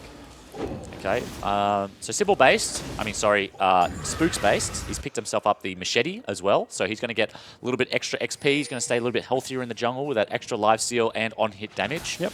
So, good little pickup for him. He's going to look to just farm to 6, I think, is what his pathing suggests. So I don't expect him to be doing any ganks anytime soon. How do you make your mind up on what jungle item you're going to start? Shout out to Spawn for breaking his loss streak. I believe it was 9 losses in a row. Certainly was. I won 9 games and I lost 9 games. Shouting out the wrong person. Carbon brought me back. There's a big fight bottom lane. Jake flashing away late, but Ejim follows to pick up first blood. We'll jump back to Raze to stop more damage coming down from Blinky. It's a 2-on-1. He's got to be careful here. Okay, we didn't see how that started, and so at the risk of looking stupid because someone misplayed micro, I want to say that is the cost of running gold per 10 runes. Ooh, yep, all right. You've got to think that if Janna was a bit tankier, if she had normal quints, what happens here? Let's see how fast Jake falls. Jump okay, on. so literally he just jumps on her and she dies. Yep. Oh, that's through exhaust as well. You gotta say that it's greedy to take those runes. You gotta think that if Janna was a little bit tankier, if he had armor on the yellows perhaps, or some AP on the quints for the shield or something, anything, yeah, he's sitting that he might have lived there, and instead he dies, and he has to hope that these gold runes give him a kill's worth of gold, because otherwise they're in big trouble. I mean, he's sitting at 33 armor and 31 magic resist, not that high. Does seem like he has some in there, but just from his reds, that's all. Isn't this a fun interaction, by the way? Bye-bye. Yeah, that is very strong. I don't like that He one. spooks in the mid lane, Ooh. hits the Q. Oh, sorry. He hits the E, and then he hits him with the spooks Q. And that's normally the other way around. We say you generally don't have to hit the E anymore because you can just nail them with the Q. Well, you have to nail them with the Q because that's where a lot of the CC comes from You now. don't even have to nail him with a Q. Just Q the Winion Wave. Yeah, and then auto attack And then them. auto attack him. You can't miss an auto. But yeah, Have you Spooks met Q Spook? strikes again, unfortunately. Great jump. Yep. Aimed the jump perfectly. Is forcing triple out, but he does have the TP, so no harm, no foul in triple's eyes. On his next base, he'll have the package anyway. No, So but in Spawn's eyes, he's made a massive mistake by picking up. Oh, 100%. Teleport is not a... that is. So the reason I feel like I need to justify myself because it's been so long. It's not that it's worse. It's that it's not fun. Playing Corky Yes, without okay. exhaust is not fun. I can get around that. Because now his job is to sit back and throw rockets at people. Yeah. When you have exhaust, you get to Valk on people's head. Yeah, agreed. And then you get to torch them. And that's why static shiv, exhaust, you package on someone in side lane. Cancelled. Good job. Forces the flash. Maybe we were too quick on praising Blinky. Yeah, maybe just a little bit. So it's a better champion. It's a more fun champion. Agreed. And It's like Blue Cane. It's like Blue Cane. Yeah, exactly. I was about It's to like say Blue the Cane. exact same thing. About after my own art. Fun is what is important. Chiefs are Getting they're classed deep. on. Yeah, Ray's Let's see if they still can turn level this. 5. Can't pop his ultimate to stay alive. Heals up, but it's not going to be enough. Gets taken down. Teleport does Bad come out from teleport. series. That's a completed TP from series. Oof. Okay, he's going to miss one wave. He's going to trade it for a dragon. I think Siri should be He's getting the basically- recall. Yep. Yeah. Okay, so he's getting punished for one wave. That's the punishment of completing that TP.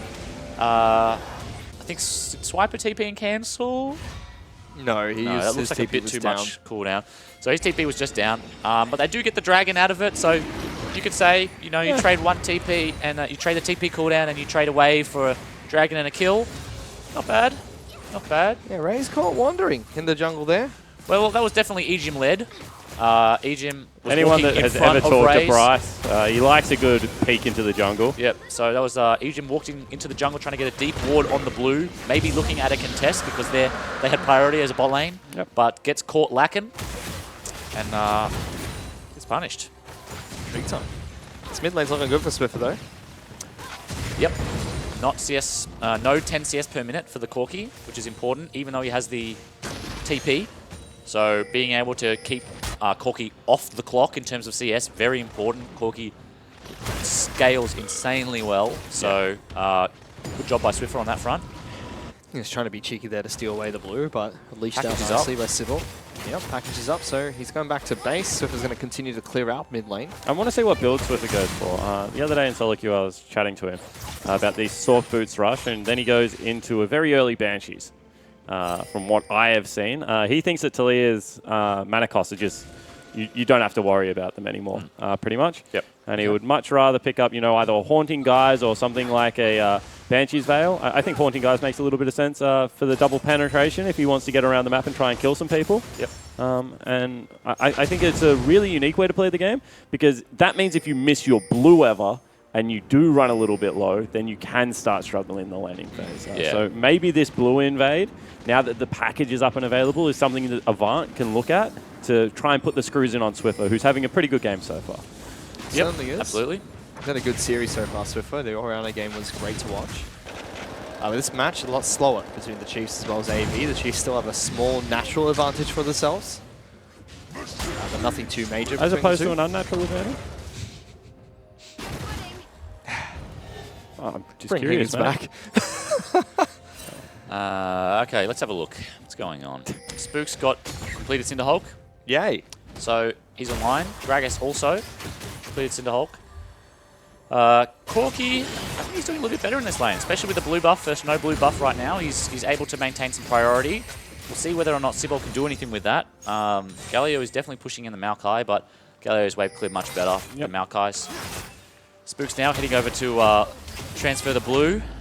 we might see Corky move into bot side river and threaten something. I mean, their bot side control is actually really good. You can see the 3 vision wards. He just walked over one. There's one on their blue buff. There's also one at the turret. Very defensive, though. Yep, but I think that the big thing for that is that it's going to defend against any TP players that come out. And as they have the teleport advantage right now, that's a good point. I think that's good. And then as soon as Series is back available, then you can walk that Vision Iron up a little bit. Yep. And this is a great lane to dive because Ejim has his flash quickness combo. And you can teleport anywhere behind them and then launch yourself as Galio. You don't even need a good teleport ward to make yourself useful in a dive as a Galio.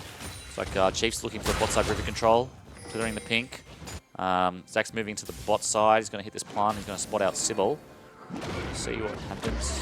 It's 1 auto for his troubles. That's it. Back out. Raze and Ejim are still pressuring the spot lane out of turret. They're about to lose TP advantage, so you might see, as Jake was saying, you might see AV push a little bit more aggressively into the river. You can see Corky and Gragas are walking there now. Corky doesn't really have that much damage. He only has the Phage. Yeah. I think he has a lot of gold in his pocket at the moment.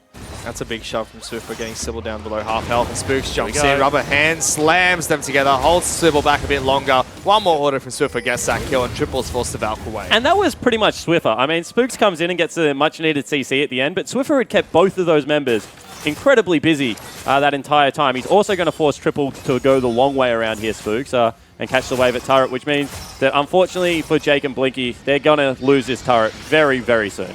Well, it looks like they wanted to sack it, but the last minute they've decided to stay. Spooks has got the flank. Yeah. And so they're going to respect that and leave. They're going to attack 2 fronts here. Bottom lane, turret's already fallen down. They're fighting over there, but Series being dived on by Swiffer here. Swiper trying to tank this one up. Swiffer needs to throw out all these rocks. Doesn't connect. Ultimate will come out from Series to try and stop them, or deter them at least. So there's the cannon minion, finally makes its way to the lane. I mean, that's a greedy play from the Chiefs, honestly. They are sieging down bottom lane turret, at once. and then they go top lane. They're going to lose mid lane turret for it unless Spooks has something to say about it. Triple is so this is dangerous. Ooh, cancels the Valk. Slam him into that minion. Is he going to ult? He shouldn't. Talia's on her way, though. Yeah, it's actually a bit dangerous Triple's here for Triple. danger here. Swiffer coming in. There is a flash available. He flashes early. Does he get shoved back? Sidesteps it and lives to fight another day. Yep. So well, take the flash there, I think. Would have been nice to get the kill for Swiffer, but flash is almost as good. Triple doesn't have any defensive summoners. Yep. He took the TP, so very likely he dies in the next team fight. Package is up, though. Oh, Ejim. Wait, is it? No, shouldn't be. Teleporting back 6 into the minutes, lane. so it's 14. Next one will be available. Ejim just walked into 2 members. Lucky it's a tank meta right now, and they couldn't instantly blow him up. Switch immediately tries again, hits the Q. Gets him the into a longest minion, Q I've ever seen. It was very long. Swiffer, unfortunately, needs to go back to base. So there's not really much the Chiefs can do around Summoner's Rift right now. You can see that AV have traded their vision from bottom side now up to top side. Dragon's coming back up. You have to think it's not an important Dragon, given how they've rotated these lanes. And once again, gets knocked up here, Blinky. It must be, that was a crit. It must be way harder than I think it is. This is really interesting. Raze is talking about mathematics. Brawler's Glove makes Essence Reaver cost efficient. Having one glove. Yes, having that extra crit over a dagger, you'll see lots of people go back and pick up daggers as Spooks go in. Yeah, Blinky gets his jump cancelled, double knock-up charm from Ejim. They'll try and lock them all down. Good heal coming out from Jake, but it just delays the inevitable as both AD carry and support fall on the top lane. And Sybil tried to continue this. If Ejim gets a knock-up here and then Spooks goes in, he's in some trouble, Sybil. Yeah, he's going to get knocked up twice. Rubber hands, nothing to connect to. Spooks Actually has ult up does. still, but there's no damage there, so... He is an Zach. He does not ult. He does not press his R button. Swiffer's been jumped on here by Triple. Valks on his face with the package. Swiffer tries to go one-on-one, but it's going to be a solo kill picked up by the AV mid lane. Yeah, and he also flashed there. I don't really know what Swiffer was thinking. Definitely was dead. Sybil just burns his ultimate and is still in trouble. Spooks still hasn't used that ultimate. It's a magical ride when you get hit by Zach. It's just like, for the next 3 minutes, I have no control where I'm about to fly to. It's not so great for the Chiefs, losing that mid-tier 1. They get top lane a lot of chip on this second one as well. Galio's now got the flank. I'm not sure whether they know this is here. He is big Swips. He's coming back to save the day. No boots, no problems. Adaptive Helm picked up again. Corky missiles. I think what else? Also, like maybe the repetitive damage that comes out of Sapling. Not the biggest nuke, but it does percentage health. But you think about it, Maokai trade, like it's QQQ. Yep. Oh. I mean, does it work? It wouldn't work against Corky's auto attacks, would it? Nah, mustn't. Well, Otherwise, it would no, just they're not a absolutely spell. It has destroy to be a spell. It has to be a spell. Unless his passive counts as a spell. But yeah, that's the only thing I can think that would make it very cost efficient, but it probably does not work that way. Mountain in the water for AV. They're stacking up the dragons, which is nice. They're down gold, but they're getting something out of it. Yeah, it's a win condition. Mountain is going to help. Probably help them take that mid tower. Water's going to keep them on the map for a little bit longer than they otherwise would be. But they're picking out the Rift Herald. Yeah, so Chiefs want it. I think the Chiefs need it because if they don't have it, it's very hard to break Corky's turret at this stage of the game. Yep. You either have to dive him with your Galio-Zac combo, which is, a risk, especially against Gragas Janna, or you can just take the easy way out, which is grab the Rift Herald, drop that mid lane, and get raised to take a couple of cheeky pot shots. They're trading a lot of bottom lane priority, so Series is actually catching up in farm. He was about 20 down. Will be able to make that one crash against the turret. And Ejim is on pick-up Rift Herald duty because Spooks have obviously been benched from that. Wow. Nah, his sweeper wasn't available, and it was going to be a while for it to come up. So that makes a lot of sense. Oh, I wish that wasn't the case, though. I wish he just really was benched from being able to pick up Rift Herald. he might be. He's got to be the worst Rift Heralder in the OPL, surely. Yeah, I would have to tend to agree there. Then again, it is also he also gets a lot of Rift Heralds. So good at taking them, not so good at using them. You're in a kind mood today. Always nice. I never blame anyone. But you hate the Chiefs. I do hate the Chiefs. Meanwhile, the Chiefs will lose a bottom lane out to turret. Rift Herald will challenge mid lane, and only Triple is here to defend. I think that's...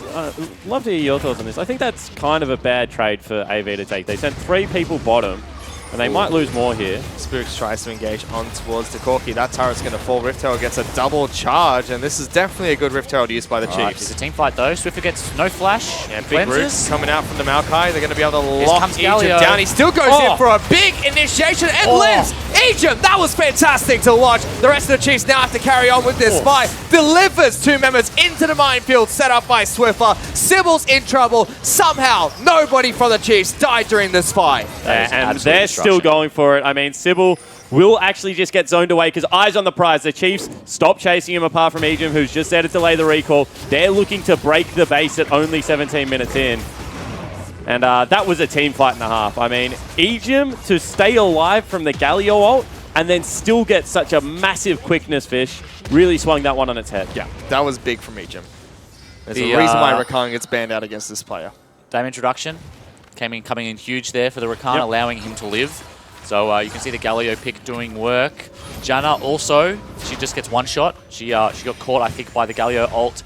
Then she tried to ult, and Raze just immediately ripped her apart with the feathers. Janna is really only effective if she's in a long team fight, but she gets comboed by the Rakan and then just one shot. If Janna lives to the end, she's really annoying. She keeps giving the new shield, the new tornadoes, keeping your team alive. But when Janna dies at the start, it just hurts so much because she doesn't have a combo. It's not like Rakan who can just engage and die. Like, she needs to stay alive. And now that's a 7,000 gold lead for the Chiefs against AV. Yeah, they've just blown this game wide open again. Off a bad... once again, I don't think the trade out of AV was good. I don't think you can afford to send 3 members bottom lane against the Rift Herald. They took 2 turrets. At best, they were trading a 50-50 team fight there, and in the end, it ended up biting them. There you go. Confirmation from Jish. New strategy. At Chief Spooks, can't forget to pick up Rift Herald buff if I make Ejim lol do it. Imagine if Ejim forgets one now. I wonder who it goes to next. What's the pecking order? Ray's perfect player. I was going to say 80 carries. Trinket's probably the next most useless on the map. Yeah. Is that how you do it? Who has the most useless trinket? That's how I think about it. Oh, yeah. We used to, when Rift Herald was first changed, a lot of people think it's going to be between top laners and junglers. Top laners for the Empower recall. And they just sit on it until they need to make a play. I just think that whoever's going to be in the best position to use it. That makes a lot of sense. Well, okay. Well, all right. I'll try and explain myself. So, like, a support is always going to be like around the team fight, and he's always going to be there to capitalize on a team fight if they win. That was not a good body slam, mate. Sybil. And there's Ejim going in again. Gets 2 with the to make it 3. Forces Jake to pop the ultimate. Sends Ejim flying on back, but he does not care. Yeah, Ejim is just having fun today, actually. Doesn't really get any kills out of that ultimate, but he was running around Summoner's Rift. Looking very good. That's what Rakan's all about. As Ejim would say, he was zooming. Yeah, he certainly was. But Sybil blind body slammed over that wall to hit someone. A little bit of a tilt play. Yeah. It's a tough position to be in when you lose that one. When everything looks like it's going okay and you're kind of salvaging the game, making a little trade here and there, and then all of a sudden you lose 2 towers and get aced out of nowhere. It's it can cloud your judgment a bit. Especially when you start the fight. They really hurt when you start the fight. Well, it was one of those things where you lose 2 towers, you're just like, oh shit, like, kill them, we've got to kill them. Otherwise this is so bad for us. But then you don't kill them and also you die. Does this happen to you often? Not anymore, it doesn't actually. No, normally we don't die, but we do make the bad trade. Those are our comps. Oh, we did it again. Just kill him. For goodness sake. At least he killed him, Carbon. At least he killed him. So, checking in with Swiffer's item build, he has 100% just ignored mana. He's gone towards a Leandri's Torment as well as a Banshee's Veil. I really like to pick up. I think Leandri's, especially in this meta, with the 2 fat frontliners building health, I think Leandri's is a really good pickup. Yeah. It works in also shredding them down, but also gives you the extra health to sustain the damage from tanks. Oh, Corky seems to agree with you, mate, because he's going for a Bork as his second item. Yeah, I mean, look at, that Chief frontline is very fat, and they're just building health. They're not really, they do have some resistance, but like the Zac, mostly health, got a little bit of MR. Yep. Galio is the opposite, got a little bit of armor, but a lot of health. That was the popular build on Corky when Trinity Force was first reworked to remove crit. He no longer went straight for IE and started picking up Bork instead. Yeah, 100%. There was even an iteration where you went Gunblade. Yep. You could Falcon people and shoot them and exhaust them. That was a very good time to be a Corky player. Gunblade, then you had Bloodthirster a long time ago as well. QSS versus Sire. Raze doesn't want to get caught. A lot of CC on the side of AV. Yeah, and also when you're this far ahead, right, you can kind of get yourself a defensive item and it doesn't hurt your damage all that much. And Ejim single-handedly is charging triple. Of course, he has some flanks coming. Here's a wall as well as the Zac on the way. Gets the Valk over, and then Zac forces the flash. He's going to get locked down by CC, and knocked back from Swiffer comes out shortly after, and Ejim's chase secures Chiefs a kill. And that's probably going to be Baron started at the least. The Chiefs like to turn a pick into Baron. They have the decisive play. With these tanks and the fact that Spooks gets so much health back, even though he hasn't got all that much armor. Shouldn't be that risky. Ejim's zoning as well. So they're getting Baron fairly low, 2,000 health. Knockup comes out from Ejim trying to stop Sybil getting into the pit. He flashes in. He wants it. He's stolen it away. Sybil with the big play. He's out of the pit as well, trying to survive. Won't be able to. Sacrifices himself to keep AV's hopes alive. Okay, let's go Sybil. Yeah, not a bad play. Okay, well, he gets the Baron. Spooks with an extremely early smite. Maybe panicked a little bit there, or thought Sybil was going to do an early smite. Sometimes you do that thinking... Did Sybil get it with smite? Yeah. Yeah, he would have had 2 charges. 15 so seconds. the cooldown comes back very fast. Fair enough.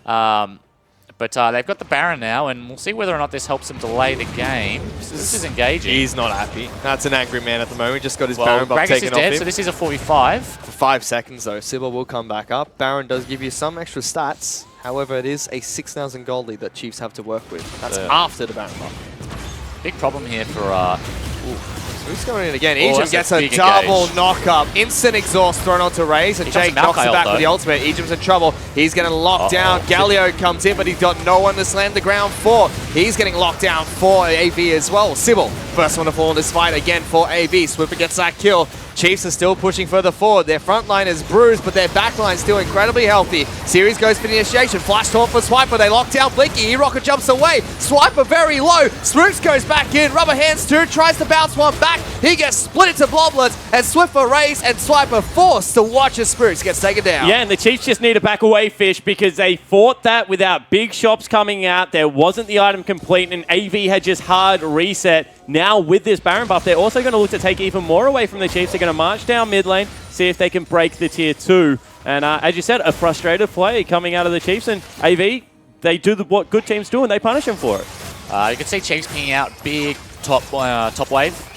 They're afraid that if AV get up there with the Baron buff, that's a wave that they could very easily crash and take a tower with. I think the difficulty here for AV, I mean, that was a very good hold. I'll say that first, is that was a very good hold.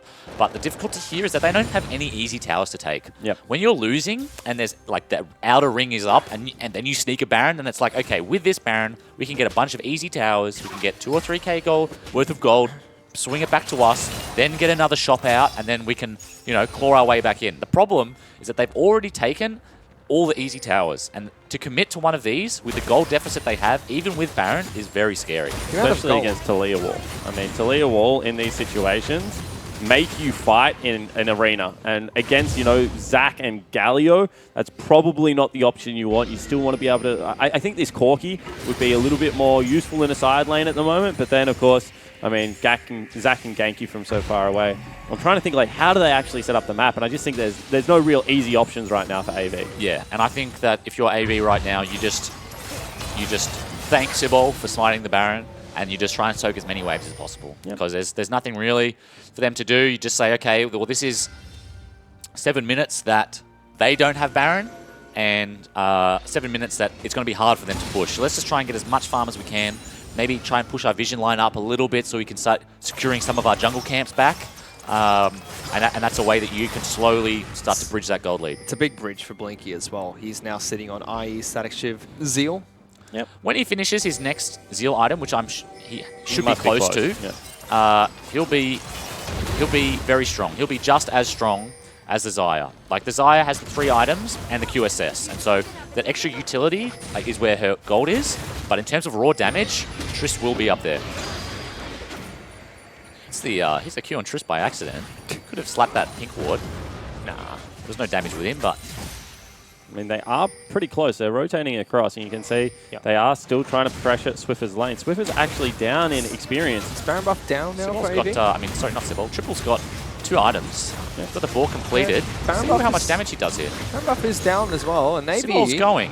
Yeah, Righteous Glory being popped by this Gragas. He wanted to charge on in, doesn't get the fight. He's just spooking him.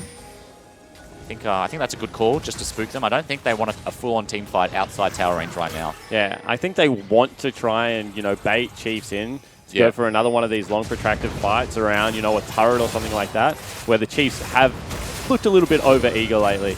Their disengage is really good. Their wave clear is pretty good as well. So this is still going to be hard work for the Chiefs. Yeah. Chiefs carries are very short range. Yep. Both Talia and Xayah are short range champions. It's going to be difficult for them to get onto the Corki and the Trist. If AV move forwards, they're walking into their range. They don't want that. They want Chiefs to walk towards them and then outrange them with their better late game carries. Chiefs do have a big minion wave bottom, which Swiper is now walking into the bottom lane into turret. The rest of the Chiefs rotating from top to bottom. Janna as well as Corki stuck on the top side of the map. I mean, but they are getting Tristana over there nice and early, so this is going to be another wave that Series, unfortunately, probably should donate over to his 80 carry. And I think he is. I think he's just standing there to protect her.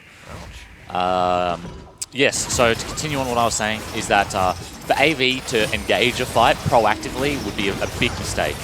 They want Sibol, they want Spooks to jump on them. They don't want Sibol to burn his flash going in, dying because he's only level 12, and then trying to clean up. They want a defensive Grag Assault. If AV choose to pull the trigger, they will lose. Yep, I agree. And I think that, what you're counting on right now is scaling. You got Corki, who's a very good late game carry. He's going to have TP as well as the game progresses. Janna. You got Janna, you got Tristana. Even Maokai is one of the best late game tanks. Both scale very well. Maokai's passive just continually gets more and more obnoxious as the game progresses. So I think they've got a very good late game comp. That's not to say the Chiefs' late game isn't also pretty good.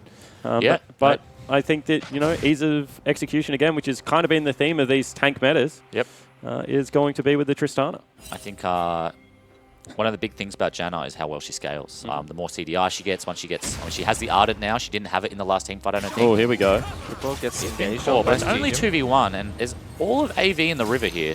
Yeah, triple. They're looking for it, and Chiefs need to pay some respect. Doesn't choose to use the Righteous Glory there. So Sibol. Probably, if they didn't have vision of Chiefs, probably the right move, because before you know it, Talia walls in, Galio TPs with the ult, and Zach's E is so long range that you find yourself in that fight that you didn't want, that I was alluding to earlier. But at the same time, Chiefs were out of position, and there may be an opportunity there. Yeah, I'm really interested by Aegium's build as well, because he's got the classic Talisman. Swiffer. Goes for it onto Sybil. Are they going to go? What's going on here? So we've got Talisman as well as Righteous Glory on Aegium, which is really interesting because he's going to be able to chain those together and engage from a very long way. Flank. They lose mid tier 2. They're out of position here. I mean, they AV's are keeping them out, but AV's walking towards the base, which would be an absolute disaster. Yeah, wall is available. Sybil is out of position. Yep, he's going to get body slammed. Series throws out a good ultimate to kick off this fight. They lock down Spooks. Incredibly low on the Zac. Will get out to try and reinitiate again. Aegium jumps in, almost falls, jumped on by Series. He gets the first kill of the fight. Now Spooks goes in, immediately splat. So 3 members of the Chiefs fighting front to back against 5 strong of AV, who look like they're winning this fight. The roots get pulled out. Jake's very low. Blinky's on the back lines. Knocks Swiffer back. He flashes forward, tries to jump away, looking for it. Ray's on top of it, gets the double, eventually taken down by Triple, who flashes on Swiffer's head. One shot down, wants the second, can't get it. He's so low. One more auto attack for Swiper's enough. Gets a big shield as well. Everyone just has absolutely no health left. And unfortunately for Blinky, he's just absolutely dropped the team fight. He tried to go aggressive. He thought he saw the window carbon, but he did not have it. Pushed Swiffer away, he lived, and then Raze was able to get the 1v1. And that should have, if they kept fighting front to back, that was the perfect fight for them. They had killed Aegium before his ult was really impactful. Spooks fell incredibly quickly. And this was a really good team fight. This is exactly what AV wanted. They're trying to dive forwards into AV, which is perfect. You can see that the carries of AV are taking no damage. Janna lives, which is also a big difference. AV are winning this fight. Spooks gets popped. But Blinky sees the hero play, and in he goes. Here we go. Auto, cancel auto, and then flash and die. That's sad. So that is a feels bad man moment. You can see Triple here as well. Also flashes on Swiffer. Just don't flash on Swiffer. Sybil's not here, and Chiefs pick up an easy Baron. Swiffer was the hero that Blinky wanted to be. Yep. I mean, both of them burnt flashes to try and kill Swiffer, and both of them died. Don't flash on Swiffer. That's what we've figured out today. Blinky tried to be the hero, and Swiffer ended up being the hero, as he has so many times before. Really nice play out of him. AV fumble at the last moment, just as it seems like it's going to go well. Chiefs now have the Baron and entry into the mid lane. Yeah, that was probably the game back for them. In fact, if they had cleaned up that team fight with Tristana, that might have been the game. Well, it would have been their second Baron at least. Yep. Yeah, they were on the inhibitor turret with minions there too. Could have pushed through for that one. Long death time is 32 minutes in the match. Kill someone in their base, it's pretty much game over. Corki now going for the Void Staff. A lot of MR on the side of the Chiefs. Yep. But this is a Corki build I haven't seen in a long time. Yeah, definitely agree. I was going to raise the death cap as well, because a lot of MR on the side of AV, and Swiffer's gone for a death cap. Yep. Which, even though, multiplicative scaling, one of the best things in League of Legends, both IE and death cap providing that, without any penetration, doesn't really do all that much against the tanks. So Triple's just traded a minion wave for a tower, but the tower's going to die anyway, and he stops bot lane minions from reaching the bottom outer, which is the last tower for Chiefs to take, unless they try to dive right now, because Gragas is across for some reason. Top inhibitor is going to be sieged up. Spooks looking to jump in. Decides not to continue. And AV holding their ground at the moment. Raze will get a couple of cheeky auto attacks onto this turret, but not too much damage being thrown AV's way. I think Swiffer needs to be where Aegium is right now and needs to throw up the wall. We've seen really successful sieges with Baron and Talia wall. I don't think that Raze can ever approach this turret unless, all right, cool. Now he's doing it, so he's on the angle. I think that as soon as this wave comes in, you can just throw up the wall and be done with it. Spooks goes in, forces it. It's going to get a mistake. A nice knockup coming in from them. They delete Janna, kicking things off, and here comes Swiper, charges into the fight. Spooks is low, still lives though. Both Aegium and Spooks forced out, so it is a 3-on-4 in terms of team fighting. Ray's going aggressive, big root coming out from the Xayah. Double shove back from Swiffer. Triple and Blinky still alive, but so are the carries for the Chiefs. It's carries against carries at the moment. Yeah, it certainly is, but the Chiefs get what they came for, Fish. They're able to break the base in another area. That's double inhib down. And the Chiefs' tanks are just throwing themselves at the attack line one at a time. And unfortunately, whilst they're strong at the moment, they cannot shred that quickly. And the Chiefs walk away with what they wanted. Jake needs to stay alive. He needs to buy I do. I agree. Please don't. Please don't hurt me. He needs to buy Mercs, I think. Yep. He's getting hit by every CC at the start of the team fight. Like, if you're going to get hit, just buy... I mean, obviously, you prefer to just not get hit. He has flash up, but if you're going to get hit, maybe just buy the Mercs. Because if Janna stays alive in these team fights, I actually think AV will rinse them. They're 6k down, and they're still trading evenly, 3 for 3. So, if Jakey is able to keep himself alive, I think AV have a really good chance of winning this game. Oh, Blinky was in so much trouble there. Good damage from Swiffer. Swiffer has gone back and picked up a Void Staff, and all of a sudden he hurts again. He's got 6 items. He does a lot of damage. And one problem with the tank meta is that they are very bad at killing supers. What they actually do is they just stand in the wave forever because they don't take damage, and they just stack the supers up. Yeah, and then all of a sudden, teleport. all these supers run in, and you lose the game. As Flashes. Ooh, Egypt gets the double engage again, forcing both Jake as well as Blinky to flash out of that. I mean, that's huge. That's also massive. the ultimate gone as they're about to have to team fight for their last base turret fish. Huge play from Egypt, 2-3-13. He's having a good Rakan game. Yep. Good from Spooks as well to follow up with the Zac. Double flash down on the bot lane is very dangerous. And it's crazy because, I mean, you kind of want to stack as Janna because you want to be able to push people off, but you can't be close enough that Spooks also hits you. So it's the fine line between being near enough to your 80 carry to save his life, but not on top of him where you just both die. Sybil looking for the body slam on the Banshee Veil there. Doesn't get it. I think maybe Triple should try to shoot out a rocket to break it all. Let's see if Chiefs decide to force again, because now with There it double is. super minions, they've got more opportunities They don't to do need so. to.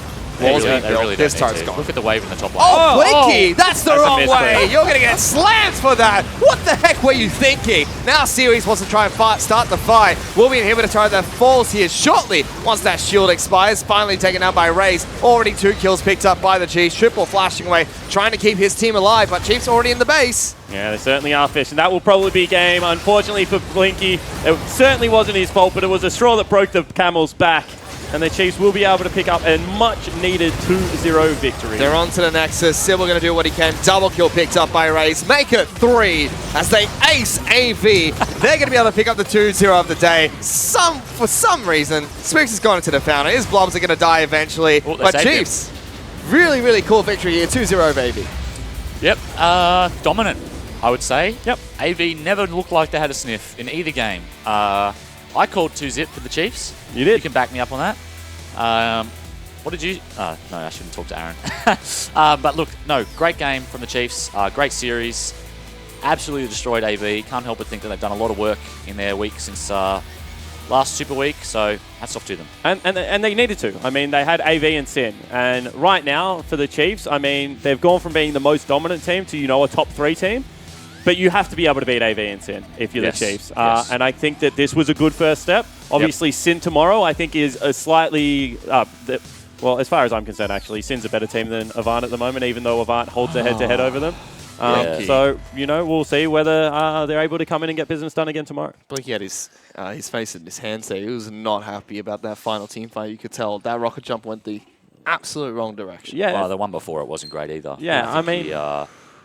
that's got to... I mean, it hurts. And when you know the onus is on you so heavily, it can... that the burden of that responsibility can be very difficult to bear, but that's part of being a pro player, and what Blinky has to do now is review that game and look to win the next one. Yeah, exactly right. And what you got to do as well as a pro player is you have to not think about the last play, because that's the one that sticks with you. But you have to think about, like, we were already double inhibitors down. They were marching in, and I didn't have a flash available. Like, things had gone wrong before this point, and it's the team's job to go back and work on everything, not just look at that rocket jump and be like, well, if you did not do that, we would win this game, because that's a bad way to think about League of Legends. The last one definitely had no impact on it. Like they were going to lose anyway, but certainly the hero play rocket jump, that was a shame, and that's one of those ones where if you played that a little bit better, dare I say if that was Lawrence or if it was Calvin, I should say if it was Lost or King or anyone else, maybe they would have pulled that off. Maybe they would have won the game. A lot of individual work to do, I think. Well, he holds his head high, and AV shake hands with the Chiefs after Chiefs pick up a 2-0 victory, finalising the matches for today. But before we end the show, let's send it back to the analyst desk. Thank you very much, guys. Chiefs, too strong for AV, taking it 2-0. And the Doubters are silenced, Destiny. No comment. Nah, that was a clean 2-0 from the Chiefs. Besides the Baron steal, that was, Yeah, these were some pretty harsh games for AV, and definitely after yesterday and then today, this is going to be some tough times for them. Yeah, I mean, AV definitely showed that last game looked like it was over, but then Sybil pulled through, got that Baron still, and then you could kind of see that they had the scaling comp. It was just unfortunate, that last team fight. Well, our sideline reporter, Sarianne, is standing by with support player for the Chiefs, Ejim, right now, so let's throw it to her for the interview. Thanks, guys. I'm here with Ejim after that 2-0 win over Avant. First of all, congratulations. Thank you. We noticed that you picked up the Rift Herald. Was this something that Juice put on you after Spooks' series of unfortunate events? A little bit. It's turned into a bit of a meme, but I think he was level 9 actually, and he had the upgraded sweeper, and I didn't. So I think it's actually more valuable on me in a comp where I can move around the map when I was on the Rakan. I think it's actually genuinely good, not just because he didn't pick it up last time, It was said that the team were having some issues transferring their results from scrims into results here in the league. What was happening and preventing you guys from performing well? Oh, well, I mean, I think it's still happening. This game wasn't too clean. I feel like we play a lot more comfortably and we play a lot better in scrim sort of thing, and we've been working on a lot of things behind the scenes, but then we get to stage and we kind of all just run around like headless chickens, and our comms go from like calm, like okay, like let's do this and this, to like really hectic, like yelling. So it's still a bit of a thing, but it's something we're working on. Well, tomorrow you'll be going up against Sin. What are your thoughts heading into that match? I think Sin are definitely a stronger team than AV, and so I think it'll be harder than today. And hopefully, if we clean up our performance from today, we had a few sketchy moments, like I let Swiffer die to the Baron in game 1. He didn't get him a Taric ulti, and then we threw a Baron game 2. So if we clean that up sort of thing, then I think we'll fare a lot better against Sin. Yeah, well, a win's a win. So congratulations once again, and thanks for talking to us. Cool. Thank you very much, Ejim and Sarianne there. Ejim, sort of a bit humble in victory there, saying, look, we need to clean up our play for tomorrow because they're taking on Sin tomorrow. And like he said, Ejim sees them as a tougher opponent, Destiny. Yeah, definitely. I felt like Ejim had a pretty good attitude looking forward to tomorrow because Sin definitely look like the better team right now. And Chiefs, he's recognized their mistakes, and hopefully he can fix this overnight. But yeah, I do think the thing that I want to point out there is actually the Rift Herald thing, because I was talking about this behind the scenes upstairs. It is actually better to put on the support, like Ejim said. Level 9 sweeper on jungle. He was level 8 at the time, so it was better to put it on Rakan. Even if he can get the recall and get more wards, like it's still beneficial, and I think it's very intelligent of them to do it. Yeah, I mean, I was actually quite. He sounds very humble. Like they weren't happy with that second game performance, which is something I'm happy about. Going into Sin, I know that Sin can show. I would also argue that they're the better team over AV at the moment. So I'm glad to see that they recognize the Rift Herald. That's something new I learned today, but also that they're going. Well, what they've learned going into tomorrow's game against Sin. Well, speaking of the Barons that we already mentioned, I mean, we should be talking up Sybil because, that was a moment for him where he kind of kept his team in the game. Yeah, I felt like Sybil had a pretty poor performance in game 1, and for him to do this Baron steal in game 2 was literally what saved the game for them and potentially gave them a chance. Just flash over, Q smite, and Spooks didn't get he early smited. He obviously panicked. Yeah. Might be the things like the nerves that we're talking about before the games, and it's just transitioning scrims and practice into competitive into the OPL. Let's see if Sybil starts a meme like Juves being like, I outsmarted Spooks, Outsmarted Spooks, by the way. Maybe Sybil starts saying that. Yeah, I mean, Spooks definitely didn't look very happy after that. If you looked at the camera, I was looking, and the Rift Herald has been an issue with him, and you kind of really hope that this isn't that area of the map. Yeah, it's that. Like you really kind of hope that. Oh no, okay, the Rift Herald. Like, Ejim's going to take that one off me. But then, Ejim doesn't run Smite, so... Maybe Ejim should take Smite. Yeah. I'm being too harsh on him, but yeah. Like, it was a great Smite by Sybil to hold on to that, and that's the thing that really brought them back into this game. And then once they were back in the game, Choo-Choos, there was a moment where I think we all admitted they could have taken this game. Yeah. I would argue that AV had the strongest scaling comp. Here, they actually caught Chiefs off guard and pushed down the mid lane tower tier 2, and you can see that this is an ideal fight for them. It's essentially a tank rush battle. We have Bork Corki shredding through the Galio and Zac, and I really want to highlight that the casters didn't think this was a good jump. I love this play by Blinky going over and 1v1ing Swiffer. The flash, maybe not so good, but the biggest thing that I want to highlight is Triple is 100% health and has flash. you can only think that if Blinky was shouting in comms, I assume he is because he's a pro player. That's what you should do. You shout, "I'm jumping in," like I'm going in. You would like to think that Triple would acknowledge that and recognize to follow his teammate and flash on the 2 carries because, as you said, if they did win that team fight, that was Baron, and they could have won the game off that. Yeah, I think the adrenaline might have gotten to them because when you're in these team fight scenarios, when you're behind, you get hyphy, you make poor decisions, you get yelly, and the fact that Triple never went in with Blinky was a miscommunication. That fight could have completely went in AV's way. That could have changed the entire game. But that just small misstep of the flash on Corky not used just made that Chiefs won that fight when they shouldn't have, to be honest. The itemization by Triple was also very smart. The Triforce into the Bork into the Void, like he knew that this game was who could kill the tanks first. And yeah, it was just a pity that he couldn't follow up. So then if you're AV looking forward, what are you doing to rebuild after this? Because you've had a mixed couple of weeks, right? You've beaten, you got beaten by Abyss, then you've beaten Regicide, and now you've lost to the Chiefs. No, I haven't been able to take a game off them. I mean, you're going to be feeling pretty low at this point, I would imagine. Well, you could see that they could have pulled that game. Like they could have won that game. It was so close. Yeah. Definitely. Thinking really early, they lost bot lane very hard. And that's essentially what snowballed the game for Chiefs. It was only Sybil's Smite Steal that got them back into the game. But regardless of all that, their macro decisions to push down mid caught Chiefs, one of the best macro teams in the OPL, off guard. And that shows that AV's still like a very relevant team, and I'm really very curious to see how they can perform coming into the Gauntlet. Yeah, I don't really know why they gave Raze Xayah. Come on. Ban the Xayah. Ban the Xayah, I'll take it. Yeah. I don't think Tristana Janna can do much in that lane. Like, if he tries to put the explosive charge on Xayah, she just uses her Featherstorm, and it's like I said in the first matchup when it was Abyss versus TM, it's just, that matchup just doesn't sound good to me, and Tristana and Janna can't get pressure because they can get ganked very easily. And with AV's comp, I felt like they had no pressure around the map. Like, it was very hard to gank bot for Sybil. Mid was, that was an option. But top lane, Maokai Grace, like, it's hard to kill a Galio, right? Like, he just taunts and runs away and gets a magic damage shield. So I felt like AV's draft didn't really have anywhere to pressure or anywhere to push. All right, well, let's take a look now at the results from today. Abyss 2-0, too good for TM, and AV going down 0-2 to Chiefs. And tomorrow we're going to be seeing Destiny's Direwolves taking on TM and Chiefs versus Sin.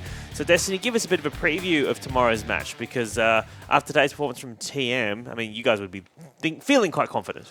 Yeah, I'm definitely very, very confident. All right. Yeah. And you won't be on the desk tomorrow, Choo-Choo, so do you want to give us a quick preview of what you think Chiefs versus Sin? Because like we said, it's going to be a harder game versus today. It'll definitely be closer than today. I think I love FBI and Rogue, and I really think that they can pull it to Chiefs and potentially overcome the Xayah, like the Raze Xayah. Yeah. Man, the Xayah, take the game. I'm with Choo-Choo's. I think the bot lanes of Sin vs Chiefs is very interesting because I feel like they're both sort of the same. They both want to win lane. They both want to play aggressive, and it's always fun to see Jubes versus Spooks. It's a fun matchup. Well, that is what you have to look forward to tomorrow. I'd like to thank Destiny and Choo-Choos for being here with us today, as well as Sarah Ann, our sideline reporter. That is all from us here at the Riot OPL, and we'll see you tomorrow. Bye!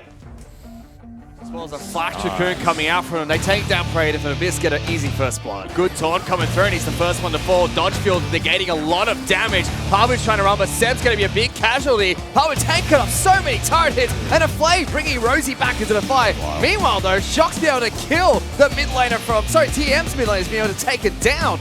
Shock is now taking up the front lines. Big Flash taunt coming out from Parbu, and they cancel the ultimate from Galio as well. He's being melted by the rest of Abyss. Ultimate comes out, ace in the hole, deals a lot of damage. Luge! What the heck? Turns around, deletes T-Gun. Rosie is a little bit of trouble here, but it goes back. Will he get him? Low almost gets taken down. Shoots a net in his face to get a return kill, so TM get 4 kills for their trouble. And Galio with massive ultimate. Raid is in a lot of trouble. He gets taken down, shut down by Only. And TM move forward. Low gets another one. Big ultimate from Luchestone, shuts him down. Sam now in trouble. Body Bomb comes out from Only. He's going to repel away. Tegan with the hook goes back into the fight. Praetor very low, and Parbu slapping away. TM inside their own own base. Hook is on, lands onto Elise. The big triple stun coming out of Luch. Deletes low, only watches as everyone from TM gets taken down. That should be game. Abyss storm onto the Rift. They pick up a massive gold lead, a little bit delayed thanks to valiant efforts of TM, but they pick up game 1 of this best 3 series. Creative slides on back in, and the Meowkai is throwing out the cats. Chase them down, kitty cats. Wow. Raid's gonna get locked down. Rosie's rooted as well, and Only is still firing away. Shockwave is huge from Shock as he gets one onto Rosie, and this game has turned into an absolute disaster for Abyss. Still going. Maokai's got a massive flank as well here. Flag Dragons and Cataclysm. Raid is just stuck in the pit. Big Maokai ultimate. We'll see the cast hip and try to return some damage, but Low is perfectly fine. Luch is gonna fall. Double kill picked up by Kalista, and they're still going. They lock down Raid. He flashes away and heals out. Good damage. Low in trouble. Raid bring back Galio, and Luch goes forward. Big double stun. Shuts down Shock. Low is too low to get back into this fight. Tiga's in trouble, and Camille's taking an inhibitor in the bottom lane. Luch going in. Big ultimate by Shock. Only connects with Luch. Seb's in the back line. Low almost gets obliterated. Boomerang's not enough, but there's Pamu. He's on top of Oriana. Good damage straight onto the Shockwave machine himself. Shut down by Pamu. The Goon himself gets killed for the double, and Pamu's streaming towards the rest of the back line. Yeah, there's Brayden. Jumps straight on top of him. Ultimate for Rosie doesn't keep him alive. Only Luch left to deal damage, but Pamu right on top of him. Slaps him with his knife knees. Gets the kill. Brayden's the next one to fall. Abyss have done it. Somehow, they've come back into game number 2 after TM led the majority of this match. They take down TM 2-0.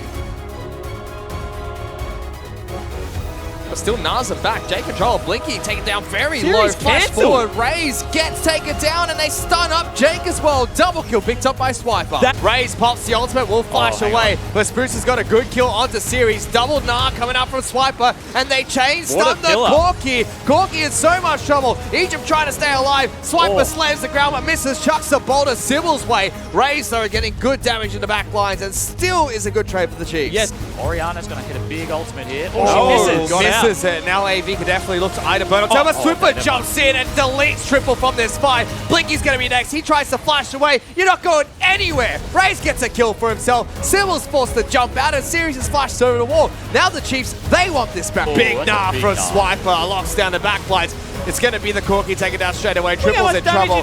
Blinky is trying to run to his pound, and Swiper doesn't even allow him to get there. Double kill picked up, making Jake's life hell as well. And that's going to be the Chiefs. 25 minutes into the match, charging towards the Nexus. The sunglasses come down for the team. They're onto the final turret. That's gone down. AV put up a last stand, but it doesn't look like there's anything they can do. The Chiefs just want even more kills. They kill Series off his fountain as well, slowly battering away at the Nexus, and this will be game 1 going to the Chiefs.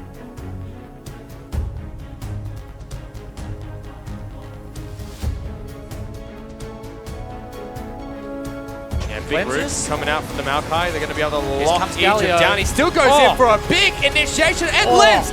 Egypt, that was fantastic to watch. The rest of the Chiefs now have to carry on with this fight. Delivers 2 members into the minefield set up by Swiffer. Sybil's in trouble. Somehow, nobody from the Chiefs died during this fight. I think Baron fairly low, 2,000 health. Knockup comes out from Egypt trying to stop Sybil getting into the pit. He flashes in. He wants it. He's stolen it away. Sybil with the big play. He's out of the pit as well, trying to survive. Won't be able to. Sacrifices himself to keep AV's hopes alive. They lock down Spruce. Incredibly low on the Zac. Will get out to try and reinitiate again. Egypt jumps in. Almost falls. Jumped on by Series. He gets the first kill of the fight. Now Spruce goes in. Immediately splat. So 3 members of the Chiefs fighting front to back against 5 strong of AV, who look like they're winning this fight. The roots get pulled out. Jake's very low. Blinky's on the back lines. Knocks Swiffer back. He flashes forward. Tries to jump away. Looking for it. Rays on top of it. Gets the double. Eventually taken down by Triple, who flashes on Swiffer's head. One shut down. What's the second? Can't get it. He's so low. One more auto attack for Swiper's enough. Gets a big shield as well. Everyone just has absolutely no health left. And unfortunately for Blinky, Ray's going aggressive. Big root coming out from the Zaya. Double shove back from Swiffer. Triple and Blinky still alive, but so are the carries for the Chiefs. It's carries against carries at the moment. They're on to the Nexus. Sybil going to do what he can. Double kill picked up by Rays. Make it 3 as they ace AV. They're going to be able to pick up the 2-0 of the day. For some reason, Spooks has gone into the fountain. His blobs are going to die eventually. But Chiefs, really, really cool victory here. 2-0 baby.